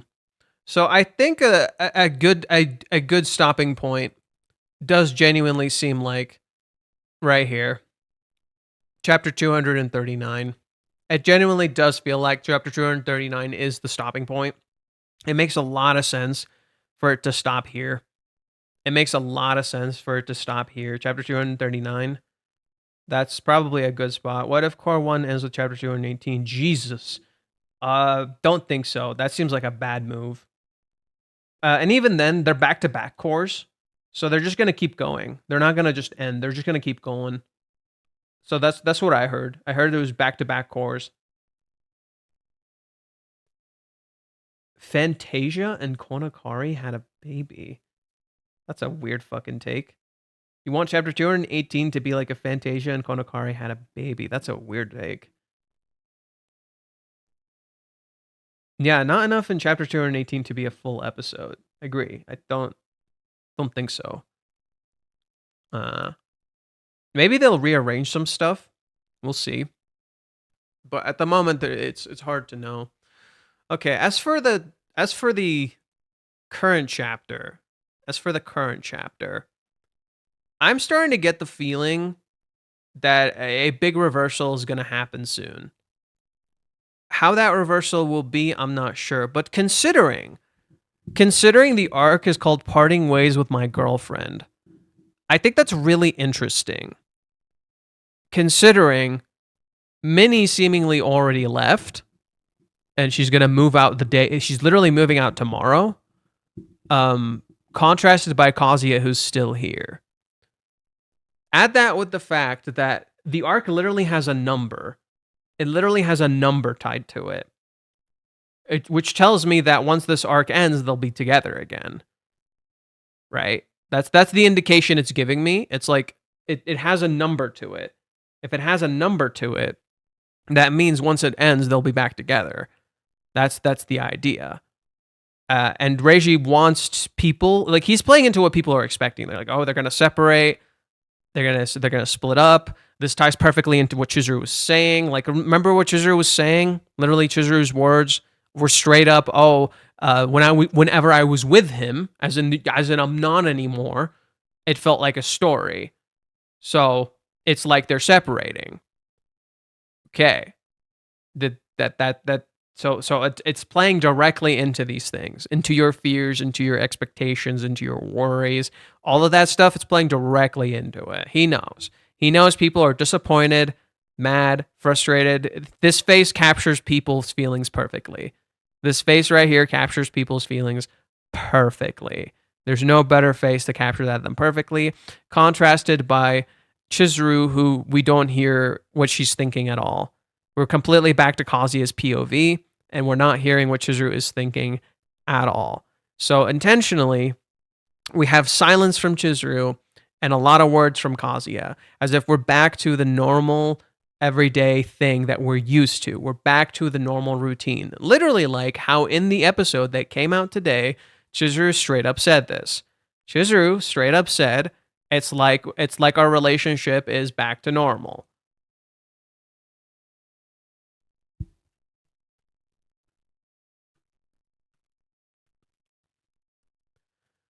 But anyways, it seems that for the two of us, things are back to the way that they were. We're back to what we used to be. We're back to what we used to do. Right? And it wasn't true then, and it isn't true now. Right? And then Kazuya in chapter 175 imagines Chizuru moving out the day after. And here he is, moving out. See what I mean? So it's like it's literally like he's playing out his imagination, but he's the one leaving. He's literally playing out his imagination, but he's the one leaving. Kazuya, oh my god. Oh wow, I didn't even think of it.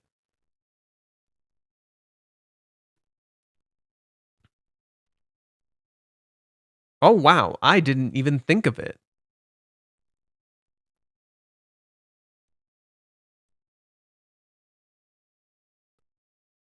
Huh.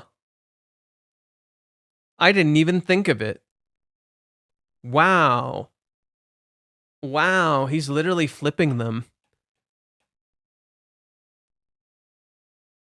Come on, I need to do something. Come on, Kazuya, you need to do something. Their roles got flipped. Their roles got fucking flipped. Kazuya is in Chizuru's position, she's in his position. Their roles got fucking flipped. It's like Chizuru's the one who has to go and do the confessing now. And this parting thing right now is going to trigger that somehow. Something is going to trigger that. Right? So after this we had the Umi arc. In the Umi arc, Chizuru tells Kazuya what kind of love she would like to have. What if Kazuya tells her what kind of love he'd like to have? And in so doing, she's like, oh, I feels like the fog lifted. And afterwards, Chizuru tries to like confess to him, and he freaks out. So it becomes Chizuru chasing Kazuya.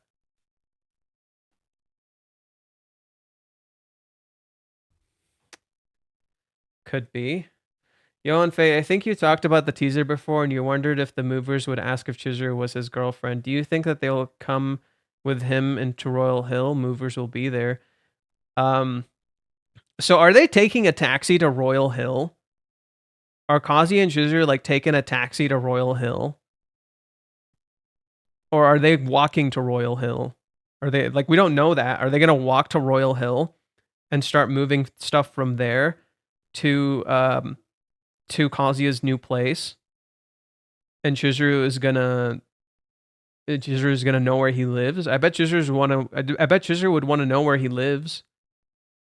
Kazuya will take a taxi, he said so. Yeah, he said he would take a taxi. No. Just to clear it up. The movers will become at 4 o'clock. I'll take the stuff I have here by taxi. But the movers are going to be at Royal Hills. My things will be moved from Royal Hills, so I'll need to be out of here by 3 o'clock. The movers are going to be there at 4. So he needs to leave the house at 3 to be there at Royal Hills at 4. That's what he says. That's what's happening. Yes, Fate. When Kazuya sees Chizuru crying over the pending separation, he'll hug her this time, triggering the mass confession. So, I don't know. I do think they're supposed to be kind of both of them. I think the big thing is gonna be both of them. I think both of them need to act, not just Kazuya or Chizuru. Both of them need to act. He'll take a taxi with his stuff to Royal Hills to meet the movers, and Chizuru wants to come with to help. She even offered. So would Chizuru stay back, or would Chizuru jump into the taxi with him? It feels like Chizuru might jump into the taxi with him, which would make a lot of sense. I think we even talked about this somehow. What thing did we have in the taxi thing where Chizuru and Kazuya were riding a taxi together? And it was like the reverse of something before. We talked about something where they would ride a taxi together. I don't remember the details. We were like predicting something and we pieced something together. I don't remember the details. We pieced something together that has something to do with taxis, but I don't remember the details of it. It was from an earlier stream. Can you please keep the ring? Yeah, after that, Kazuya tells her to keep the ring. So Reiji has set up a taxi. It's going to be the reverse of Hawaiians.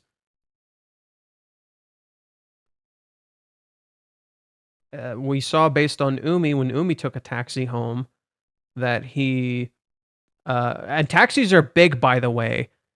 Because, oh my God, I remembered it. It clicked. Give me a sec. I just remembered. I needed a second. It finally clicked. Jesus Christ. Oh my God, it just clicked.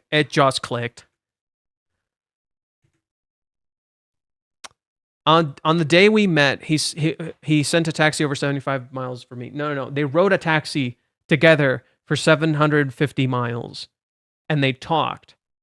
He'd say stuff like he'd jump off a sugar cliff if he couldn't be with me. Yeah, it's supposed to be crazy and contrasting to Chizuru. Well, Umi leaves in a taxi, and they go and he tells her he loves her, but he wants to keep loving her.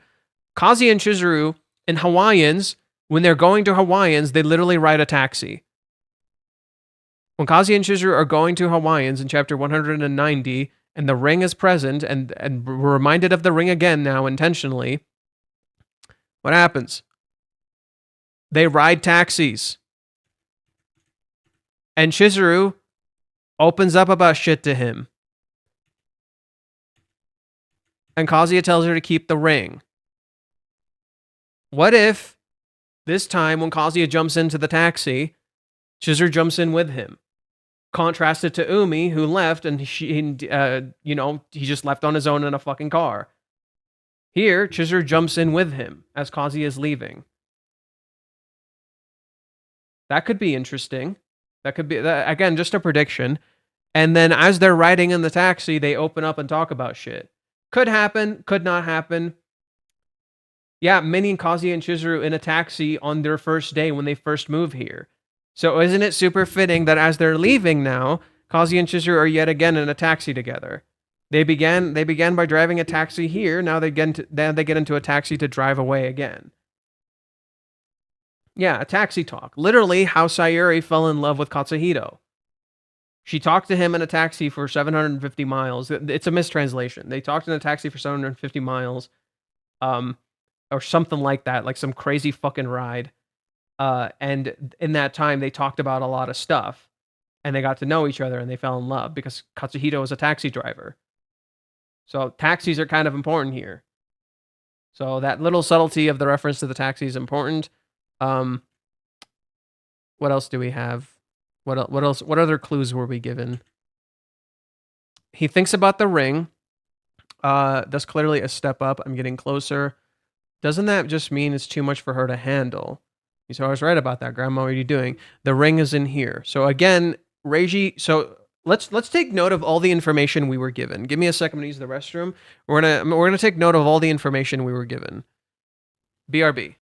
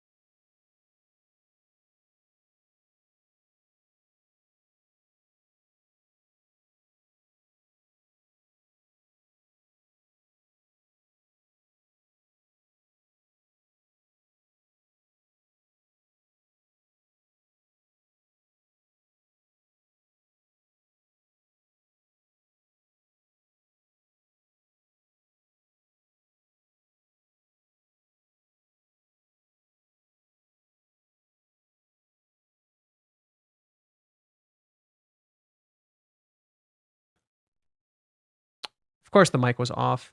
The one time I forget. Whatever. Back to the beginning. Back to the beginning. Peter talking to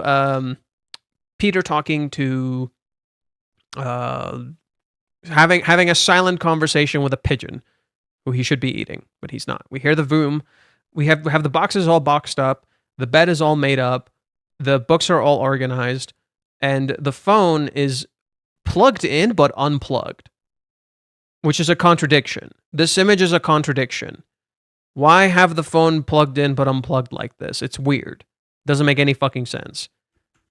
This matches Kazuya, who is literally using a vacuum. He's plugged in, he's doing the task, but he's unplugged. Like he's not actually doing the task. He's not really fully here. This matches the room, which feels empty. So he's in this big room that feels empty, and it matches him. And the room looks similar to how it used to before. Whereas they should be here together, he's here alone. We see Kazuya's face, and that's contrasted by the room, which matches his dejectedness. We have two contrasting elements. Chizuru saying, I might love you. Kazuya's then hearing, I'm sorry, so he's getting rejected. You have you have Kazuya stuck like in that moment. Like I literally love how it's in his head. I literally love how these shots are literally above him. They're literally in his head. So his head is literally just fighting itself constantly. It's like having a punch out fight in his head. Okay.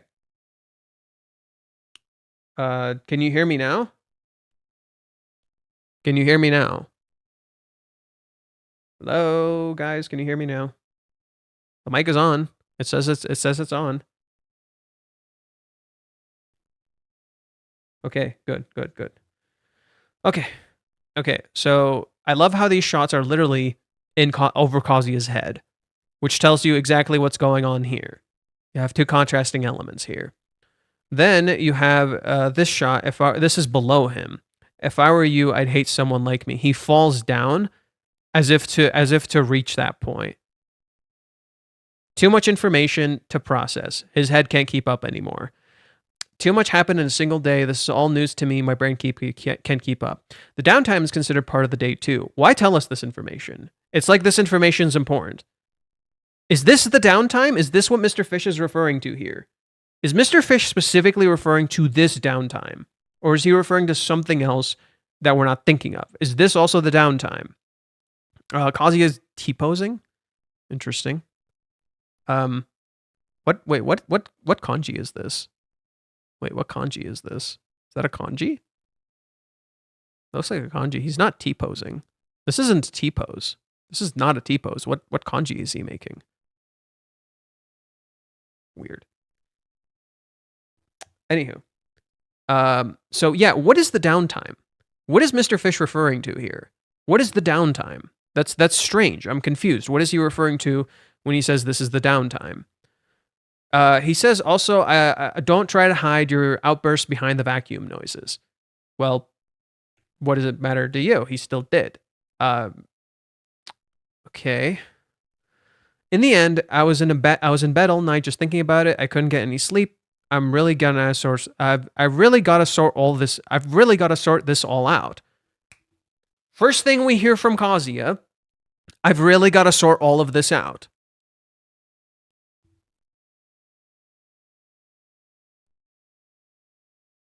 It's the reverse of the last chapter. It's playing in reverse. It's literally playing in reverse. It's literally playing in reverse. It's the same thing in reverse. I need to do something. I really got to sort all of this out. Two events are in reverse. Right? So these chapters are playing in reverse. They're literally facing the opposite direction. Okay. The rejection happens. She says, sorry, I'm sorry. She rejected me, that much is for sure. Again, hidden in shadow. Look at him. He looks kind of like, what is going on with this expression here? God, I really tried my best on the date. My feelings didn't get through to her. There's no doubt. There's no doubt. there's no doubt. He knows this. That's the kanji for big. Oh. So he's small, but he's making the kanji for big. It's literally a T-pose shaped kanji. That's the kanji for big. Interesting. Okay. So I really tried my best on the date. My feelings didn't get through. There's no doubt. She doesn't doubt his feelings, but there's no doubt his feelings didn't get through. But, dude, it literally wants you to think about that chapter. He literally wants you to go back to that chapter. What the hell?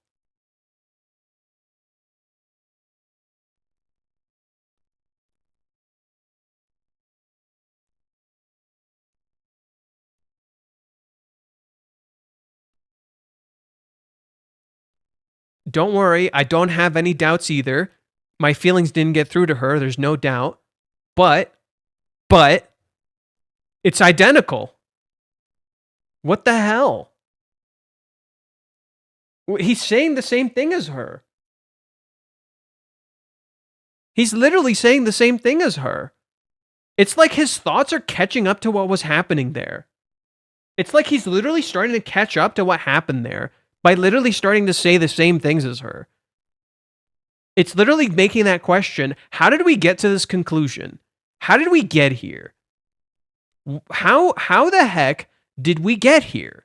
That's what this is. This is what this is asking. That Reishi is constantly asking us this. How did we get here? How did we get here? How did we get here? Is this the right result? It's like he's literally asking us, is this the right result? How did we get here? This doesn't seem like the right result, does it? How did we get here? She said that she might be in love with me. Right?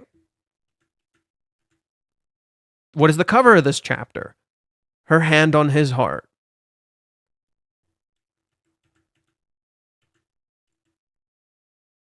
What does she ask him here? How much do you want to go on dates? I actually might want to be together all the time. I might want to be together all the time. What does she say in chapter 179? What did we just fucking read?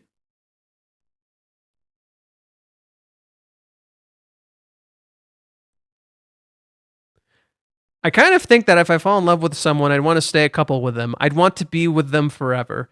I'd want to be together all the time. We're clashing. She wants to be with him all the time. That means she loves him, but then she's letting him move now. So what's going on? See how there's a contradiction? There's a fucking contradiction. Things are not lining up. Things are not lining up. So in the same chapter, where Kazuya literally says the same words as Chizuru right here, I don't have doubts, but I might want to be together all the time.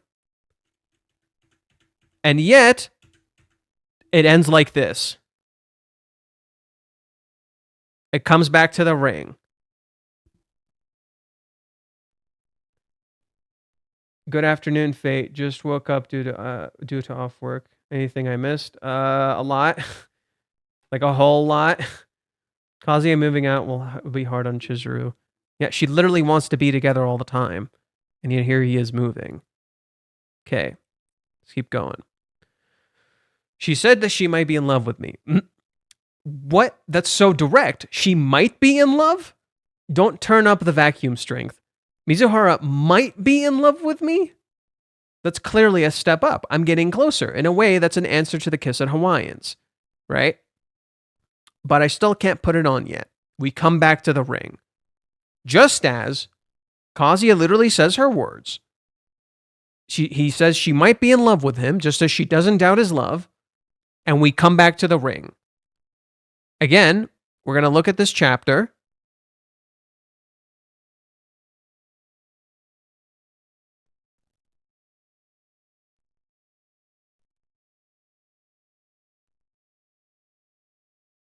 What the hell? What the damn hell?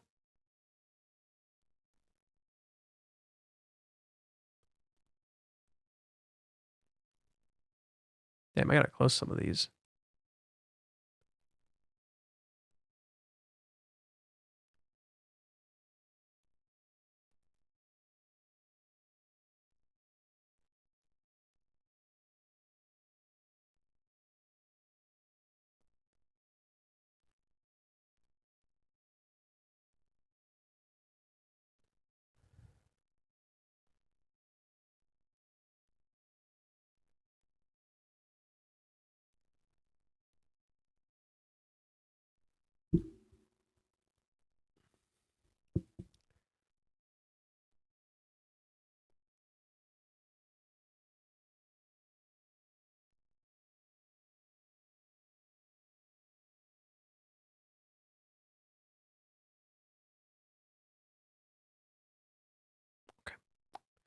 Okay.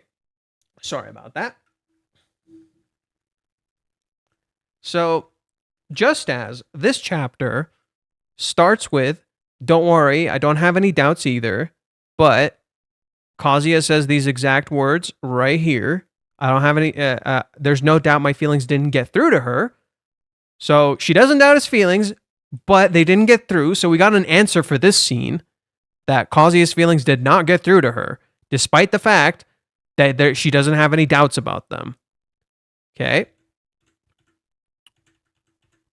She tells him she wants to be together all the time. Just like Kazuya says, she said she might be in love with me. That's kind of informed now a little too. That's so direct. She might be in love. That's so direct. Then, just like that chapter, it ends with the ring. So we come back to the ring here. The kiss in Hawaiians is now informed, but we come back to the ring and why Chizuru can't put it on. Doesn't that just mean it's too much for her to handle? Like she loves me, but not enough to put it on? Isn't that starting to line up with what people were saying, intentionally so? Damn it. Mizuhara's right about that. Grandma, what are you doing? Seriously. He wants to blame his grandma for giving her the ring. No, there's no point getting upset at grandma. I'm the one who said I'd wait until she falls in love with me. I love how his hair is ruffled. The problem is, what am I going to do from here? Mizuhara was really insistent on telling me no. That's just her being kind enough to not make me wait anymore. How I feel about it is what's important to her. He's right. I don't know why people are like interpreting that as Chizuru is not being kind, because she is. She's literally being kind there. She's literally like, "Though you can't keep falling in love with me. That's not right. You got to let me go because it's not right. You got to find someone better." I have no idea if it will pay off to keep hoping for it. Her saying that she might be in love with me means that she's unsure. After all, nobody can say for sure how seriously Mizuhara is thinking about this. You can. Still, she seemed really troubled. Okay, we're getting more information. So she seemed troubled. Kazuya, the ring gets brought up. Kazuya is recognizing she's troubled. He wants to sort this out. So that's like 3 different things that have already been like introduced and set up. What else do we got? She asked those serious questions of Joe Polis and to put it up with the blister. That's proof that she's really thinking about the 2 of us, right? Thanks. Reiji intentionally shows us all of the memories. Reiji intentionally shows us all of those times where she's smiling and happy. Besides, after everything, all I can remember is her smile, is the smile on your face. What does that smile mean, though? Right? So you saw all these smiles. You saw how happy she is. And that's contrasted by the ending. So Reiji wants us to look back at the entire date and think about all those moments. Why? At the core of all of this is why. The core, literally every single core of this comes back to why. Why are we here? Why are we still here? Just to suffer. How is this chapter a direct parallel to 218? I don't get it.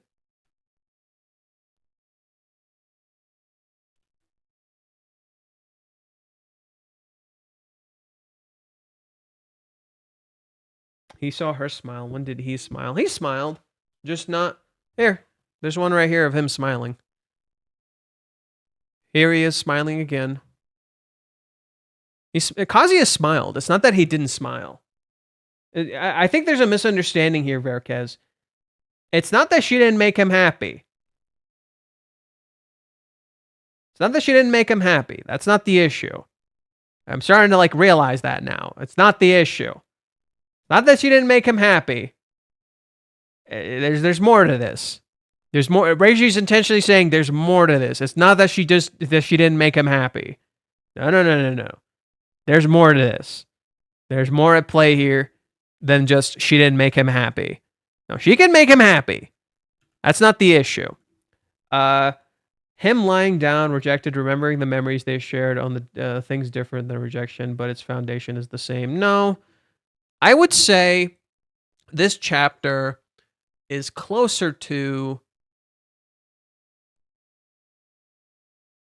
I would say it's closer to this one, but reversed. It's chapter 211, but reversed.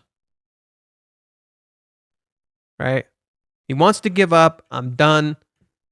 He remembers all the memories. I'm not done yet. So every time he wants to quit, he finds a way to get back up.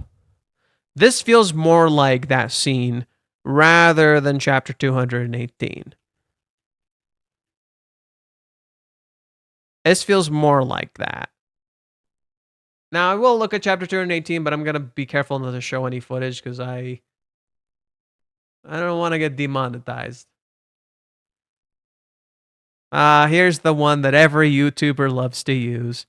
If anything, look at the difference. Whereas here he's crying and falling apart. Here he's composed and under control. So if anything, it's not a parallel, but a reversal. It's the opposite. It's literally the opposite of chapter 218. Him lying down, rejected, remembering the memories they shared. Only thing different is the reaction, but his foundation is the same. I don't think it's the same. Here he thinks it's all gone. Here it's not gone. That's the difference. Here it's all gone. Here it's not gone. There's certainly more to it. He's crying like a child. He's more mature now. It's not... No, it's not maturity. It's not maturity. No. It's not maturity. I think there's more to it than that, because Kazuya has always been mature. But I do think, now that you mention it, there could be a parallel to this because of the opening title, because of the opening words of the chapter, which are, let me read them for you real quick. The opening words of the chapter are, it's noon, a day after the eventful date. For Kazuya, it's his last day at the Mizuhara household. The ideal thoughts that can't be drowned out, even by the sound of the vacuum. Kazuya couldn't drown out his thoughts here. However, while these thoughts are happening, he's drowning. So let me make sure the one over here. Ah, yes. The one everybody loves to reference. Yes. Doesn't he look like he's drowning? He's underwater in a pool. Doesn't he look like he's drowning? So, while here, it literally looks like Kazuya is drowning. This image right here, Kazuya can't drown out the thoughts. But the thoughts aren't all negative. They're just contradictory. The thoughts in chapter 218 are all negative. The thoughts here are all contradictory. Kazuya tries to drown out the thoughts in that chapter. So in chapter 218, come on.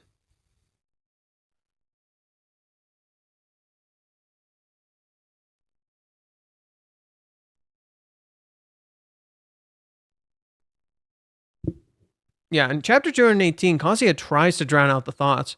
Maybe this is just the beginning, my life after getting shot down by Mizuhara, and it feels empty and dead and there's nothing, right?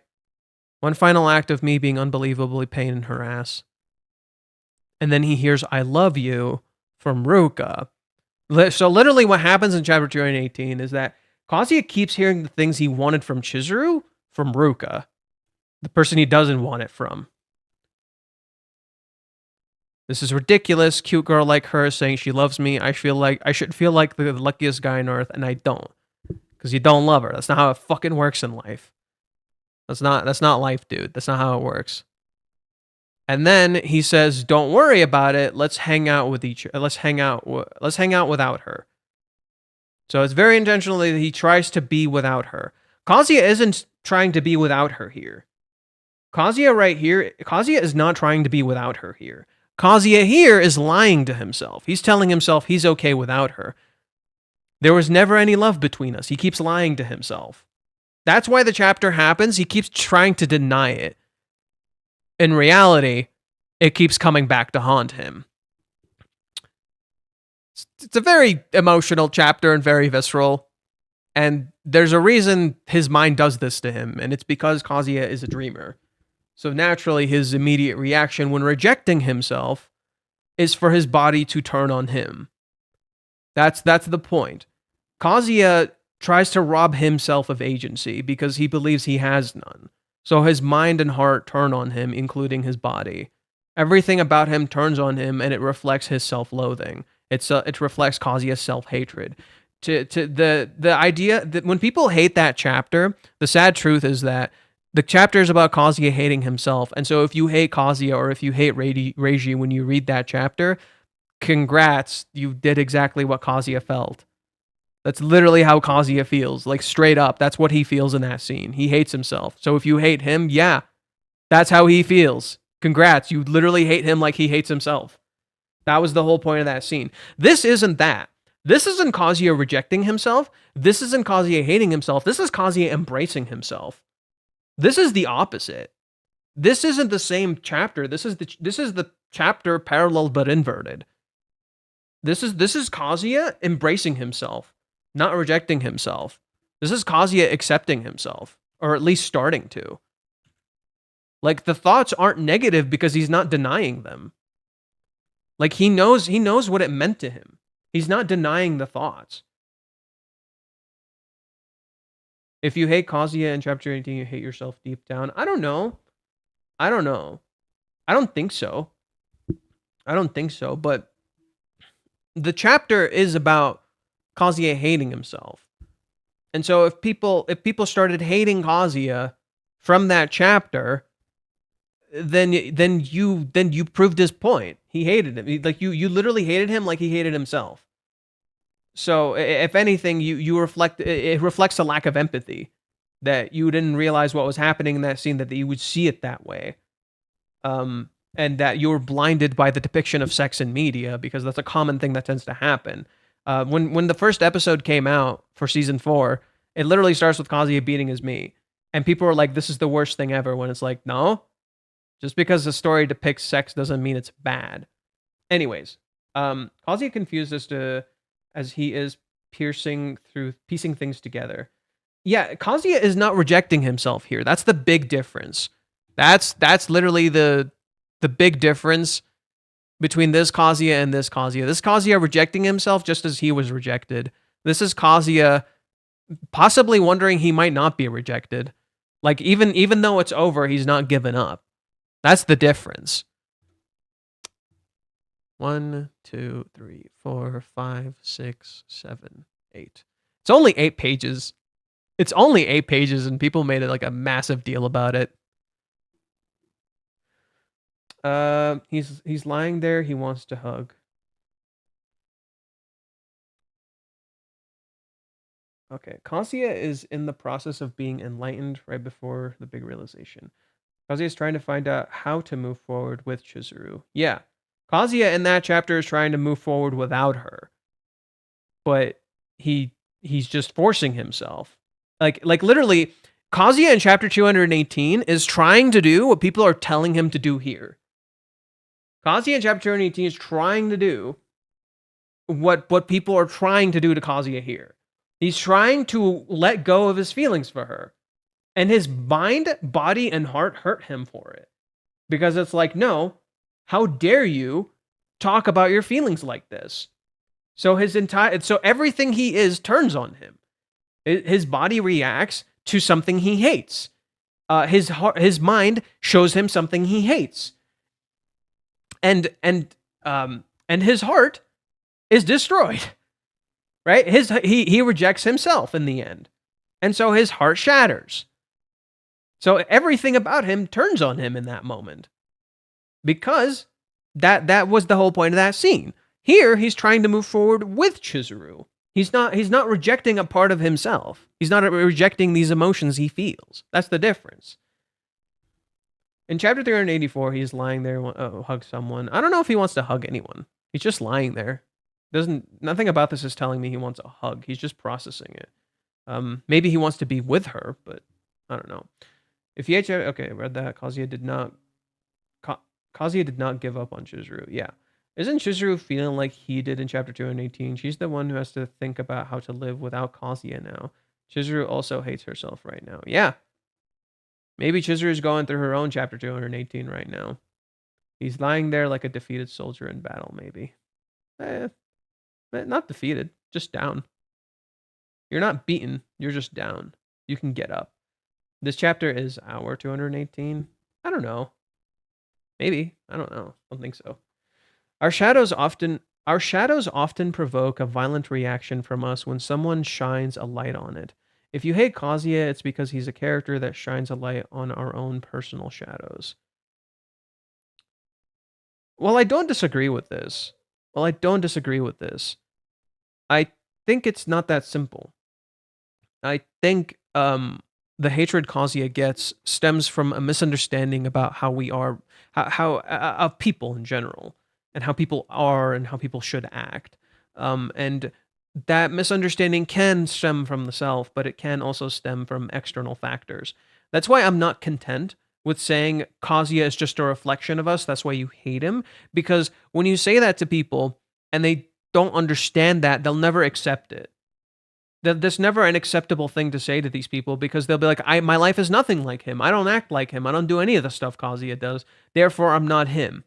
So that is never something that will, that's not never, but it's not something that will always get through to people when you say it. So the argument is not enough, is what I'm saying. I think there's more to this argument. It's not enough. There's more to it, because there is more to it.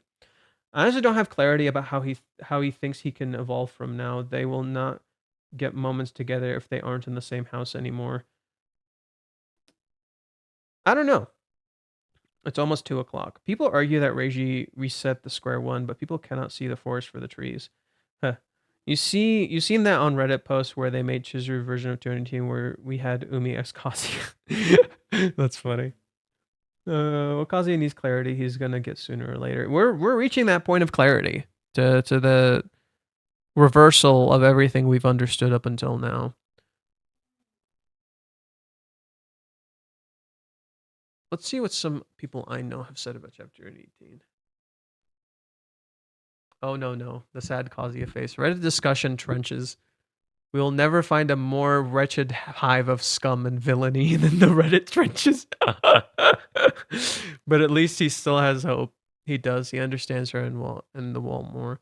World War II trenches probably were a better place than the subreddit. Okay, I think we're going a little overboard now. Me trying to explain Chizuru's love Kazuya. Oh my god. Anyone got a source for the artwork? It's too cute. I'll research it. Okay.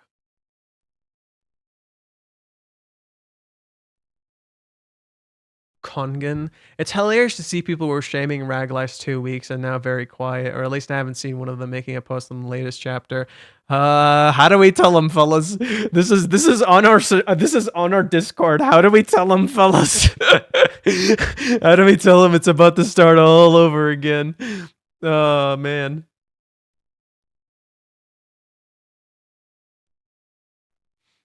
Oh man. Anywho. Back to reading through the chapter. Let me see some of the comments and we'll get back to chapter. The clarity and not the post not kind. I think he can go many ways from here, but I think if you don't talk, it'll be very hard for them to reach out each other, because past ghosting was not really as he was next to door and many Yeah, I think they're gonna talk. I don't think it'll end in an. I don't think the. I still think maybe there's a chance Kazuya might not move out. And we'll see what the money is for. We still have to see what the bank is for. Maybe Chizuru will pay the movers. Since Chizuru can't pay him, she'll pay the movers. That could be what she tries to do. She'll pay some of the things he's owed. Who knows? We'll have to see. We'll have to see what the bank is for. Maybe she'll pay his first rent so he doesn't have to. Maybe so that way she'll have a reason to come there. I don't know.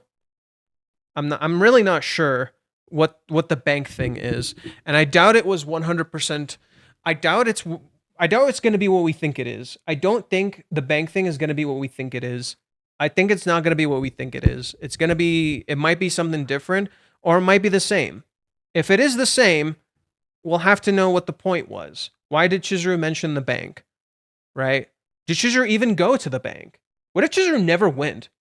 What if Chizuru never actually went to the bank?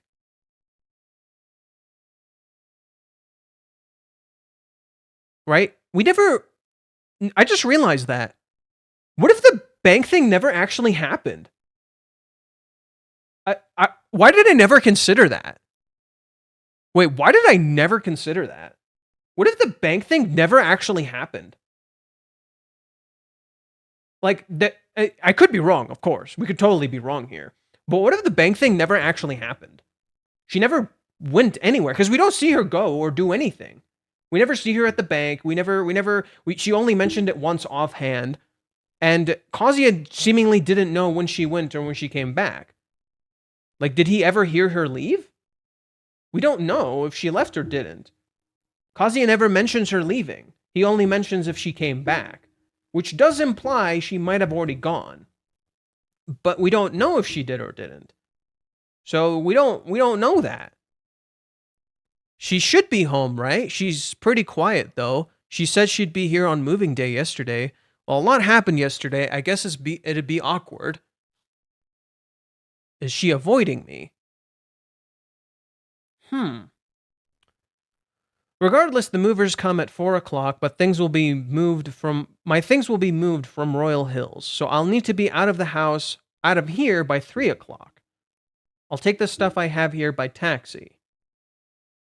Okay, so we establish a time. So Reiji intentionally draws Kazuya in shadow when saying, is Chizuru back from the bank yet? Contrasted by how he's in light here, as if he doesn't know. I guess it'd be awkward. A lot happened yesterday. There's a contradiction right here. There's a contradiction right here, actually.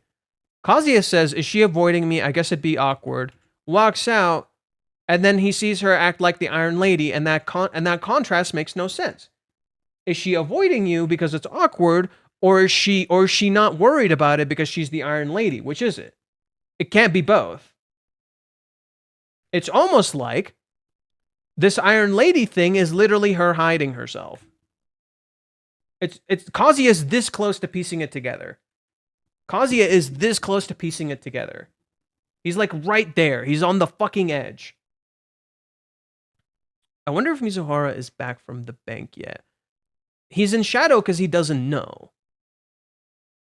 He's in shadow contrasted by light because he doesn't know. But we don't know the full extent of the bank thing either. We don't know the intent for it. We don't know if she actually went. We don't know the details. We can assume she might have gone because he would have heard her leave. There's a chance he would have heard her leave, right? So we can assume maybe she did go to the bank. But Kazuya seemingly never figured out if she came back. So that's what makes it interesting. Kazuya seemingly never noticed her coming back. If he never noticed her coming back, did he ever notice her leaving? Right? So if he never noticed her leaving, did she ever go at all? So we have no information on this. So just as Kazuya is completely in the dark, literally shadowed out, we're in the dark.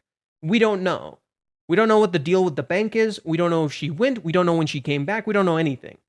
We're completely in the dark because we're holed up in our room. We're holed up in the room. We're not outside. We're not seeing her. We don't know what's going on. So we don't know. He couldn't hear her coming back because the vacuum was too loud.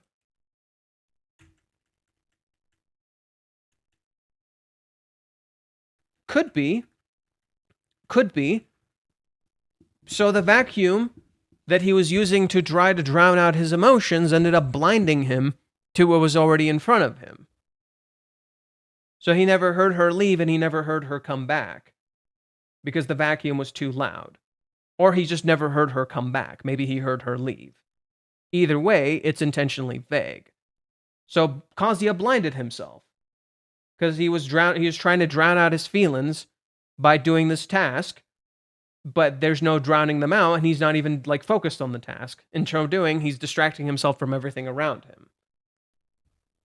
She should be home, right? Okay, we read this. I can't forget to give her back the spare key. Guess I'll do it now. I do think it's really interesting. Kazuya never even considered of keeping the keychain. Kazuya's eyes are closed when he steps out. Chizuru's eyes are open. She's surprised he's not because he doesn't see her. What is happening here? Kazuya is not seeing Chizuru. They run into each other, but he didn't see her. He startled her. He scared her, not the other way around. To us, we're surprised because we're looking at it from Kazuya's POV. We're surprised, but she's the one who got surprised here because he's the one who stepped out. I also noticed how she's doing this with her hands initially. She's holding them like this. Like, this is what Chizuru does when she's trying to do something and she doesn't know how to. Or she's struggling or something. And here she is, standing in front of the door. So, she freaked out. She's the one who got startled. You startled me, thanks for cleaning. Oh. And then contrast, you have Kazuya going from this to this. From controlled to freaking out. Duh, I ran into her again. It's almost time. I came to ask. No, about another hour. Living together is full of surprises. Okay. Notice how he's talking about like it's not over. Isn't that interesting? I ran into her again. Living together is full of surprises. He's talking about it like it's not over. Kazuya is talking about like this didn't end. Like it's not the end. He's talking like he's not moving. And yet, doesn't the house feel fucking empty? Doesn't the house, like, especially with no Minnie or anything, just feel so empty and alone and sad and depressing? Like, everything about this feels like detached. Like it's not fully here. Something is wrong. This entire chapter feels wrong. It's by design that the chapter feels completely wrong. Like, your entire experience of it just feels wrong. It feels like this wonderful thing we had up until now is just poof, kaput, gone. Doesn't fucking matter anymore. Whooped. You had a great time, didn't you? Bye, doesn't matter anymore. That's how it feels. And it feels wrong. And Kazuya is not even processing it, I would argue. Like, he's leaving. He's giving the key. But he's acting like he's still living here. Yamori's son's not around, huh? I see. She's moving out tomorrow, apparently. She said that she's worked in the countryside since yesterday. Oh, here, the spare key. Kazuya doesn't even acknowledge Minnie. Isn't that weird? Minnie's leaving too. Kazuya doesn't even acknowledge Minnie. Oh yeah, Minnie's just gone. Cool. Whoop-de-doo. Like, he just says Yamori's not around, huh? Oh, I see. Minnie's moving out too. Oh, that's okay. Minnie's moving out too. I feel like this should have been bigger news to him. Did he know already? Clearly he didn't, because he wouldn't have asked.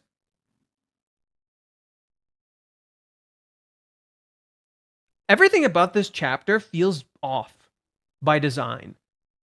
Like, literally every aspect of this chapter feels like it's off by design. Oh my god, my hair's a mess.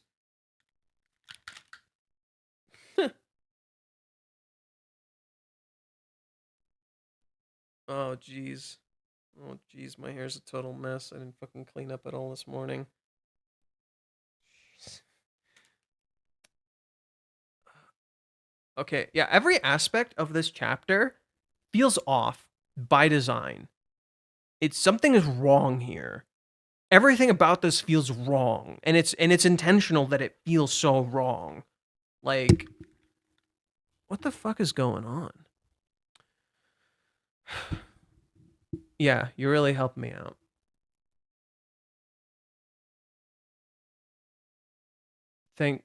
Chizuru says, yeah, you really helped me out. Thanks for everything. Chizuru looks at the key. She sees the thing. She takes it off and gives it to him. This shot right here is so interesting. This little shot of Chizuru right here is so interesting.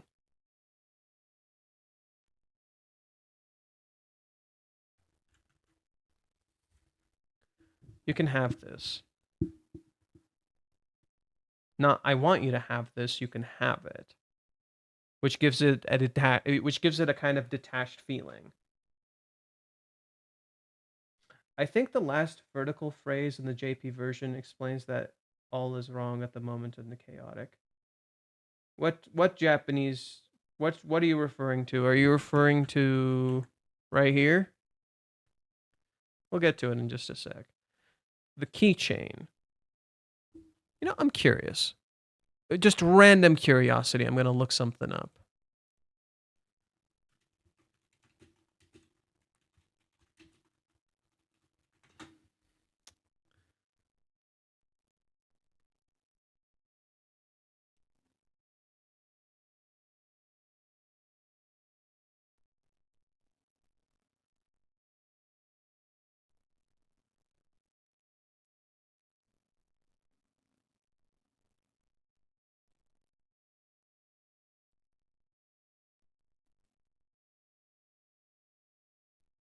Yeah, when you give someone a keychain, it's often a symbol, it's a token of friendship and connection.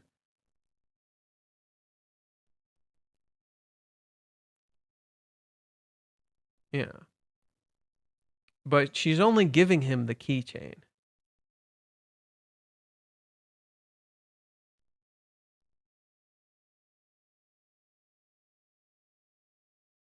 Yeah, and isn't it interesting how we pretty much predicted the keychain thing, but not in the way we imagined.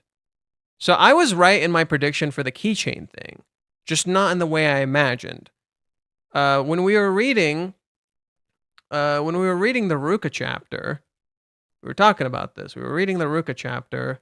It was chapter 348. It's 348.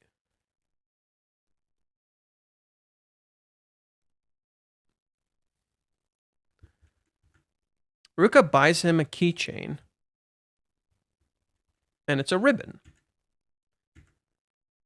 She takes off the old keychain and wants to toss it. Kazuya wants it back, and he accidentally gets bumped into it by a kid, and he drops it. And he says, "I can't let it go, Mizuhara." Here he is giving it back to her with no worries whatsoever. In fact, he seems super chill about giving it back. Why?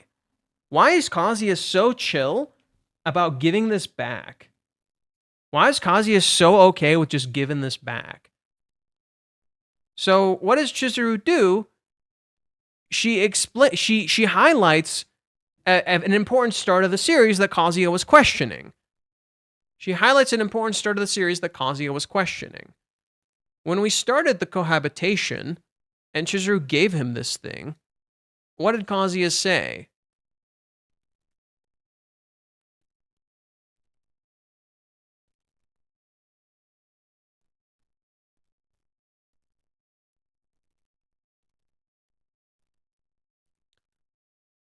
Like with the cohabitation, he cleaned everything up.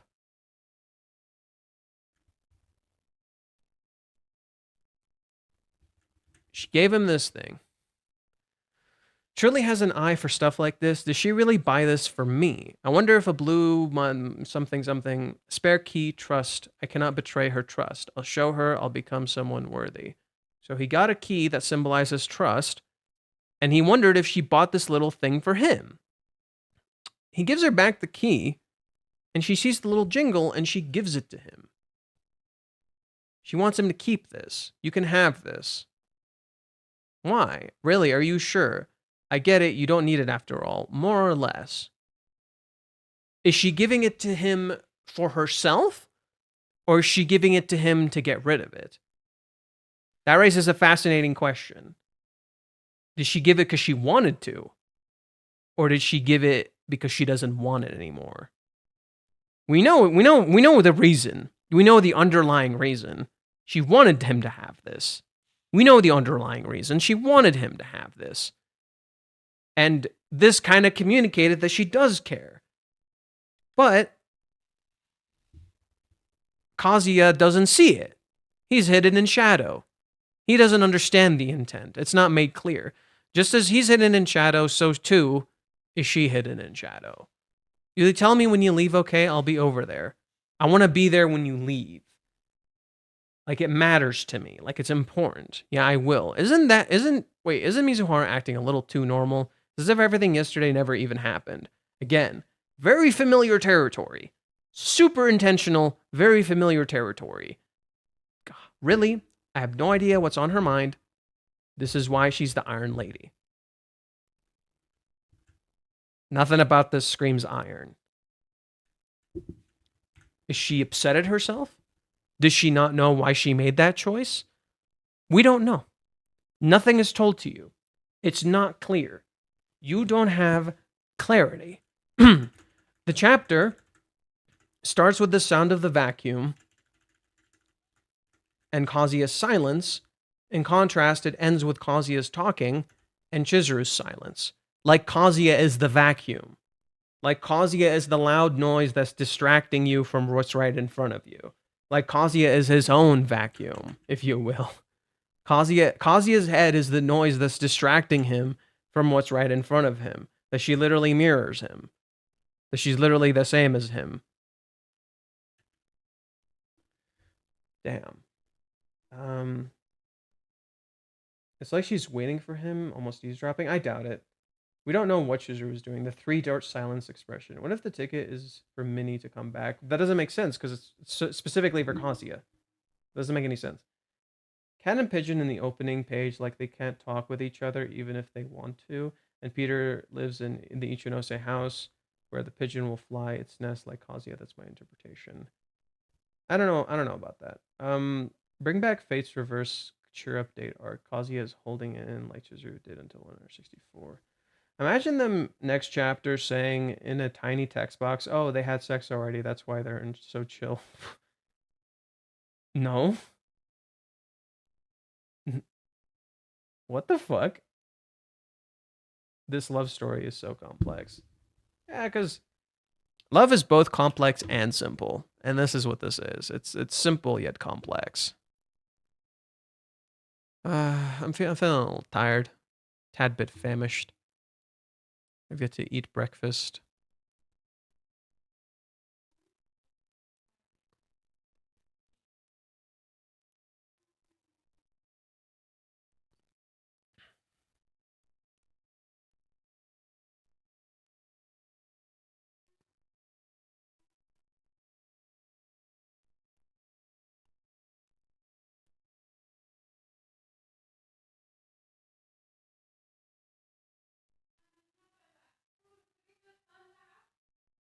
Is he still here? Give me a sec. I'm almost done.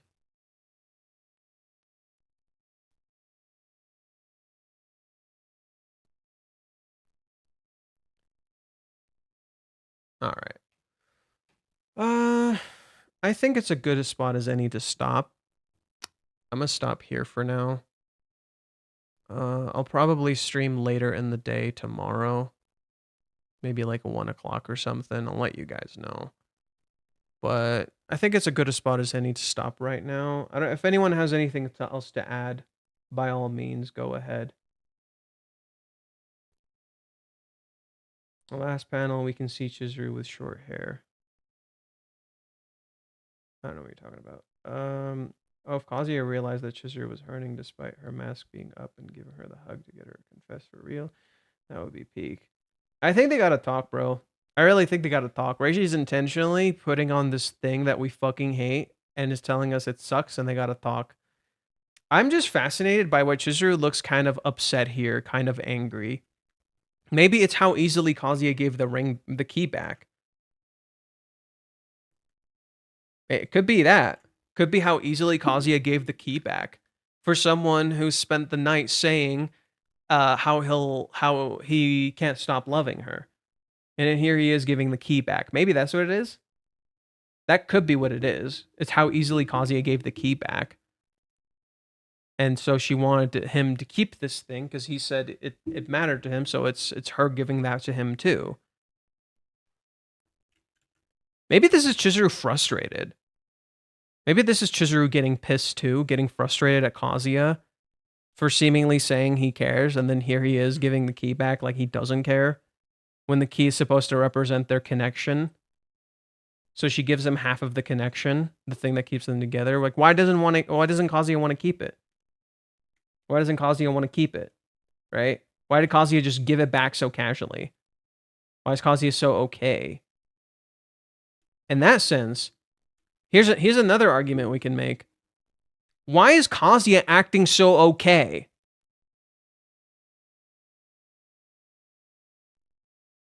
There we go. I think we're piecing it together. Why is Kazuya acting so okay? He's acting like normal. Here he is saying Chizuru is the Iron Lady and everything is fine, and yet here he is acting completely normal. How did I notice this? He's acting like normal. He's literally doing what he says she's doing. But here she is, flustered first. Why doesn't Kazuya show he's hurt? Why is he acting like he's fine? Why is he able to just give the key back all willy-nilly, no problem? Why is he not reacting to Minnie leaving? Why is he not reacting to anything? He seems completely fine. So why does he expect her to act any differently? See what happened here?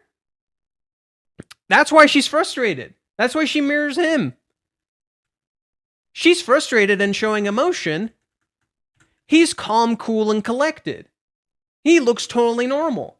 So when Kazuya says, in the end, oh, she's the Iron Lady, she's acting totally normal, bitch, did you look at yourself? You're acting pretty normal yourself, buddy. You seem pretty chill, calm, and composed yourself, buddy. What the shit? They mirror each other. He doesn't realize he's doing the very thing he's assuming she's doing. They mirror each other. He doesn't see himself. Kazuya doesn't recognize himself. He's not seeing himself. He's so busy seeing her, he's not seeing himself. Which is pretty fucking ironic. That's Kazuya's big mistake here. Is like that Chizuru is frustrated because he's acting like nothing's wrong. And here he is frustrated that she's acting like nothing's wrong. Yeah, that's why she clenches the key. She's pissed. Just like in the very end. Oh my god, this even mirrors that chapter more now. I just realized. Oh wow, how did this not click for me? What happens when after Chizuru tells him I might want to be together all the time? What happens in this chapter when Chizuru tells him I might want to be together all the time? Kazuya says he's left a text. I mean, there might be times when I can't, but I enjoy talking on the phone and keeping in touch. She wants to keep in touch. Sorry, but I need to use the restroom. Can I get the key to the locker? Okay, I'll get it in line for us. Huh. This seems familiar. Kazuya just gave her the key. She went to the locker and she pulled up the ring. What did Kazuya do here? He just gave her the key and he didn't see the important thing the key meant. Both times, Kazuya didn't see the importance of the key he just handed her. And why Chizuru needed to go there. He's not seeing her. He's not seeing her. He's starting to, but he's not seeing her. Just as he doesn't know she's here. He doesn't know she's here. When he walks out of the room, his eyes are closed. He's not seeing her. And in so doing, he's not seeing himself. Kazuya can't see her. He's so busy looking at what he thinks she is. He's not seeing her. That she's pissed. He's piecing it together, but he's still not seeing her. Goddamn, dude. He's still at it. He's still doing it. All I can see, all I can remember is the smile on your face. Here she is not smiling. Here she is not smiling. Why isn't she smiling, Kazuya? Why aren't you seeing that? Why aren't you recognizing she's not smiling? I think this panel is super important. Chizuru noticing the fish keychain and giving it to him. This keychain means a lot. We saw how much it meant to Kazuya earlier, and here he is not showing how much it means to him. It's two panels contradicting each other. Chapter 340. Guys, what chapter are we on? We're in chapter 384. This is chapter 480.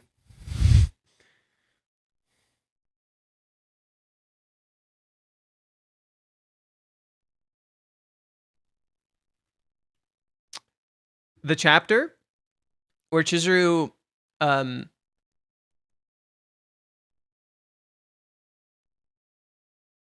no, okay. Fair enough. I fucked up there. No worries. 348. 348. The keychain means a fuck ton to Kazuya. Mizuhara bought that for me, or at least I think it was for me, and it's super important. It's so important, he gets in Ruka's way. Here he is, giving it to her all willy-nilly. Like Kazuya doesn't care. So she's frustrated.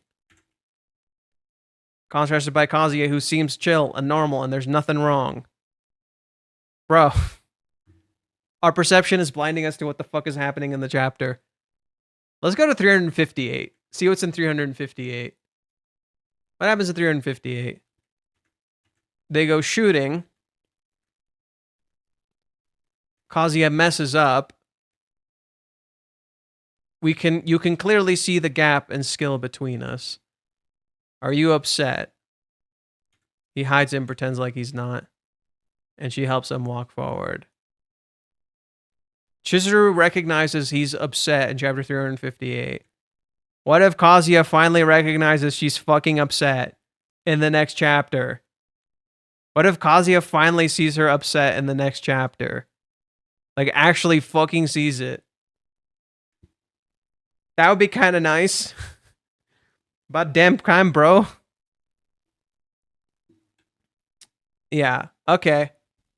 So, next time, hard to predict. Maybe Chizuru will ask him, why aren't you upset? Or why are you acting normal? Or maybe they'll both ask it. It seems like Kazuya should, like, doesn't this remind you a whole lot of, when they were at the bar?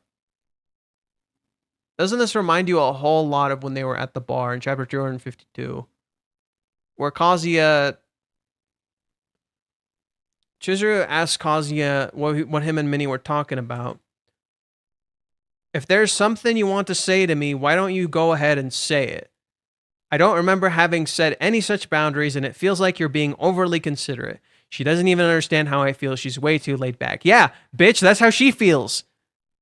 There's a lot of stuff I want to talk about, you know, asking why you turned up today, or what you were doing yesterday, or how you feel about me. I told you I'll wait, but I feel so anxious, you know, about being separated from you two, and about having fewer opportunities to see you. It's not like a big deal, but your investigation, right? Moving out of the next apartment. Doesn't it make you sad or something? Doesn't it feel like this is about to happen again? Doesn't it feel like this is about to fucking happen again? Which is why Reiji intentionally shows us Chizuru is upset at the end of the chapter. Isn't it oddly well timed that Reiji intentionally shows us Chizuru is upset at the end of the fucking chapter? Like, bro.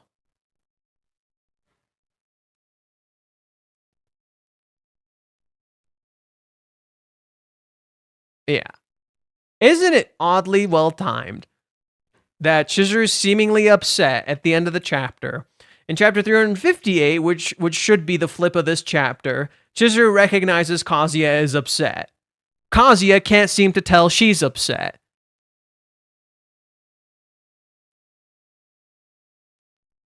And yet here we are. Again, Kazuya's not seeing she's upset. So wasn't Kazuya ask her, like, are you upset? Aren't you upset? What's wrong? Why are you acting like nothing happened? And Chizuru's like, of course I'm upset. Why the fuck aren't you upset? Why aren't you mad? Why are you acting normal? And he starts to see himself. Now, again, pure prediction, right? But wouldn't it be interesting if like, either Kazuya or Chizuru recognizes the other is not happy or they're upset or something, and the arguments slowly start? I don't know. It feels like we're walking towards that direction. Kazuya's like, she's all chill, and here she is, kind of mad. She's kind of upsetty spaghetti a little bit. She's not super upset, but she's kind of upset. Kind of lining up. Again, remember, we were right in that chapter 348 was important here. We were right in that because it had the Ruka thing. Like, literally, the Ruka thing fucking mattered here. God, where'd I put it? So we were right in that chapter 348 is important here. Because it lines up perfectly with, like, literally, the first thing that happens, Kazuya. Oh my god, how does the chapter start? Kazuya drops his keychain and doesn't realize. And Ruka picks it up. Because he wasn't paying attention. Kazuya gave her Kazuya ended up giving Chizuru the ring, and he acted like it wasn't a big deal to him, even though he's sitting in his room thinking about how big of a deal this is to him. Then, when Ruka wants to buy him a new ribbon, he doesn't even consider like the fact that Ruka might toss the old ribbon. Because she does that. So he freaks out, tries to take it back. And then he gets bumped and it drops. And here he is acting like literally talking about how important it is to him. Contrasted by right now where he isn't. Kazuya literally doesn't see himself. He doesn't see what he's doing sometimes. That he's acting all chill and nonchalant about this thing that he was saying 2 seconds ago fucking mattered to him. And then here he is saying, oh, she's acting like the Iron Lady, when he's acting iron. He's acting like there's nothing fucking wrong. So I can see next chapter being about that. Like, are you upset? Maybe.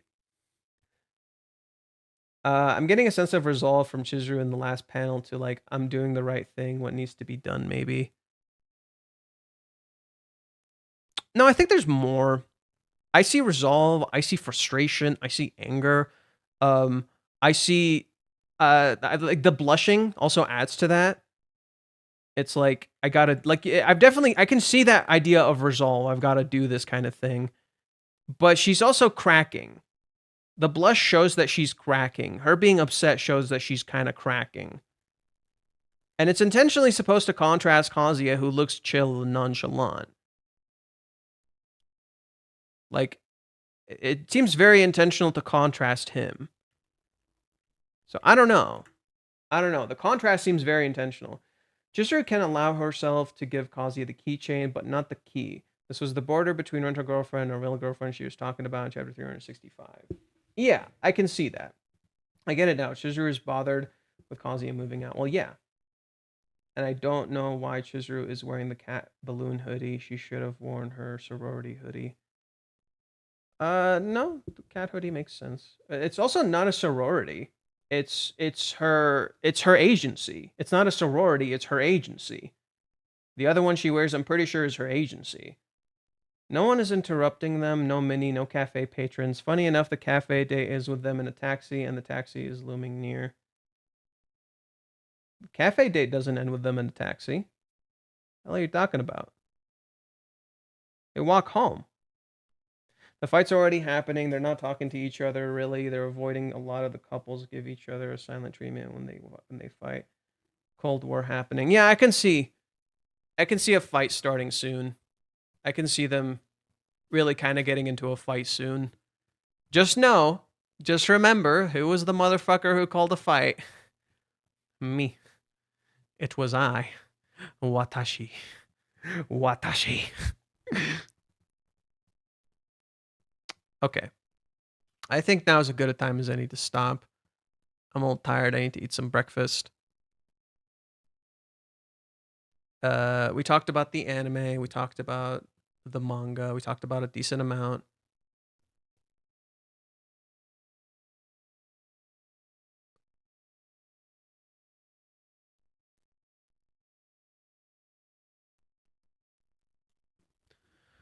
Okay, I think we're good. Is there anything else we want to talk about before I head out, before we're done for the day? Is there anything else we want to do for the day?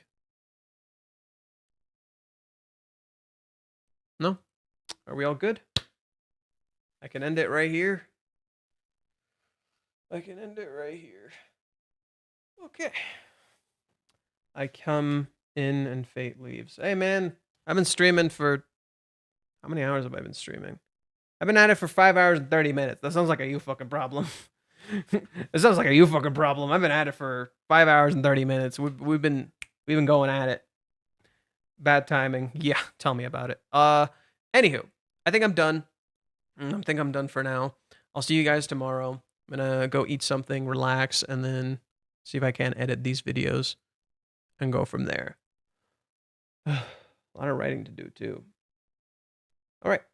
Take care, fellas. People haven't really been commenting. Nice stream, Fate. See ya. Thanks. Yeah.